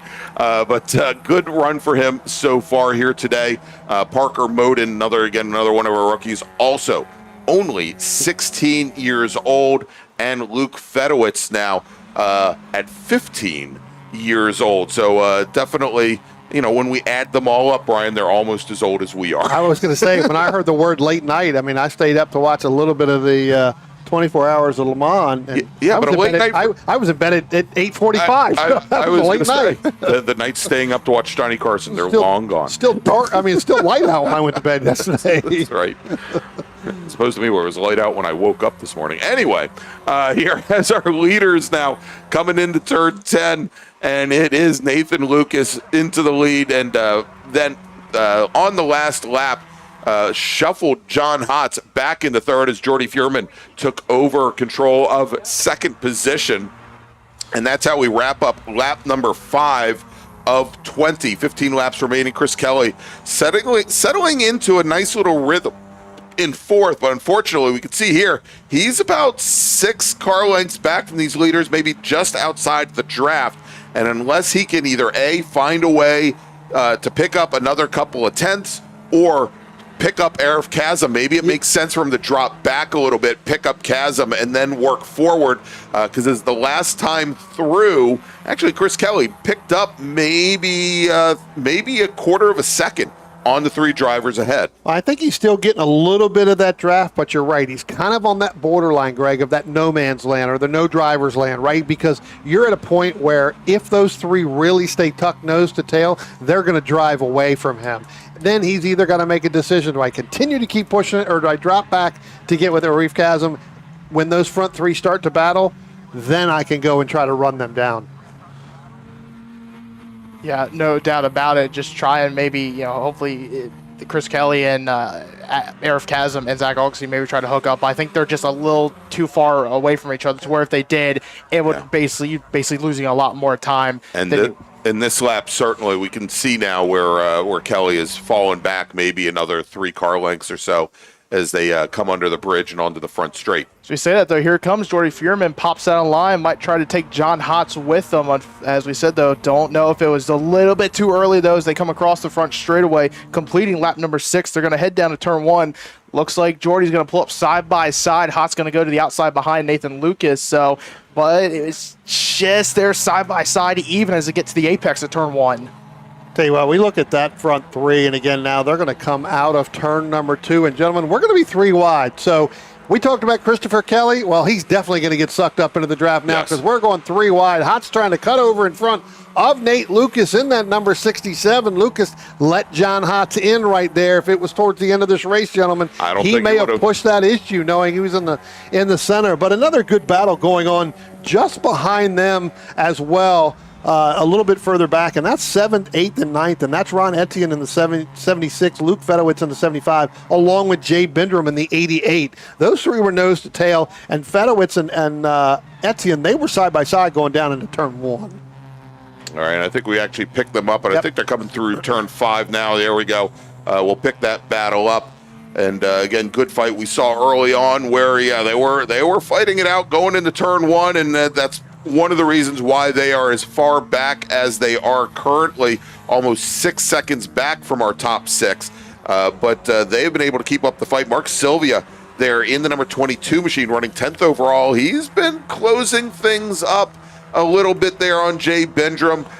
Kevin Gaiman not that far behind, having to deal with Zach Sainz right now. So in the midfield, a lot of close running here as we watch him coming out of 10. Yeah, I tell you what, Fedowitz got around Etienne last time, Jay Bindrum, and you're right, Sylvia, and then a little bit further back, Kevin Gaiman. He's still getting there, getting a little bit of the sniff of the draft, not too much. He's going to end up falling back if he's not careful, and he's going to fall back to Parker Modem, or to Zachary Sainz, and then you got to go a little bit further back to Parker Modem. So again, it's going to depend on whether or not those 3 are going to act just like our leaders are, when the person tries to pull out of there and try to make that pass, if you don't have somebody going with you as they come up out of turn 2, you can see right here, Etzian and Jay Bindrum, they're going to stay in the driver's left. Tell you what, Fedowitz has got to get into that corner quickly. If not, he's going to outrun or run out of room right there, but he's able to make that stick, Greg. All right, good pass there as they head now down through the chute. And again, every time they do, it maybe moves the green car a little bit closer, but he's still got a long, long way to go. The first green car, that being Kevin Gaiman in the 113, Zach Sainz in the darker green, just a little bit further behind. As you see them here, Luke Fedowitz coming off a couple of years of karting, been doing that for about 3 seasons, a couple wins up in the Northeast, second in the NYC Championship last year, highlighted by with a 9th place at the December Daytona Kart Week. Got into racing after watching Pierre Gasly win 2021 Monza after that, and said, you know, I like racing and I want to be involved in it somehow. And he, first season so far, pretty good season, as we have a fight for the lead that's going down to turn number 1 between the top 4. Jordy Fuhrman's going to lose a spot to Chris Kelly, and it is still maybe, and he does not. He will file still in 3rd. So, you know, everyone on the outside is weird. Jordy Fuhrman on the inside, the only car, as it looks like they're still going to go side by side with Kelly coming out of turn number 2. Yeah. Go ahead, Greg. Oh, I was going to say, and the odd man out there, again now, Jordy Fuhrman, as he falls back in the 4th position. And Brian, as they came out of turn 2, it looked like the Kelly car had quite a bit more drive. I don't know if the 8 car of Fuhrman is maybe down on power just a little bit. But he seems to, especially when he's beside another car, doesn't seem to have the straight line speed. He is relying on that draft just a little bit. Well, he took an unorthodox line going down into turn number 1 because he tried to hold off, try to defend there, and then Kelly ended up going on the outside. We talked about it before, where that outside has some grip on the outside of turn 1 and turn 2, and he was able to make it, hold off and then got back in line, and Fuhrman let him in and then moved in behind him. So I just think the line that Jordy took that time is now Kelly's going to go side by side with Nate Lucas out of turn number 10. What that's going to do, that's going to slow both of them up, and now that's going to allow Fuhrman to come side by side. We're going to go 3 wide down the front stretch, and the person there that's liking this, looking in the rearview mirror, is John Hotz. All right, and now coming out of turn 10, another fight, very much the same, although these drivers, for some reason, Brian, they didn't decide to go 3 wide, and it's the 75 machine of Luke Fedowitz leading Jay Bindrum, Mark Sylvia, Kevin Gaiman down the front straight, and Bindrum showing a lot more self-control, I think, than both Fuhrman and Chris Kelly there as they now head down into 1. Oh, little bit of a back end there, a little bit loose that Jay Bindrum got as the back end came around as they got to the apex. That's going to open the door, though, for Mark Sylvia to make a move, and he will. Excuse me, trying to see. Yeah, it's Mark Sylvia staying second behind Fedowitz, and now it looks like it's going to be Jay Bindrum, Kevin Gieman, and Mark Sylvia now in that second half. So about a 2-car breakaway now between, they were all 5, now it's 2-car and a 3-car train. Yeah, so you got Luke Fedowitz in the red car. The first black car there, that is actually Ron Etzian right behind there. So those two battling it out, and you're right, Bindrum got really, really loose. That allowed Gaiman to come up there, and then Mark Sylvia tried to jump in that battle as well. Tell you what, we were talking about our front battle there where John Hotz was really, really liking watching them go 3 wide through there. Now Jordy Fuhrman, as they come up out of turn number 10 and down the front stretch, it is Christopher Kelly. It is Jordy Fuhrman. They've broken away from Nate Lucas. So again, Greg, Nathan Lucas, odd man out there, and I think that may have been a product of something going side by side through the backside of this racetrack through the carousel. Yeah, and as we are now about halfway through this SSM race, that also has allowed Eric Chasm and Zach Augustine to perhaps get into this fight, or at least challenge Nate Lucas for 4th. Just got word from our quarter marshals down at turn 5 that other battle that we've been watching with Etzian and Gaiman and Sylvia, Jay Bindrum, had gone off at turn 5, and we've got a driver off at turn 10. And impact there, that is the number 7 machine, Davey Ahern, who had just run his fastest lap. He gets the car now as he's pulling it off the track as it bounced back on the track surface, so it clears out of the way. So we are now under local caution we are under local caution over at turn 10. And the rest of the race here is clean. We'll see here. This may bring out another full course caution. Looked like a pretty good hit there into the tire wall. Yeah, it ended up going off in turn number 10. And as we've talked about this many times, Greg, is when you come in there and you try to overcorrect and the grass picks that up, what ends up happening is that it just overcorrected and slid all the way across the racetrack. Yeah, it's a common thing here. We see it also coming onto the back straight at Sebring as well. Pretty common there. You lose grip, you get one tire back on the pavement, yeah, exactly, and you don't realize you got the wheel cranked over 75% of the way, and the car just loops right back over. All right, so we do have the emergency services workers checking in on the driver, and it sounds like from what we're hearing, the driver is okay. Again, we are still under a local caution as John Hotz is your leader, and we are going to go to a full course caution now as they're going to try to get that car removed from where it is, because it's in a very bad spot, frankly, here. Yeah. So we're under full course caution as we do go now to the double yellows. John Hotz is your leader. Driver's out of the car. And he is jogging to the pit lane here.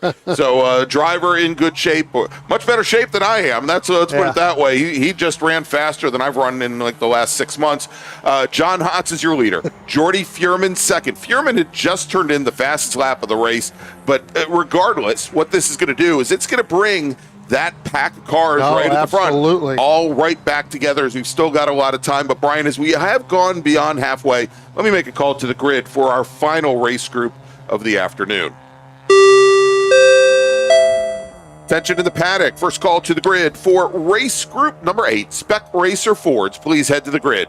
Race group number 8, Spec Racer Fords. Please head to the grid. Your race is next. All right, so with the, believe the safety car has been deployed. Can somebody check to see if that is the case? Well, the safety car has not come out. John Okay. Hotz is still leading. They were trying to get the pace car or the safety car out. Did not get it because we had people standing down there at pit out. So the safety car couldn't not come get out. released. And so they went another lap around. So Hotz will kind of back this up a little bit, although he kind of needs to slow down. And there they go, coming out of turn 2. And John Hotz has dialed things back, acting essentially as the safety car, because what we want to have is the entire pack bunch up, group up as much as possible, so that when we send teams out to work on removing that race car, they have as much time and space around the track as possible. Well, as you were talking there, Greg, there has been discussions about possibly leaving the car there since everybody is out of the way. Okay. They started to put the wrecker in service, and then they brought that back. They brought the rollback back, so they may go ahead and just get everybody under control here before they do that, but they may end up just going back to green right after this. All right, so we've got 8 laps remaining or on the clock. Yeah. There is a 40-minute time limit for these races. We're right at about halfway. So, likely if we can go back to green flag racing here in the next 2 laps or so, I think we can still finish this under the time limit. But we are getting word now that they are going to stand up the safety car and bring him out. So I think, Brian, now what's going to happen? Yeah, we're going to go another full lap because the leaders just went by the start-finish line, so the front 5 cars. So, again, safety car missing this. So, so, again, our leaders now are going to go all the way around before they pick him up, which he's just now coming out of turn number 2, heading up into turn number 3. So that's going to take a little bit of time to get this get these cars up in there. But eventually we'll get everybody more back together again, and then they'll probably go out and grab that car. The key then is to get the field bunched up, to give our emergency services our teams as much open space on track in order to try and remove that car. And so this may, hopefully we'll get a couple green flag laps here before either the time expires or before the number of laps here for this race expire. Again, we are here at Summit Point Raceway. It is the June MARRS. John Hotz, your leader in SSM. Jordy Fuhrman, yesterday's race winner, currently in second. Chris Kelly, Nathan Lucas, Arif Kazem, Zach Augustine, Luke Fedowitz, Ron Etzian, Kevin Gaiman, Mark Sylvia, your top 10. And whereas really from the beginning of this race, we had a 3-car breakaway, David, this really, I mean, I sound like I'm making I feel like I'm putting out a thumbnail for a YouTube. This changes everything, David. Well, it kind of does a little bit because you got guys like Arif Kazim, Zach Augustine that were falling back just a little bit. Now with this full course caution, the safety car coming out, if we go back to green, that gives them a chance to be all back together and get a better run here. It brings them back into the picture now. So we'll see what happens, though. Like we said, hopefully now that safety car is deployed and they picked up John Hotz in the field now. Now we got to get the rest of the field with them and get safety services out there to pick up the number 7. Well, I got to be honest with you, gentlemen. I don't believe they're going to go get that car. I think they're going to get all of the cars together here. They're going to bring it down, and then eventually they'll go back out and do a single file restart. Yeah, I don't see any movement going to get that car out of the way. And that may be, I think, again, getting the group packed up, because at this point we've got so many stragglers.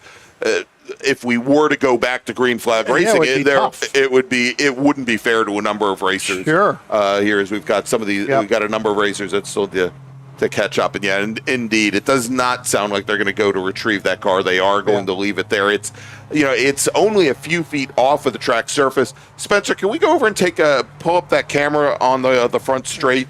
He would like to, but I don't think it will. Yeah, there it is. There it's it is now, but it froze, so we'll yeah. So I mean, at least we can see. See, we even froze the camera for him. It's right there, just off the side of the track. It's very close to the track surface, but at least it's so far downstream. It would be very difficult for another car to get there. So I think that's probably the reasoning. So I'll tell you what, driver that sits in 13th, Miranda Price in the 08, saw her end up in that same area as the number 7 that Davey Ahern did yesterday. So they were able to get that car fixed and repaired. Already have a 13th place run today. Really good after her unfortunate end to race number 1 yesterday. Some of the front end, maybe some of the suspension, Brian, a little bit damaged though. Brian Price and them went back to fix it overnight and got her back out here. Yeah, I tell you what, overall good run. Again, she's had a very tough start to the season here. In this SSM car. So, and after making a lot of strides last year, she has moved up quite a bit down the grid. And now, Brian, it does appear they're going to try to retrieve. I think they're just going to try to hook up this car and pull it forward and get it into the pit entry here. Hey, our camera's working again. Good. Yeah, as they're still trying to get the field to go by. But, again, before they want to do that work so close to the track surface, they do want to have the field under control. Sure. Meanwhile, 5 laps remaining or 15 minutes. So still a lot of time on the clock, Brian, but let me make a call to the grid for our next group. Attention in the paddock. Second call to the grid for race group number 8, Spec Racer Ford and Spec Racer Ford Gen 3, please head to the grid. Race group number 8, please head to the grid. Your race is next. Yeah, it does look like we're going to try to pull that. I'm going to hook it up to the wrecker, kind of get that thing out there again. It was a tough hit on that left side, so they're definitely going to have to hook that up and pull it out. But hopefully it doesn't take, like you say, Greg, we've got 5 laps to go. Or 15 minutes. I have a feeling that we could, if we can hook up this car relatively quickly, get 3 laps in. Yeah. To finish this race. And again, we talked about this. Let's do a little recap, right? I mean, John Hotz went out for the lead. Then Fuhrman went out for the lead. Then you had Nate Lucas out in the lead. Christopher Kelly hasn't led yet, but he's moved his way all the way up into 3rd right now. What this does, David, it brings Chasm and Augustine back in. But again, one of the faster cars that's been really getting better time after time is Luke Fedowitz in that number 75. Right. He was making a move there ahead of Ron Etzian.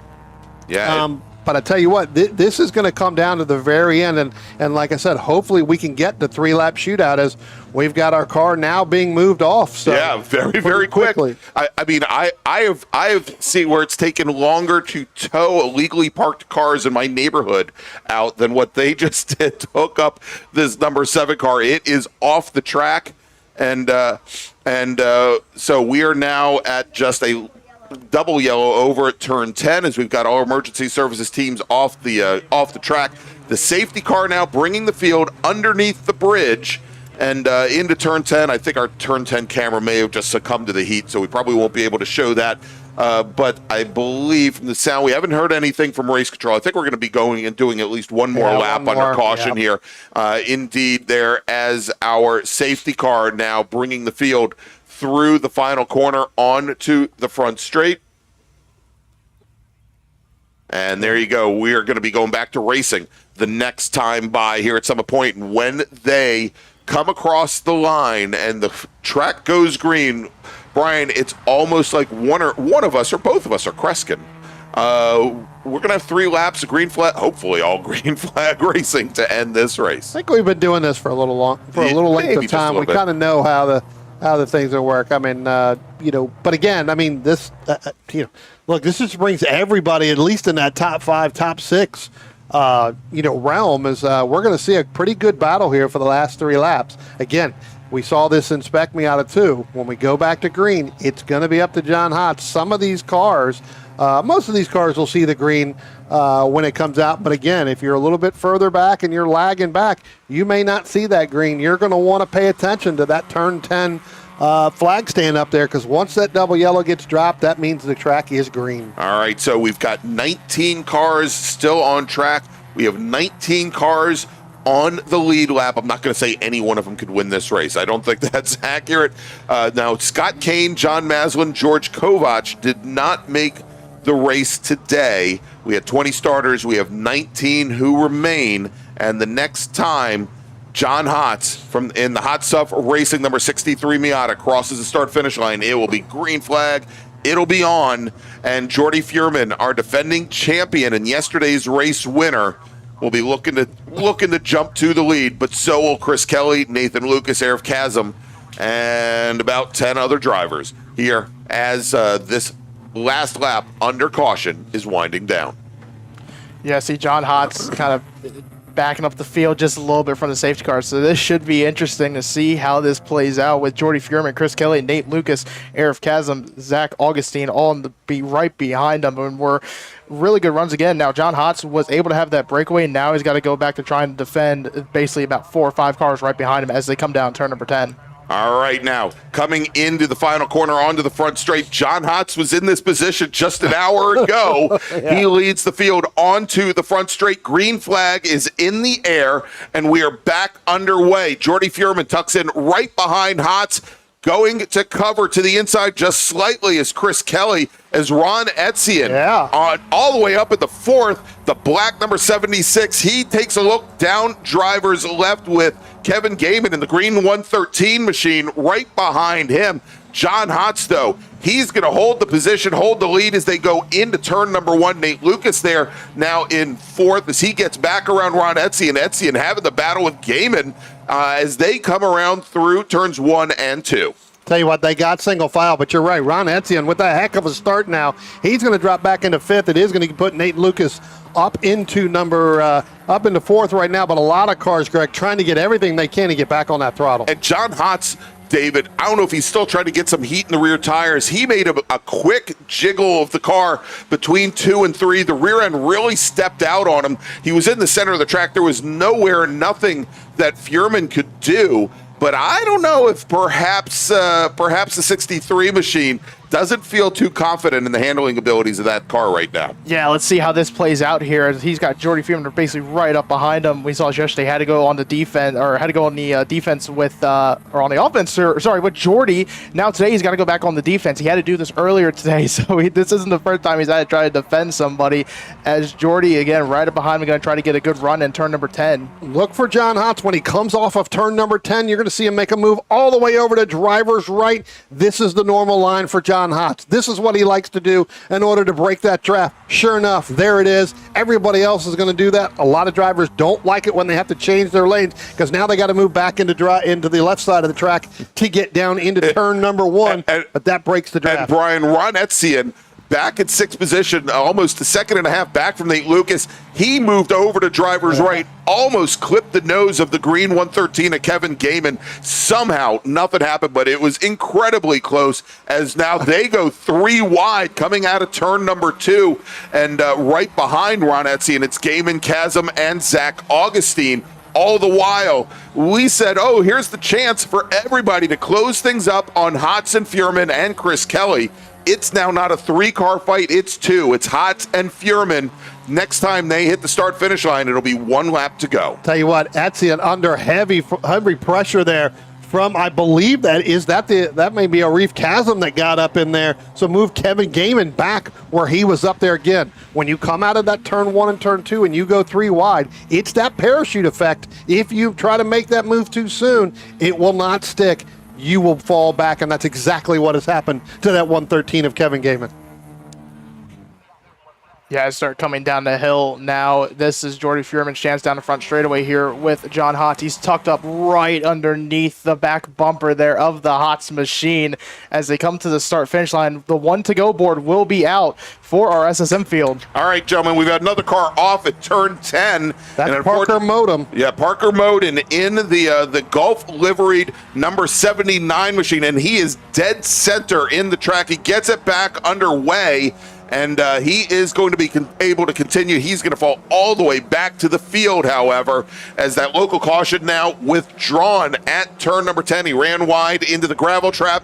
And Brian, we saw it even earlier. He hooked the car right back across. But now under local caution, a new leader as Jordy Furman gets around John Hotz. And now coming out of turn 2 as they come down through the chute. Very last lap. And Furman, when he made the pass, did not bring Christopher Kelly, did not bring Nate Lucas into this fight. Lucas takes a look to the inside going into turn 5. Kelly opens the door, but not enough as that next battle back in the battle for 5th. That's one everybody can call. Yeah, that's half the field right there. We'll check in with them in just a moment. But coming now through this carousel and into turn number 8, it is Jordy Furman, your race leader. On the last lap, he turned the fastest lap. He was almost 0.3 of a second faster than John Hotz, and he's going to lead the field into the final corner now and on to the front straight. Looking to repeat here at Summit Point. Can he take the win 2 days in a row, moving over to driver's right to block the draft, and as they come to the line, taking the win in SSM, Jordy Furman is your winner for 2 days in a row. John Hotz finishes 8/100ths of a second.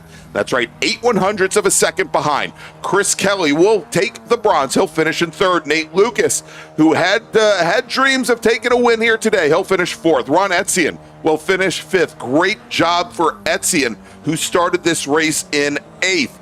And then we got Arif Kazem. He'll finish 6th. Zach Augustine works his way up to 7th. Jay Bindrum 8th. Luke Fedowitz will finish in 9th. Mark Sylvia will round out the top 10. Tell you what, as we finish that race there, Greg, I think the air conditioning has stopped in here. Absolutely. It's just as hot in here as it is on the racetrack. I can tell you that. Oh, my. Is it either that or we're just putting out so much hot air right now? Well, that could be true, too. Exactly. All right, so congratulations, Jordy Furman, taking the win, taking the sweep here at the June MARRS. Let's make a final call to the grid for our last race group of the weekend. Attention in the paddock. Final call for race group 8, Spec Racer Ford and Spec Racer Ford Gen 3 is your final call to the grid. Race group 8, your race starts in just a moment. And because it will, we're going to take our final break of the afternoon. And when we come back, it's 20 laps of Spec Racer Fords here at the June MARRS. Don't go away.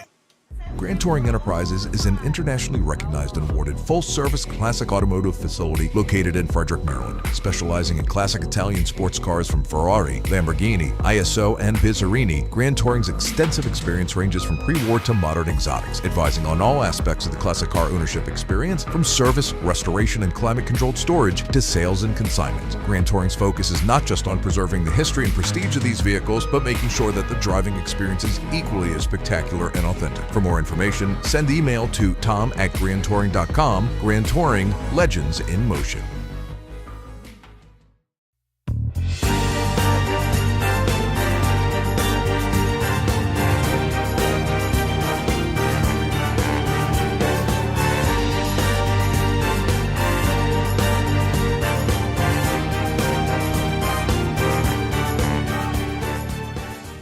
Spring Hill Suites Winchester is an all-suite property that features spacious suites, an indoor heated pool, complimentary hot buffet-style breakfast, a 24-hour fitness center, and complimentary Wi-Fi. Whether you're traveling in a group or flying solo, you'll find it easy to get comfortable in our spacious suites. We're conveniently located just off of Interstate 81 at exit 317 in a shopping center with many shops and dining options. Discount rooms are available. To book your suite today, call 540-431-3330.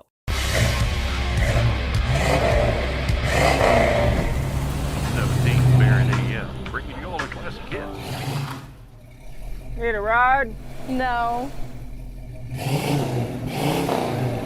Okay.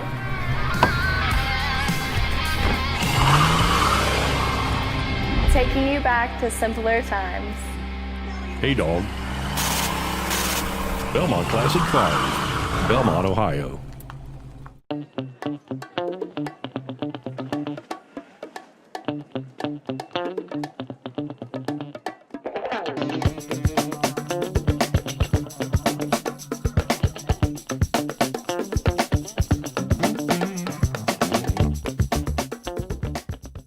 Willing and Able Racing offers top-quality spec race car rentals with full setup and repair services, including trackside support for SCCA, NASA, VRG, and other organizations' road race, time trials, and track day events. Their spec racer Ford specialists and each of their Gen 3 machines sports a SATAV sequential transmission and a data acquisition system. Also offering spec Miata rentals, Willing and Able is currently taking reservations for the remainder of the Mid-Atlantic Road Racing Series season. For more information, email Willing and Able at rent@WNARacing.com, see them on Instagram at WNA Racing, or visit their website at WNARacing.com. Willing and Able would like to thank all the volunteers this weekend who've graciously donated their time so that we may race.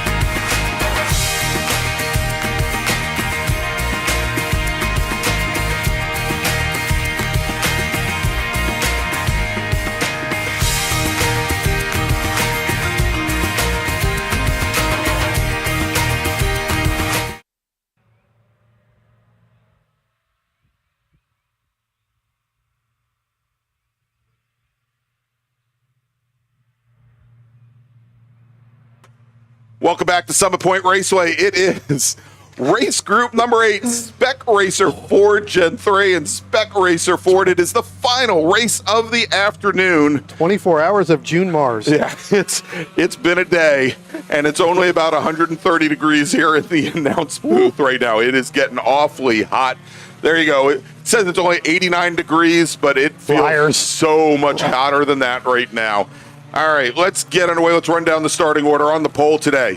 Driving the number 55 Surf Shop machine from Boyd's, Maryland, it's Sam Schechter with the qualifying time, 120.815. Brian Cates, based on his times during yesterday's race, puts the Cates Engineering 127 to the outside of the front row. Stephen Shue from the Surf Shop in Gibson Island, Maryland will start third. Joe Blanks from Chesapeake, Virginia starts fourth. Ryan Lawrence starts fifth. He's in the number 88 machine. He's out of Tracy's Landing, Maryland. Matthew Polk in the 09 MSI DFAT Services car will start sixth. Keith Frazier's in the number 7 alltackle.com Liqua Spec Racer Ford Gen 3. He'll start seventh. Robert Skinner in the number 23 McNichols Company Rumen Racing number 23 machine. He'll start eighth. Michael Amena will start ninth in the number 8 Cornerstone Financial Advisors entry. He's from Oakland, New Jersey. Kevin Sobert starts 10th. He's in the number 14 Surf Shop car from Columbia, Maryland. And his teammate Mike Kosuth will start 11th. He's in the number 5. J. Mark Wendling will start 12th. He's in the number 3 Doggone Racing entries from Littlestown, Pennsylvania, while Kurt Breitinger will start 13th. He's in the number 28 Wayward Sun Motorsports entry out of Martinez, Georgia. David Lanning will start 14th. He's in the number 16 Spec Racer Ford Gen 3 from Richmond, Virginia. And then Millersville, Maryland's Bruce Kerminga drives the number 31 Doggone Racing entry. He'll start 15th. Ron Rice in the number 67 Surf Shop car will start 16th. And then rounding out the field, our sole Gen 2 Spec Racer Ford, the number 33 Surf Shop entry of Nick Astar will start 17th as the pace car heads to the pit lane, turning things over to Sam Schechter and Brian Cates. And as our starter looks over at the field, green flag is in the air, and we are underway here for our final race of the June MARRS as they head down into turn 1, Brian. Tell you what, good start there by Brian Cates as he's going to go side by side with Sam Schechter. Schechter's going to stay on the driver's right side inside the entry. He's going to be able to make that stick. He's going to come out and pull right in front of Brian Cates. As Brian Cates gets in through the center of turn number 1, he's going to try to make that move again, but Sam Schechter's going to shut the door on him, David, and he's going to hold that early lead. Good start by Stephen Shue as well as he moves up to third. Yeah, absolutely. Good start there with Brian Cates almost shutting the door there. Stephen Shue at turn number 1 had that outside momentum going, so was able to carry more speed out of the corner into the run to turn number 3. Joe Blank sits in 4th right now. Ryan Lawrence sits in 5th. Good run for him yesterday. Talked to him last night. All he said was there's room for improvement. There is definitely going to be improvement today. And, he's been trying to lean on the veterans out of the Surf Shop stable that he's had. Guys like Sam Schechter, Brian Cates have been racing this category for a long time. So, overnight, go back, look at your data. We'll then also compare, go to your teammates and go look at their data, maybe where you're struggling a little bit, where you need to improve. So, looking to see a good run out of Lawrence today. All right, as our leaders come out of turn 10 on the front straight, Sam Schechter, our pole sitter, leads Brian Cates across the line. 1 lap in the books. Stephen Shue comes across in third, then Joe Blank, Keith Frazier, Ryan Lawrence, Robert Skinner, Mike Lemena, Mike Kosuth, and Kurt Breitinger. And Brian, as they head down into turn 1, we're joking and complaining about the heat up here in the announce booth. We should mention we've got so many volunteers that make these races happen, whether they be across all these different specialties, whether they be working pit and grid, whether they be our emergency services workers, whether they be our corner marshals out on the corners. And some of you may have seen when we were at our commercial break, one of the umbrellas that we use to keep our cameras nice and cool actually fell down in front of one of our cameras.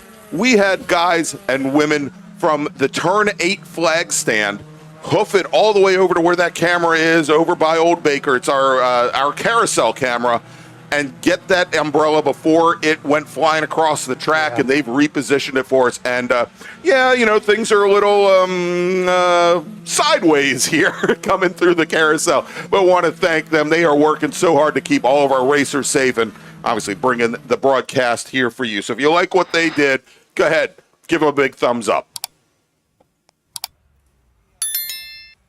Looks like some of our other cameras decided to quit too. The ones without the umbrellas, yeah, Brian. They kind of started. I was like, where'd everybody go? Well, here comes Sam Schechter there along with Brian Cates. I tell you what, he's staying right with Sam Schechter early on in this race. So, again, Stephen Shue as well, along with Joe Blanks.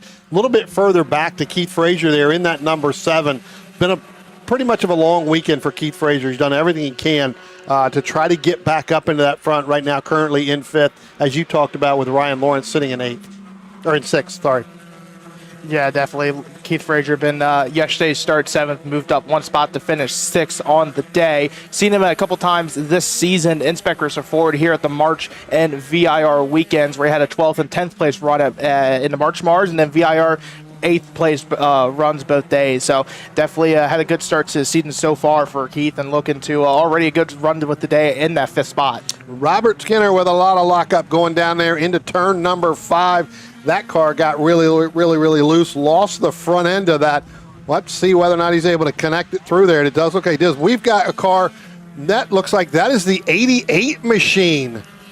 And it looks like we have where Keith Frazier has spun into turn number 5 and in between 5 and 6. And Ryan Lawrence had nowhere to go. Yeah. Collected in there. That right front is very heavily damaged. Look for him to come down on the pit lane here, gentlemen. That's right, assuming he can make it up the hill, make it to the pit lane. And we apologize, a couple of our cameras not working because of the heat. We'll let you know if he makes it to the pit lane. As they come down the front straight, though, now challenging Brian Cates for 2nd position. Stephen Shue, who just turned in the fastest lap of the race, was almost 0.3 of a second faster than Cates. And it sounds like the 88 machine may not have been able to make it up the hill. I think he may have pulled over by our camera over at turn 9, the camera that's not working. So unfortunately, but as they did now, we've got Joe Blanks. He's starting to close it in to our top 3 as we are going to be going to a full course caution. Once again, here at Summit Point, we've got 17 laps still to go. We've got 3 laps in the book. Sam Schechter is your leader. Brian Cates 2nd. Stephen Shue is 3rd, as we're now to, once again, a full course caution as our safety car driver gets ready to pick up our leader, Sam Schechter, as it sounds like the 88 car, he's right off the side of the track, just not in a safe position, not where they want to leave him. Yeah, I tell you what, safety car just now pulling out, and you're going to have a couple of these cars coming off of turn number 10 here, and it does look like they're going to get slowed down enough. Didn't think that Sam Schechter was going to get the rest of that group in front slowed down here real quick. All right, as the rest of our cars start to filter through onto the front straight.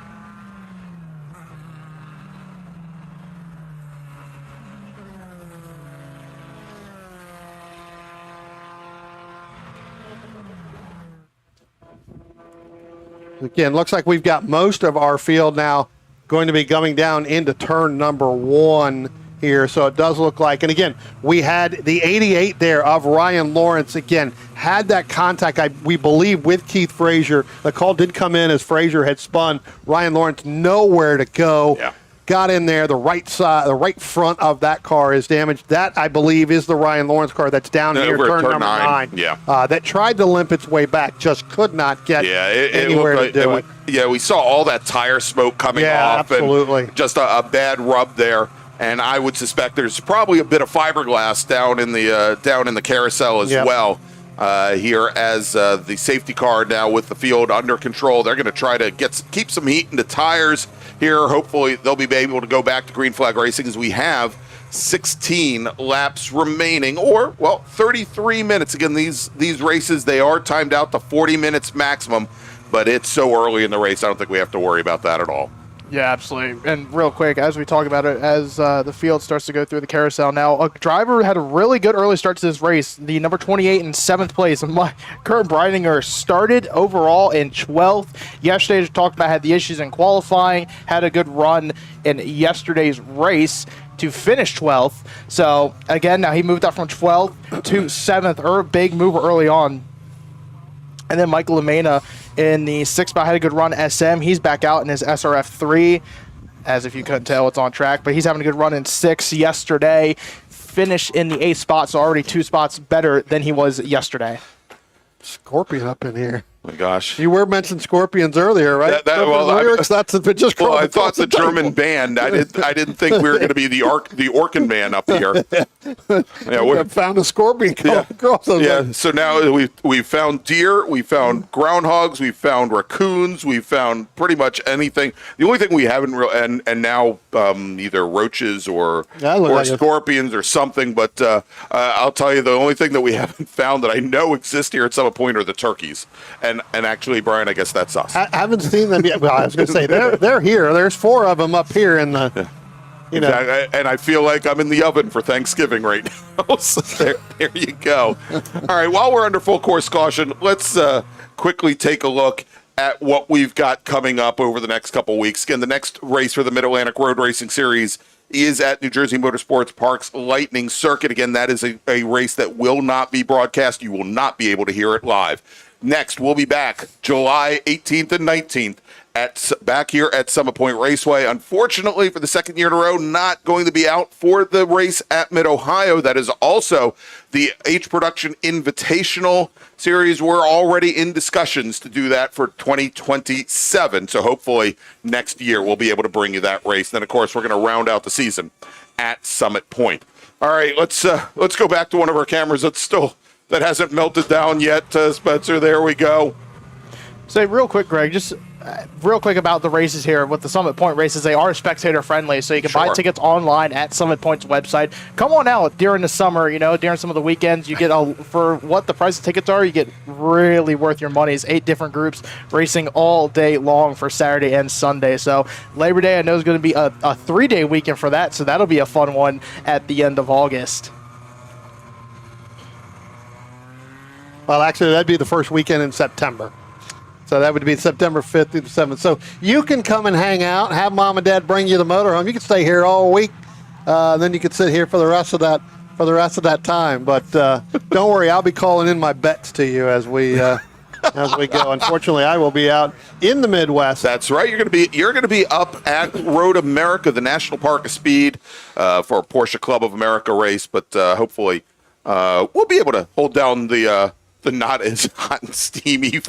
Actually, it might be as hot and steamy come Labor Day weekend if they don't. It normally is. And Greg, it looks like we are going back to Green Flag Racing. Indeed. All right. Green Flag back in the air as we've got now Sam Schechter leading Brian Cates, Stephen Shu across the line.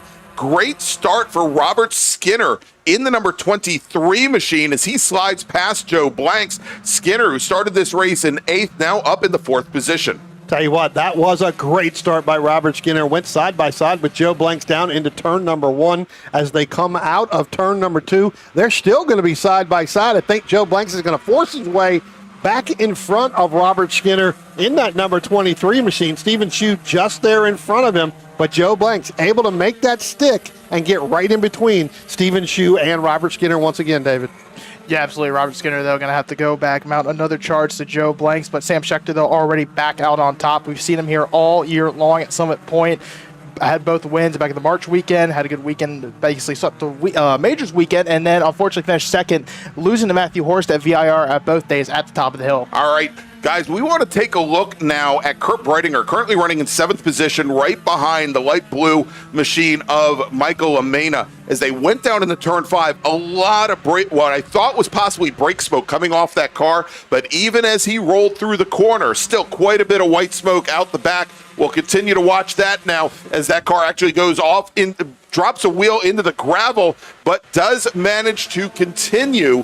Does the 28 machine. He looks okay on the front straight. I don't see the smoke there as we're now 2 by 2 going down into turn number 1 with Brian Cates to the inside, Sam Schechter to the outside. Actually, Schechter to the inside, pardon me, as Brian Cates now slots back behind. And even as they did that, Shu and Blanks not closing in all that much now as they are side pod to side pod through turn 3. Tell you what, Brian Cates has been listening to this broadcast all weekend long. We talked about this. If you stay to the outside, you can get there, and I'll use the old reference. If you go to the outside, you can hold it, and that's exactly what he did. Schechter came underneath them, but he ended up doing it. Now he's going to end up losing a position here to Steven Shu. So where he got through turn number 1 and turn number 2, David, he was not able to get through turn number 3 to hold Schechter off. No, absolutely. Lost a bit of that momentum coming out of turn number 3, and that opened the door, though, for Steven Shu. So Brian Cates tucked right under basically to the gearbox of Brian Cates' machine there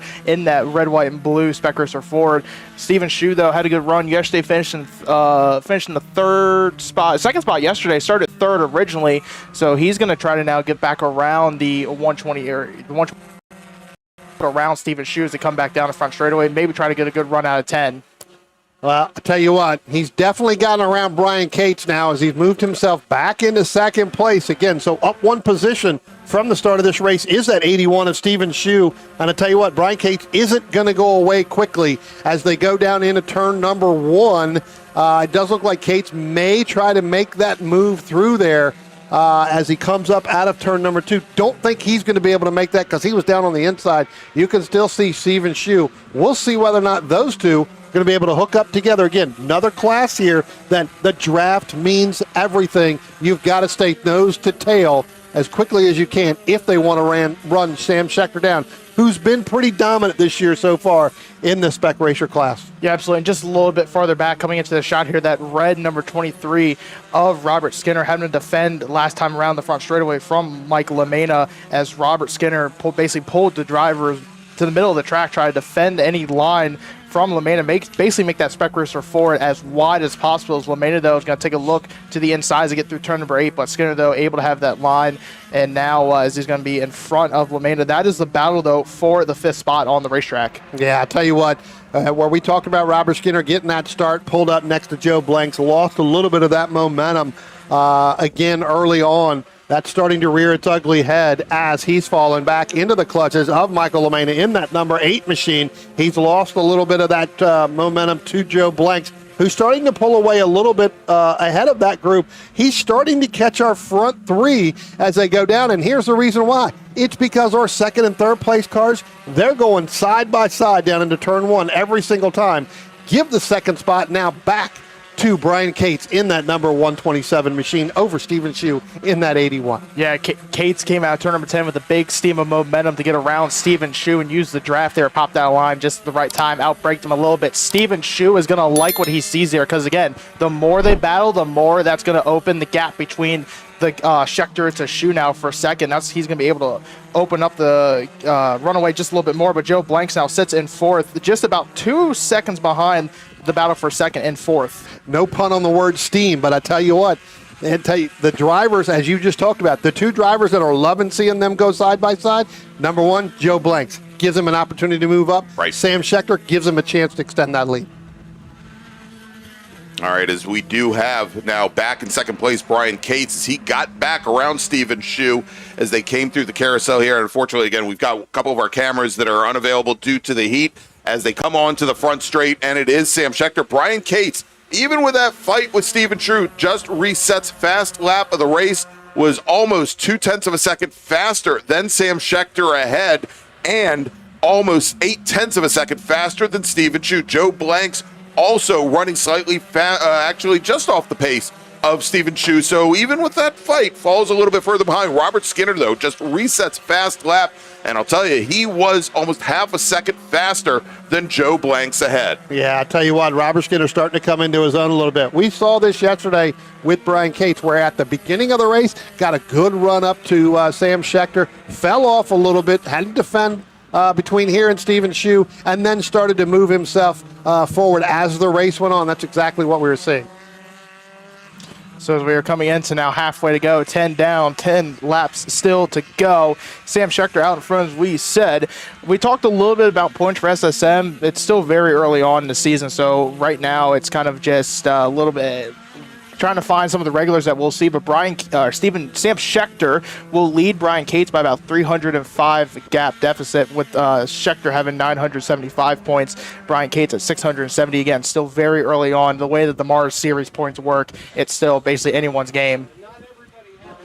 as it looks like the top three now have about an even enough gap to each other. The gap from Scheckter to Cates, about 1 second. The gap from Cates to Shu, another second. So now, as you see, trying to settle in a little bit, maybe try to save some of the tires. It's very hot on the racetrack, so it's a little slick. There is definitely not a lot of grip out there. So at this point, you're battling. You had some hard-fought battles in the beginning of this race. As we see, the weather's still about 88 degrees. It does not feel like 87 at all. Definitely doesn't. A couple degrees warmer. But now it's kind of setting up for the end, Save the tires, basically till about 4 laps to go maybe, then start making that final charge.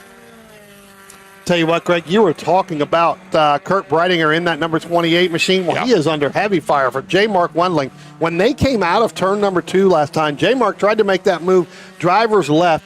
28 there, Kurt Breidinger saw him making that move just a bit too soon, moved over as well. That blocked the momentum of J. Mark Wendling. Keep an eye on those two, because those two, again, ever since you talked about him, they have been nose to gearbox the entire race. Exactly. So the last time by, Wendling was almost a full half second. Not a full, I guess it would be half second, which is different from a full half second. Faster than Breidinger ahead. There was about 0.3 of a second difference at the line, but he's right back there. That is the battle for 7th position here, as so much of this pack is still so closely bunched up. That being said, Scheckter, Cates, Stephen Shu is falling a little bit off the back of Brian Cates right now, have opened up almost 5 seconds to the black 74 of Joe Blanks. And you see there's Blanks does find Robert Skinner starting to close things down. Once again, Skinner able to close the gap only about 1/10 this time through. But I think now with Stephen Shu likely having fallen out of the draft, if Brian Cates just holds station, he reset fast lap once again for maybe another 3-4 laps. It could stay right in the mirrors of Sam Scheckter.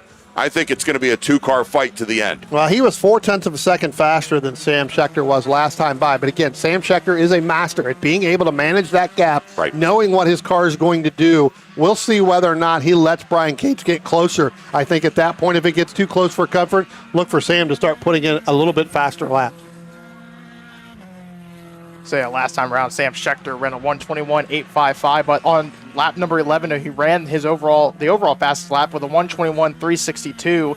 So definitely in that 1:21 range. Brian Cates last time around was about 0.4 quicker than Cates. So again, though, Scheckter just a little bit loose as it came out of turn number 10. That's going to open up the door for Cates, as Scheckter is going to try to go towards the middle, almost to the right side of the racetrack to block that inside line, and he will do that. Right, and as they came across the start-finish line, Brian Cates was actually nose ahead of Stephen Shu, of Sam Scheckter, ran the fastest lap again, and as they come down into turn number 1, Scheckter with the advantage, but now Brian Cates pulls right alongside. Brian, does he try to go around the outside into turn 3 again? No, he does not. He's going to let Scheckter through, hold the position, again, do anything but slow down. If Cates had not let out of the throttle just a little bit, they would have gone side by side through turn 3, and they would have lost so much momentum that they have over Stephen Shu right now. Instead, they manage again to extend their lead over the third place driver, Stephen Shu, in that green and white Surf Shop car. And that's a product of two drivers understanding what's at stake and understanding that if I slow down way too much or try to go side by side, that brings another car into that battle. Let's not allow that to happen. Let's stay nose to tail as much as we can and pull away, battle it out at the end. Brian Cates is trying to do that outside down in turn number 1. He's able to make it stick coming out of the exit of turn number 2, which means he's getting on the throttle just that much sooner than Sam Scheckter, but Sam is able to get a little bit more speed as they get out into the center between turns 2 and turns 3, takes that inside line and is able to just propel himself through there. I'll tell you, another great battle I've been watching here as now going down into turn 1 again here, and a bit of a difference as Brian Cates tries to go around the outside, sweep around where it has been strong now with the heat in the track surface. He may not be finding the type of grip that he saw maybe yesterday in this race, but I'll tell you, I've been watching now Mike Kosuth in the number 5 machine in the orange, and I guess it's orange and red number 5, and Kevin Silvert in the green and black number 14. They've been locked up and hooked up in this battle for 9th all race long. We'll try at some point to check back in with them, but great race. Here they are right now coming into turn 3. Great fight. And I say orange and red. I meant yellow and orange. That's, yeah. I can't. Maybe I'm colorblind now. I don't know. Look, I can tell you, they've been at it, pretty much as well. I think at one point they were up into that battle with the Breidinger and the J. Mark Wendling at one point when this race first started. That kind of separated out a little bit, and now those two are continuing that battle. Again, as you mentioned, Greg, that is for 9th and 10th. All right, it's the next time our leaders come across the start-finish line, we'll have 4 laps remaining, 16 laps complete in this 20-minute race here as we've got our leaders now heading into turn 1, and Sam Schechter holds to the inside once again, pushing Brian Cates wide, and that outside lane just is not working. Cates, though, tries the over-under, tries to slot underneath, and as Schechter holds the center line going down into turn 3, there is nowhere for the 127 to go. And I'm still amazed that they're able to do this without giving Stephen Shu an advantage. But that last time by, Shu actually picked up about 2/10 on our leaders. Yeah, Schechter get a little loose going up out of turn number 3. But again, Brian Cates gets into turn number 1, or comes out of turn number 10. So much better right now than Schechter is. But when we get down into turn 1, Schechter holds that line, stays on the very bottom of the racetrack, kind of takes that apex where Cates is trying to go to the outside, and then he is able to try to hold him off there and defend, just not able to make it stick. All right, as our leaders now come on to the front straight out of the final corner, it's Sam Schechter again with, here's they come over the crest of the hill with about half a car length advantage over the 127. He protects the inside. That's going to give Cates nowhere to go except driver's left as they come down into turn number 1. And once again, it's like Groundhog Day here, except no groundhogs. They're all on the other side of the track. Sam Schechter holds off the 127 car, and as they come now out from behind the trees, once again, and with the advantage, Sam Schechter, he's able to hold off the 127 car just enough as they come out of 2 here. But now look at this, coming down the outside, and this time Brian Cates does push the issue, cannot get around Sam Schechter. Schechter's going to lead into turn 5. Yeah, I tell you what, Brian Cates doing that over-under the last 5 laps down into turn number 1, holds it into turn number 2, just can't make it stick on entry into turn number 3 to get that momentum up on top of that hill. And I'll tell you, David, I've been there before. I had races with Kirk Doney and his Nissan. It was slower in the corners. It was wide. It had torque, though, coming out of corners, and I tried that over-under move I don't know how many times, and it's just a question of millimeters if he's able to come across the nose and slow you up coming out of turn 2. And Sam Schechter now is probably his greatest lead of the race now at 2 car lengths as they come across the start-finish line to start lap number 18 of 23 laps remain. I tell you what, gentlemen, every time they go side by side now, it was a 2.5 second lead over Stephen Shu. It was a 1.5 second lead over Stephen Shu. It is now only a second. It is 9/10 of a second to be exact. And guys, I have a feeling Stephen Shu is going to be able to catch these two and make a move here momentarily, hopefully within the next 3 laps. They are starting to move, and just as I say that, Stephen Shu goes 2 off. If he doesn't do it in the next 2 laps, and he does it in like 3 or 4, he's going to be chasing him down on the victory lap. He's going to be running the checker doing an extra lap. You know, I'm just wondering, David, if perhaps when they go down turn 1, and Schechter has been very good about holding position, holding his line just a little bit right at the center line of the track to really limit the possibilities that Brian Cates has. If it really would see if Brian Cates maybe does a little juke to the left and then just shoves it down the inside onto the number 55 car. Obviously, there has to be room there, but at some point, you're going to have to really throw the car in. We talked, Brian, yesterday, how we thought that Brian Cates was probably a little bit more conservative because we wanted to save everything up for this race here today. And, now with 2 laps remaining, as our racers are going down into turn 1, it's go time.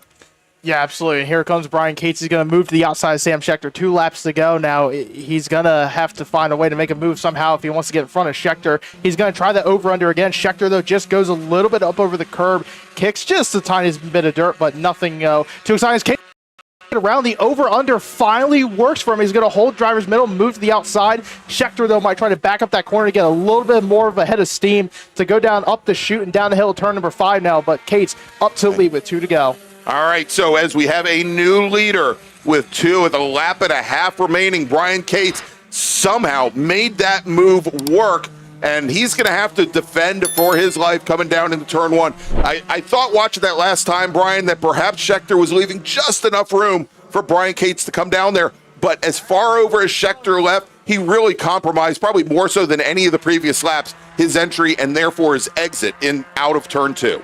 Yeah, Brian Cates jumped on that, on that opportunity. He's been setting him up now for the last 3 or 4 laps, and you can see it now. He's got about a half a car length lead as the next time they come by the start finish line, gentlemen, they're going to have 1 more lap to go, but you now officially have a new leader in Brian Cates in that number 127 machine over Sam Schechter. All right, the gap 0.2 of a second as they come down in turn 1 now. Brian Cates has the inside, go leave Sam Schechter to the outside. Now, as you see, Schechter pulls around, can extend, and as they come now into turn number 1, they're side by side, Brian, and Cates now is going to have to hold off as Sam Schechter, he's positioned around the outside as they come into turn number 3, and Schechter comes right across the nose of the 127 car on the last lap. Sam Schechter takes the lead. And Schechter's not going to get away, neither is Brian Cates. Here comes Steven Shue, though, again. This is where these two are going to go side by side at certain parts of this racetrack, and when they do, Steven Shue is going to capitalize on it. I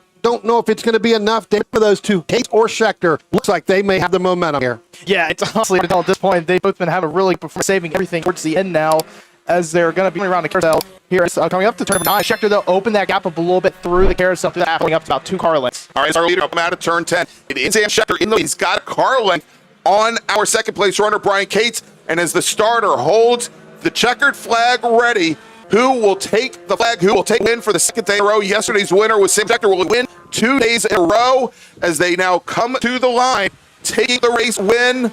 Who's it going to be? It is Sam Schechter, your winner in Spec Racer Ford. Margin of victory. It is 0.2 of a second. Steven Shue will finish in 3rd. Joe Blanks comes across the line. He will finish in 4th. Robert Skinner 5th. Nick LaMena will finish in 6th. J. Mark Wendling in the number 3 car. He will finish 7th with Kurt Breitinger 8th. Mike Kosuth now comes across the line. That race that had been so tight between Kosuth and Silbert. Now almost 0.4 separate them as Silbert comes home in 10th. Dave Lanning will finish just outside the top 10 in 11th. And there you go, a hard-earned victory for Sam Schechter, our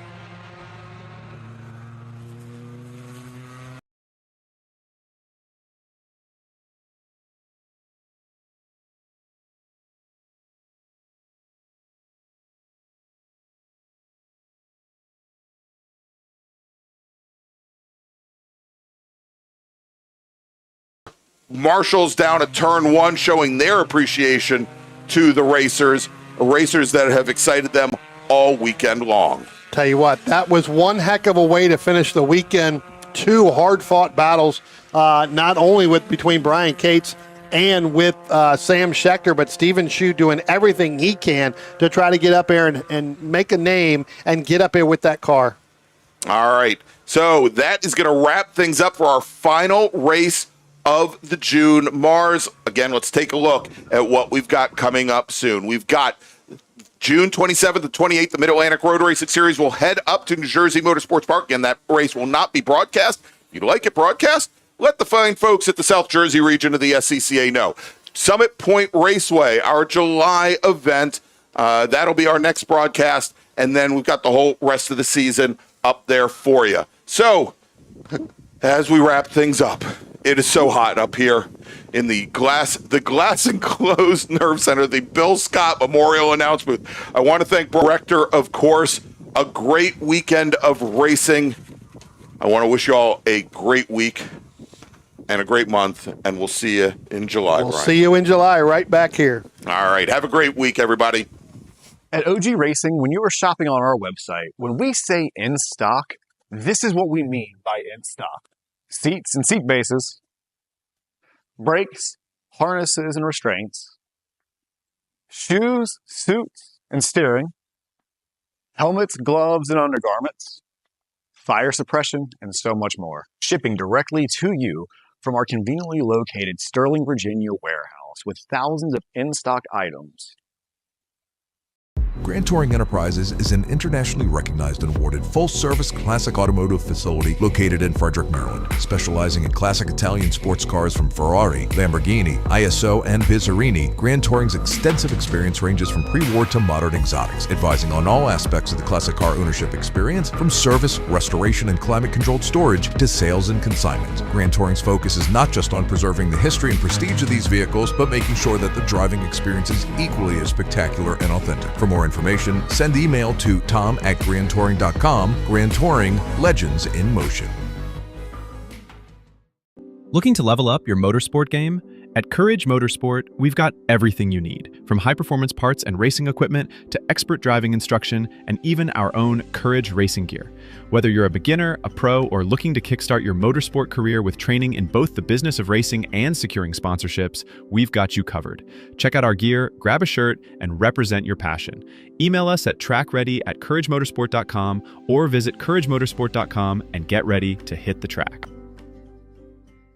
The Spring Hill Suites Winchester is an all-suite property that features spacious suites, an indoor heated pool, complimentary hot buffet-style breakfast, a 24-hour fitness center, and complimentary Wi-Fi. Whether you're traveling in a group or flying solo, you'll find it easy to get comfortable in our spacious suites. We're conveniently located just off of Interstate 81 at exit 317 in a shopping center with many shops and dining options. Discount rooms are available. To book your suite today, call 540-431-3330.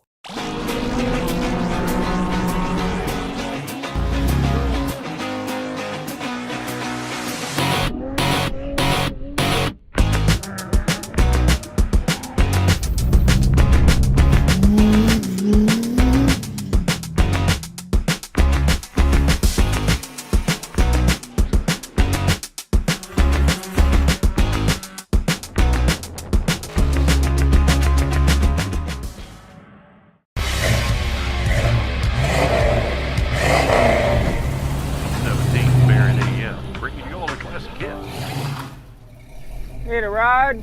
No. Okay.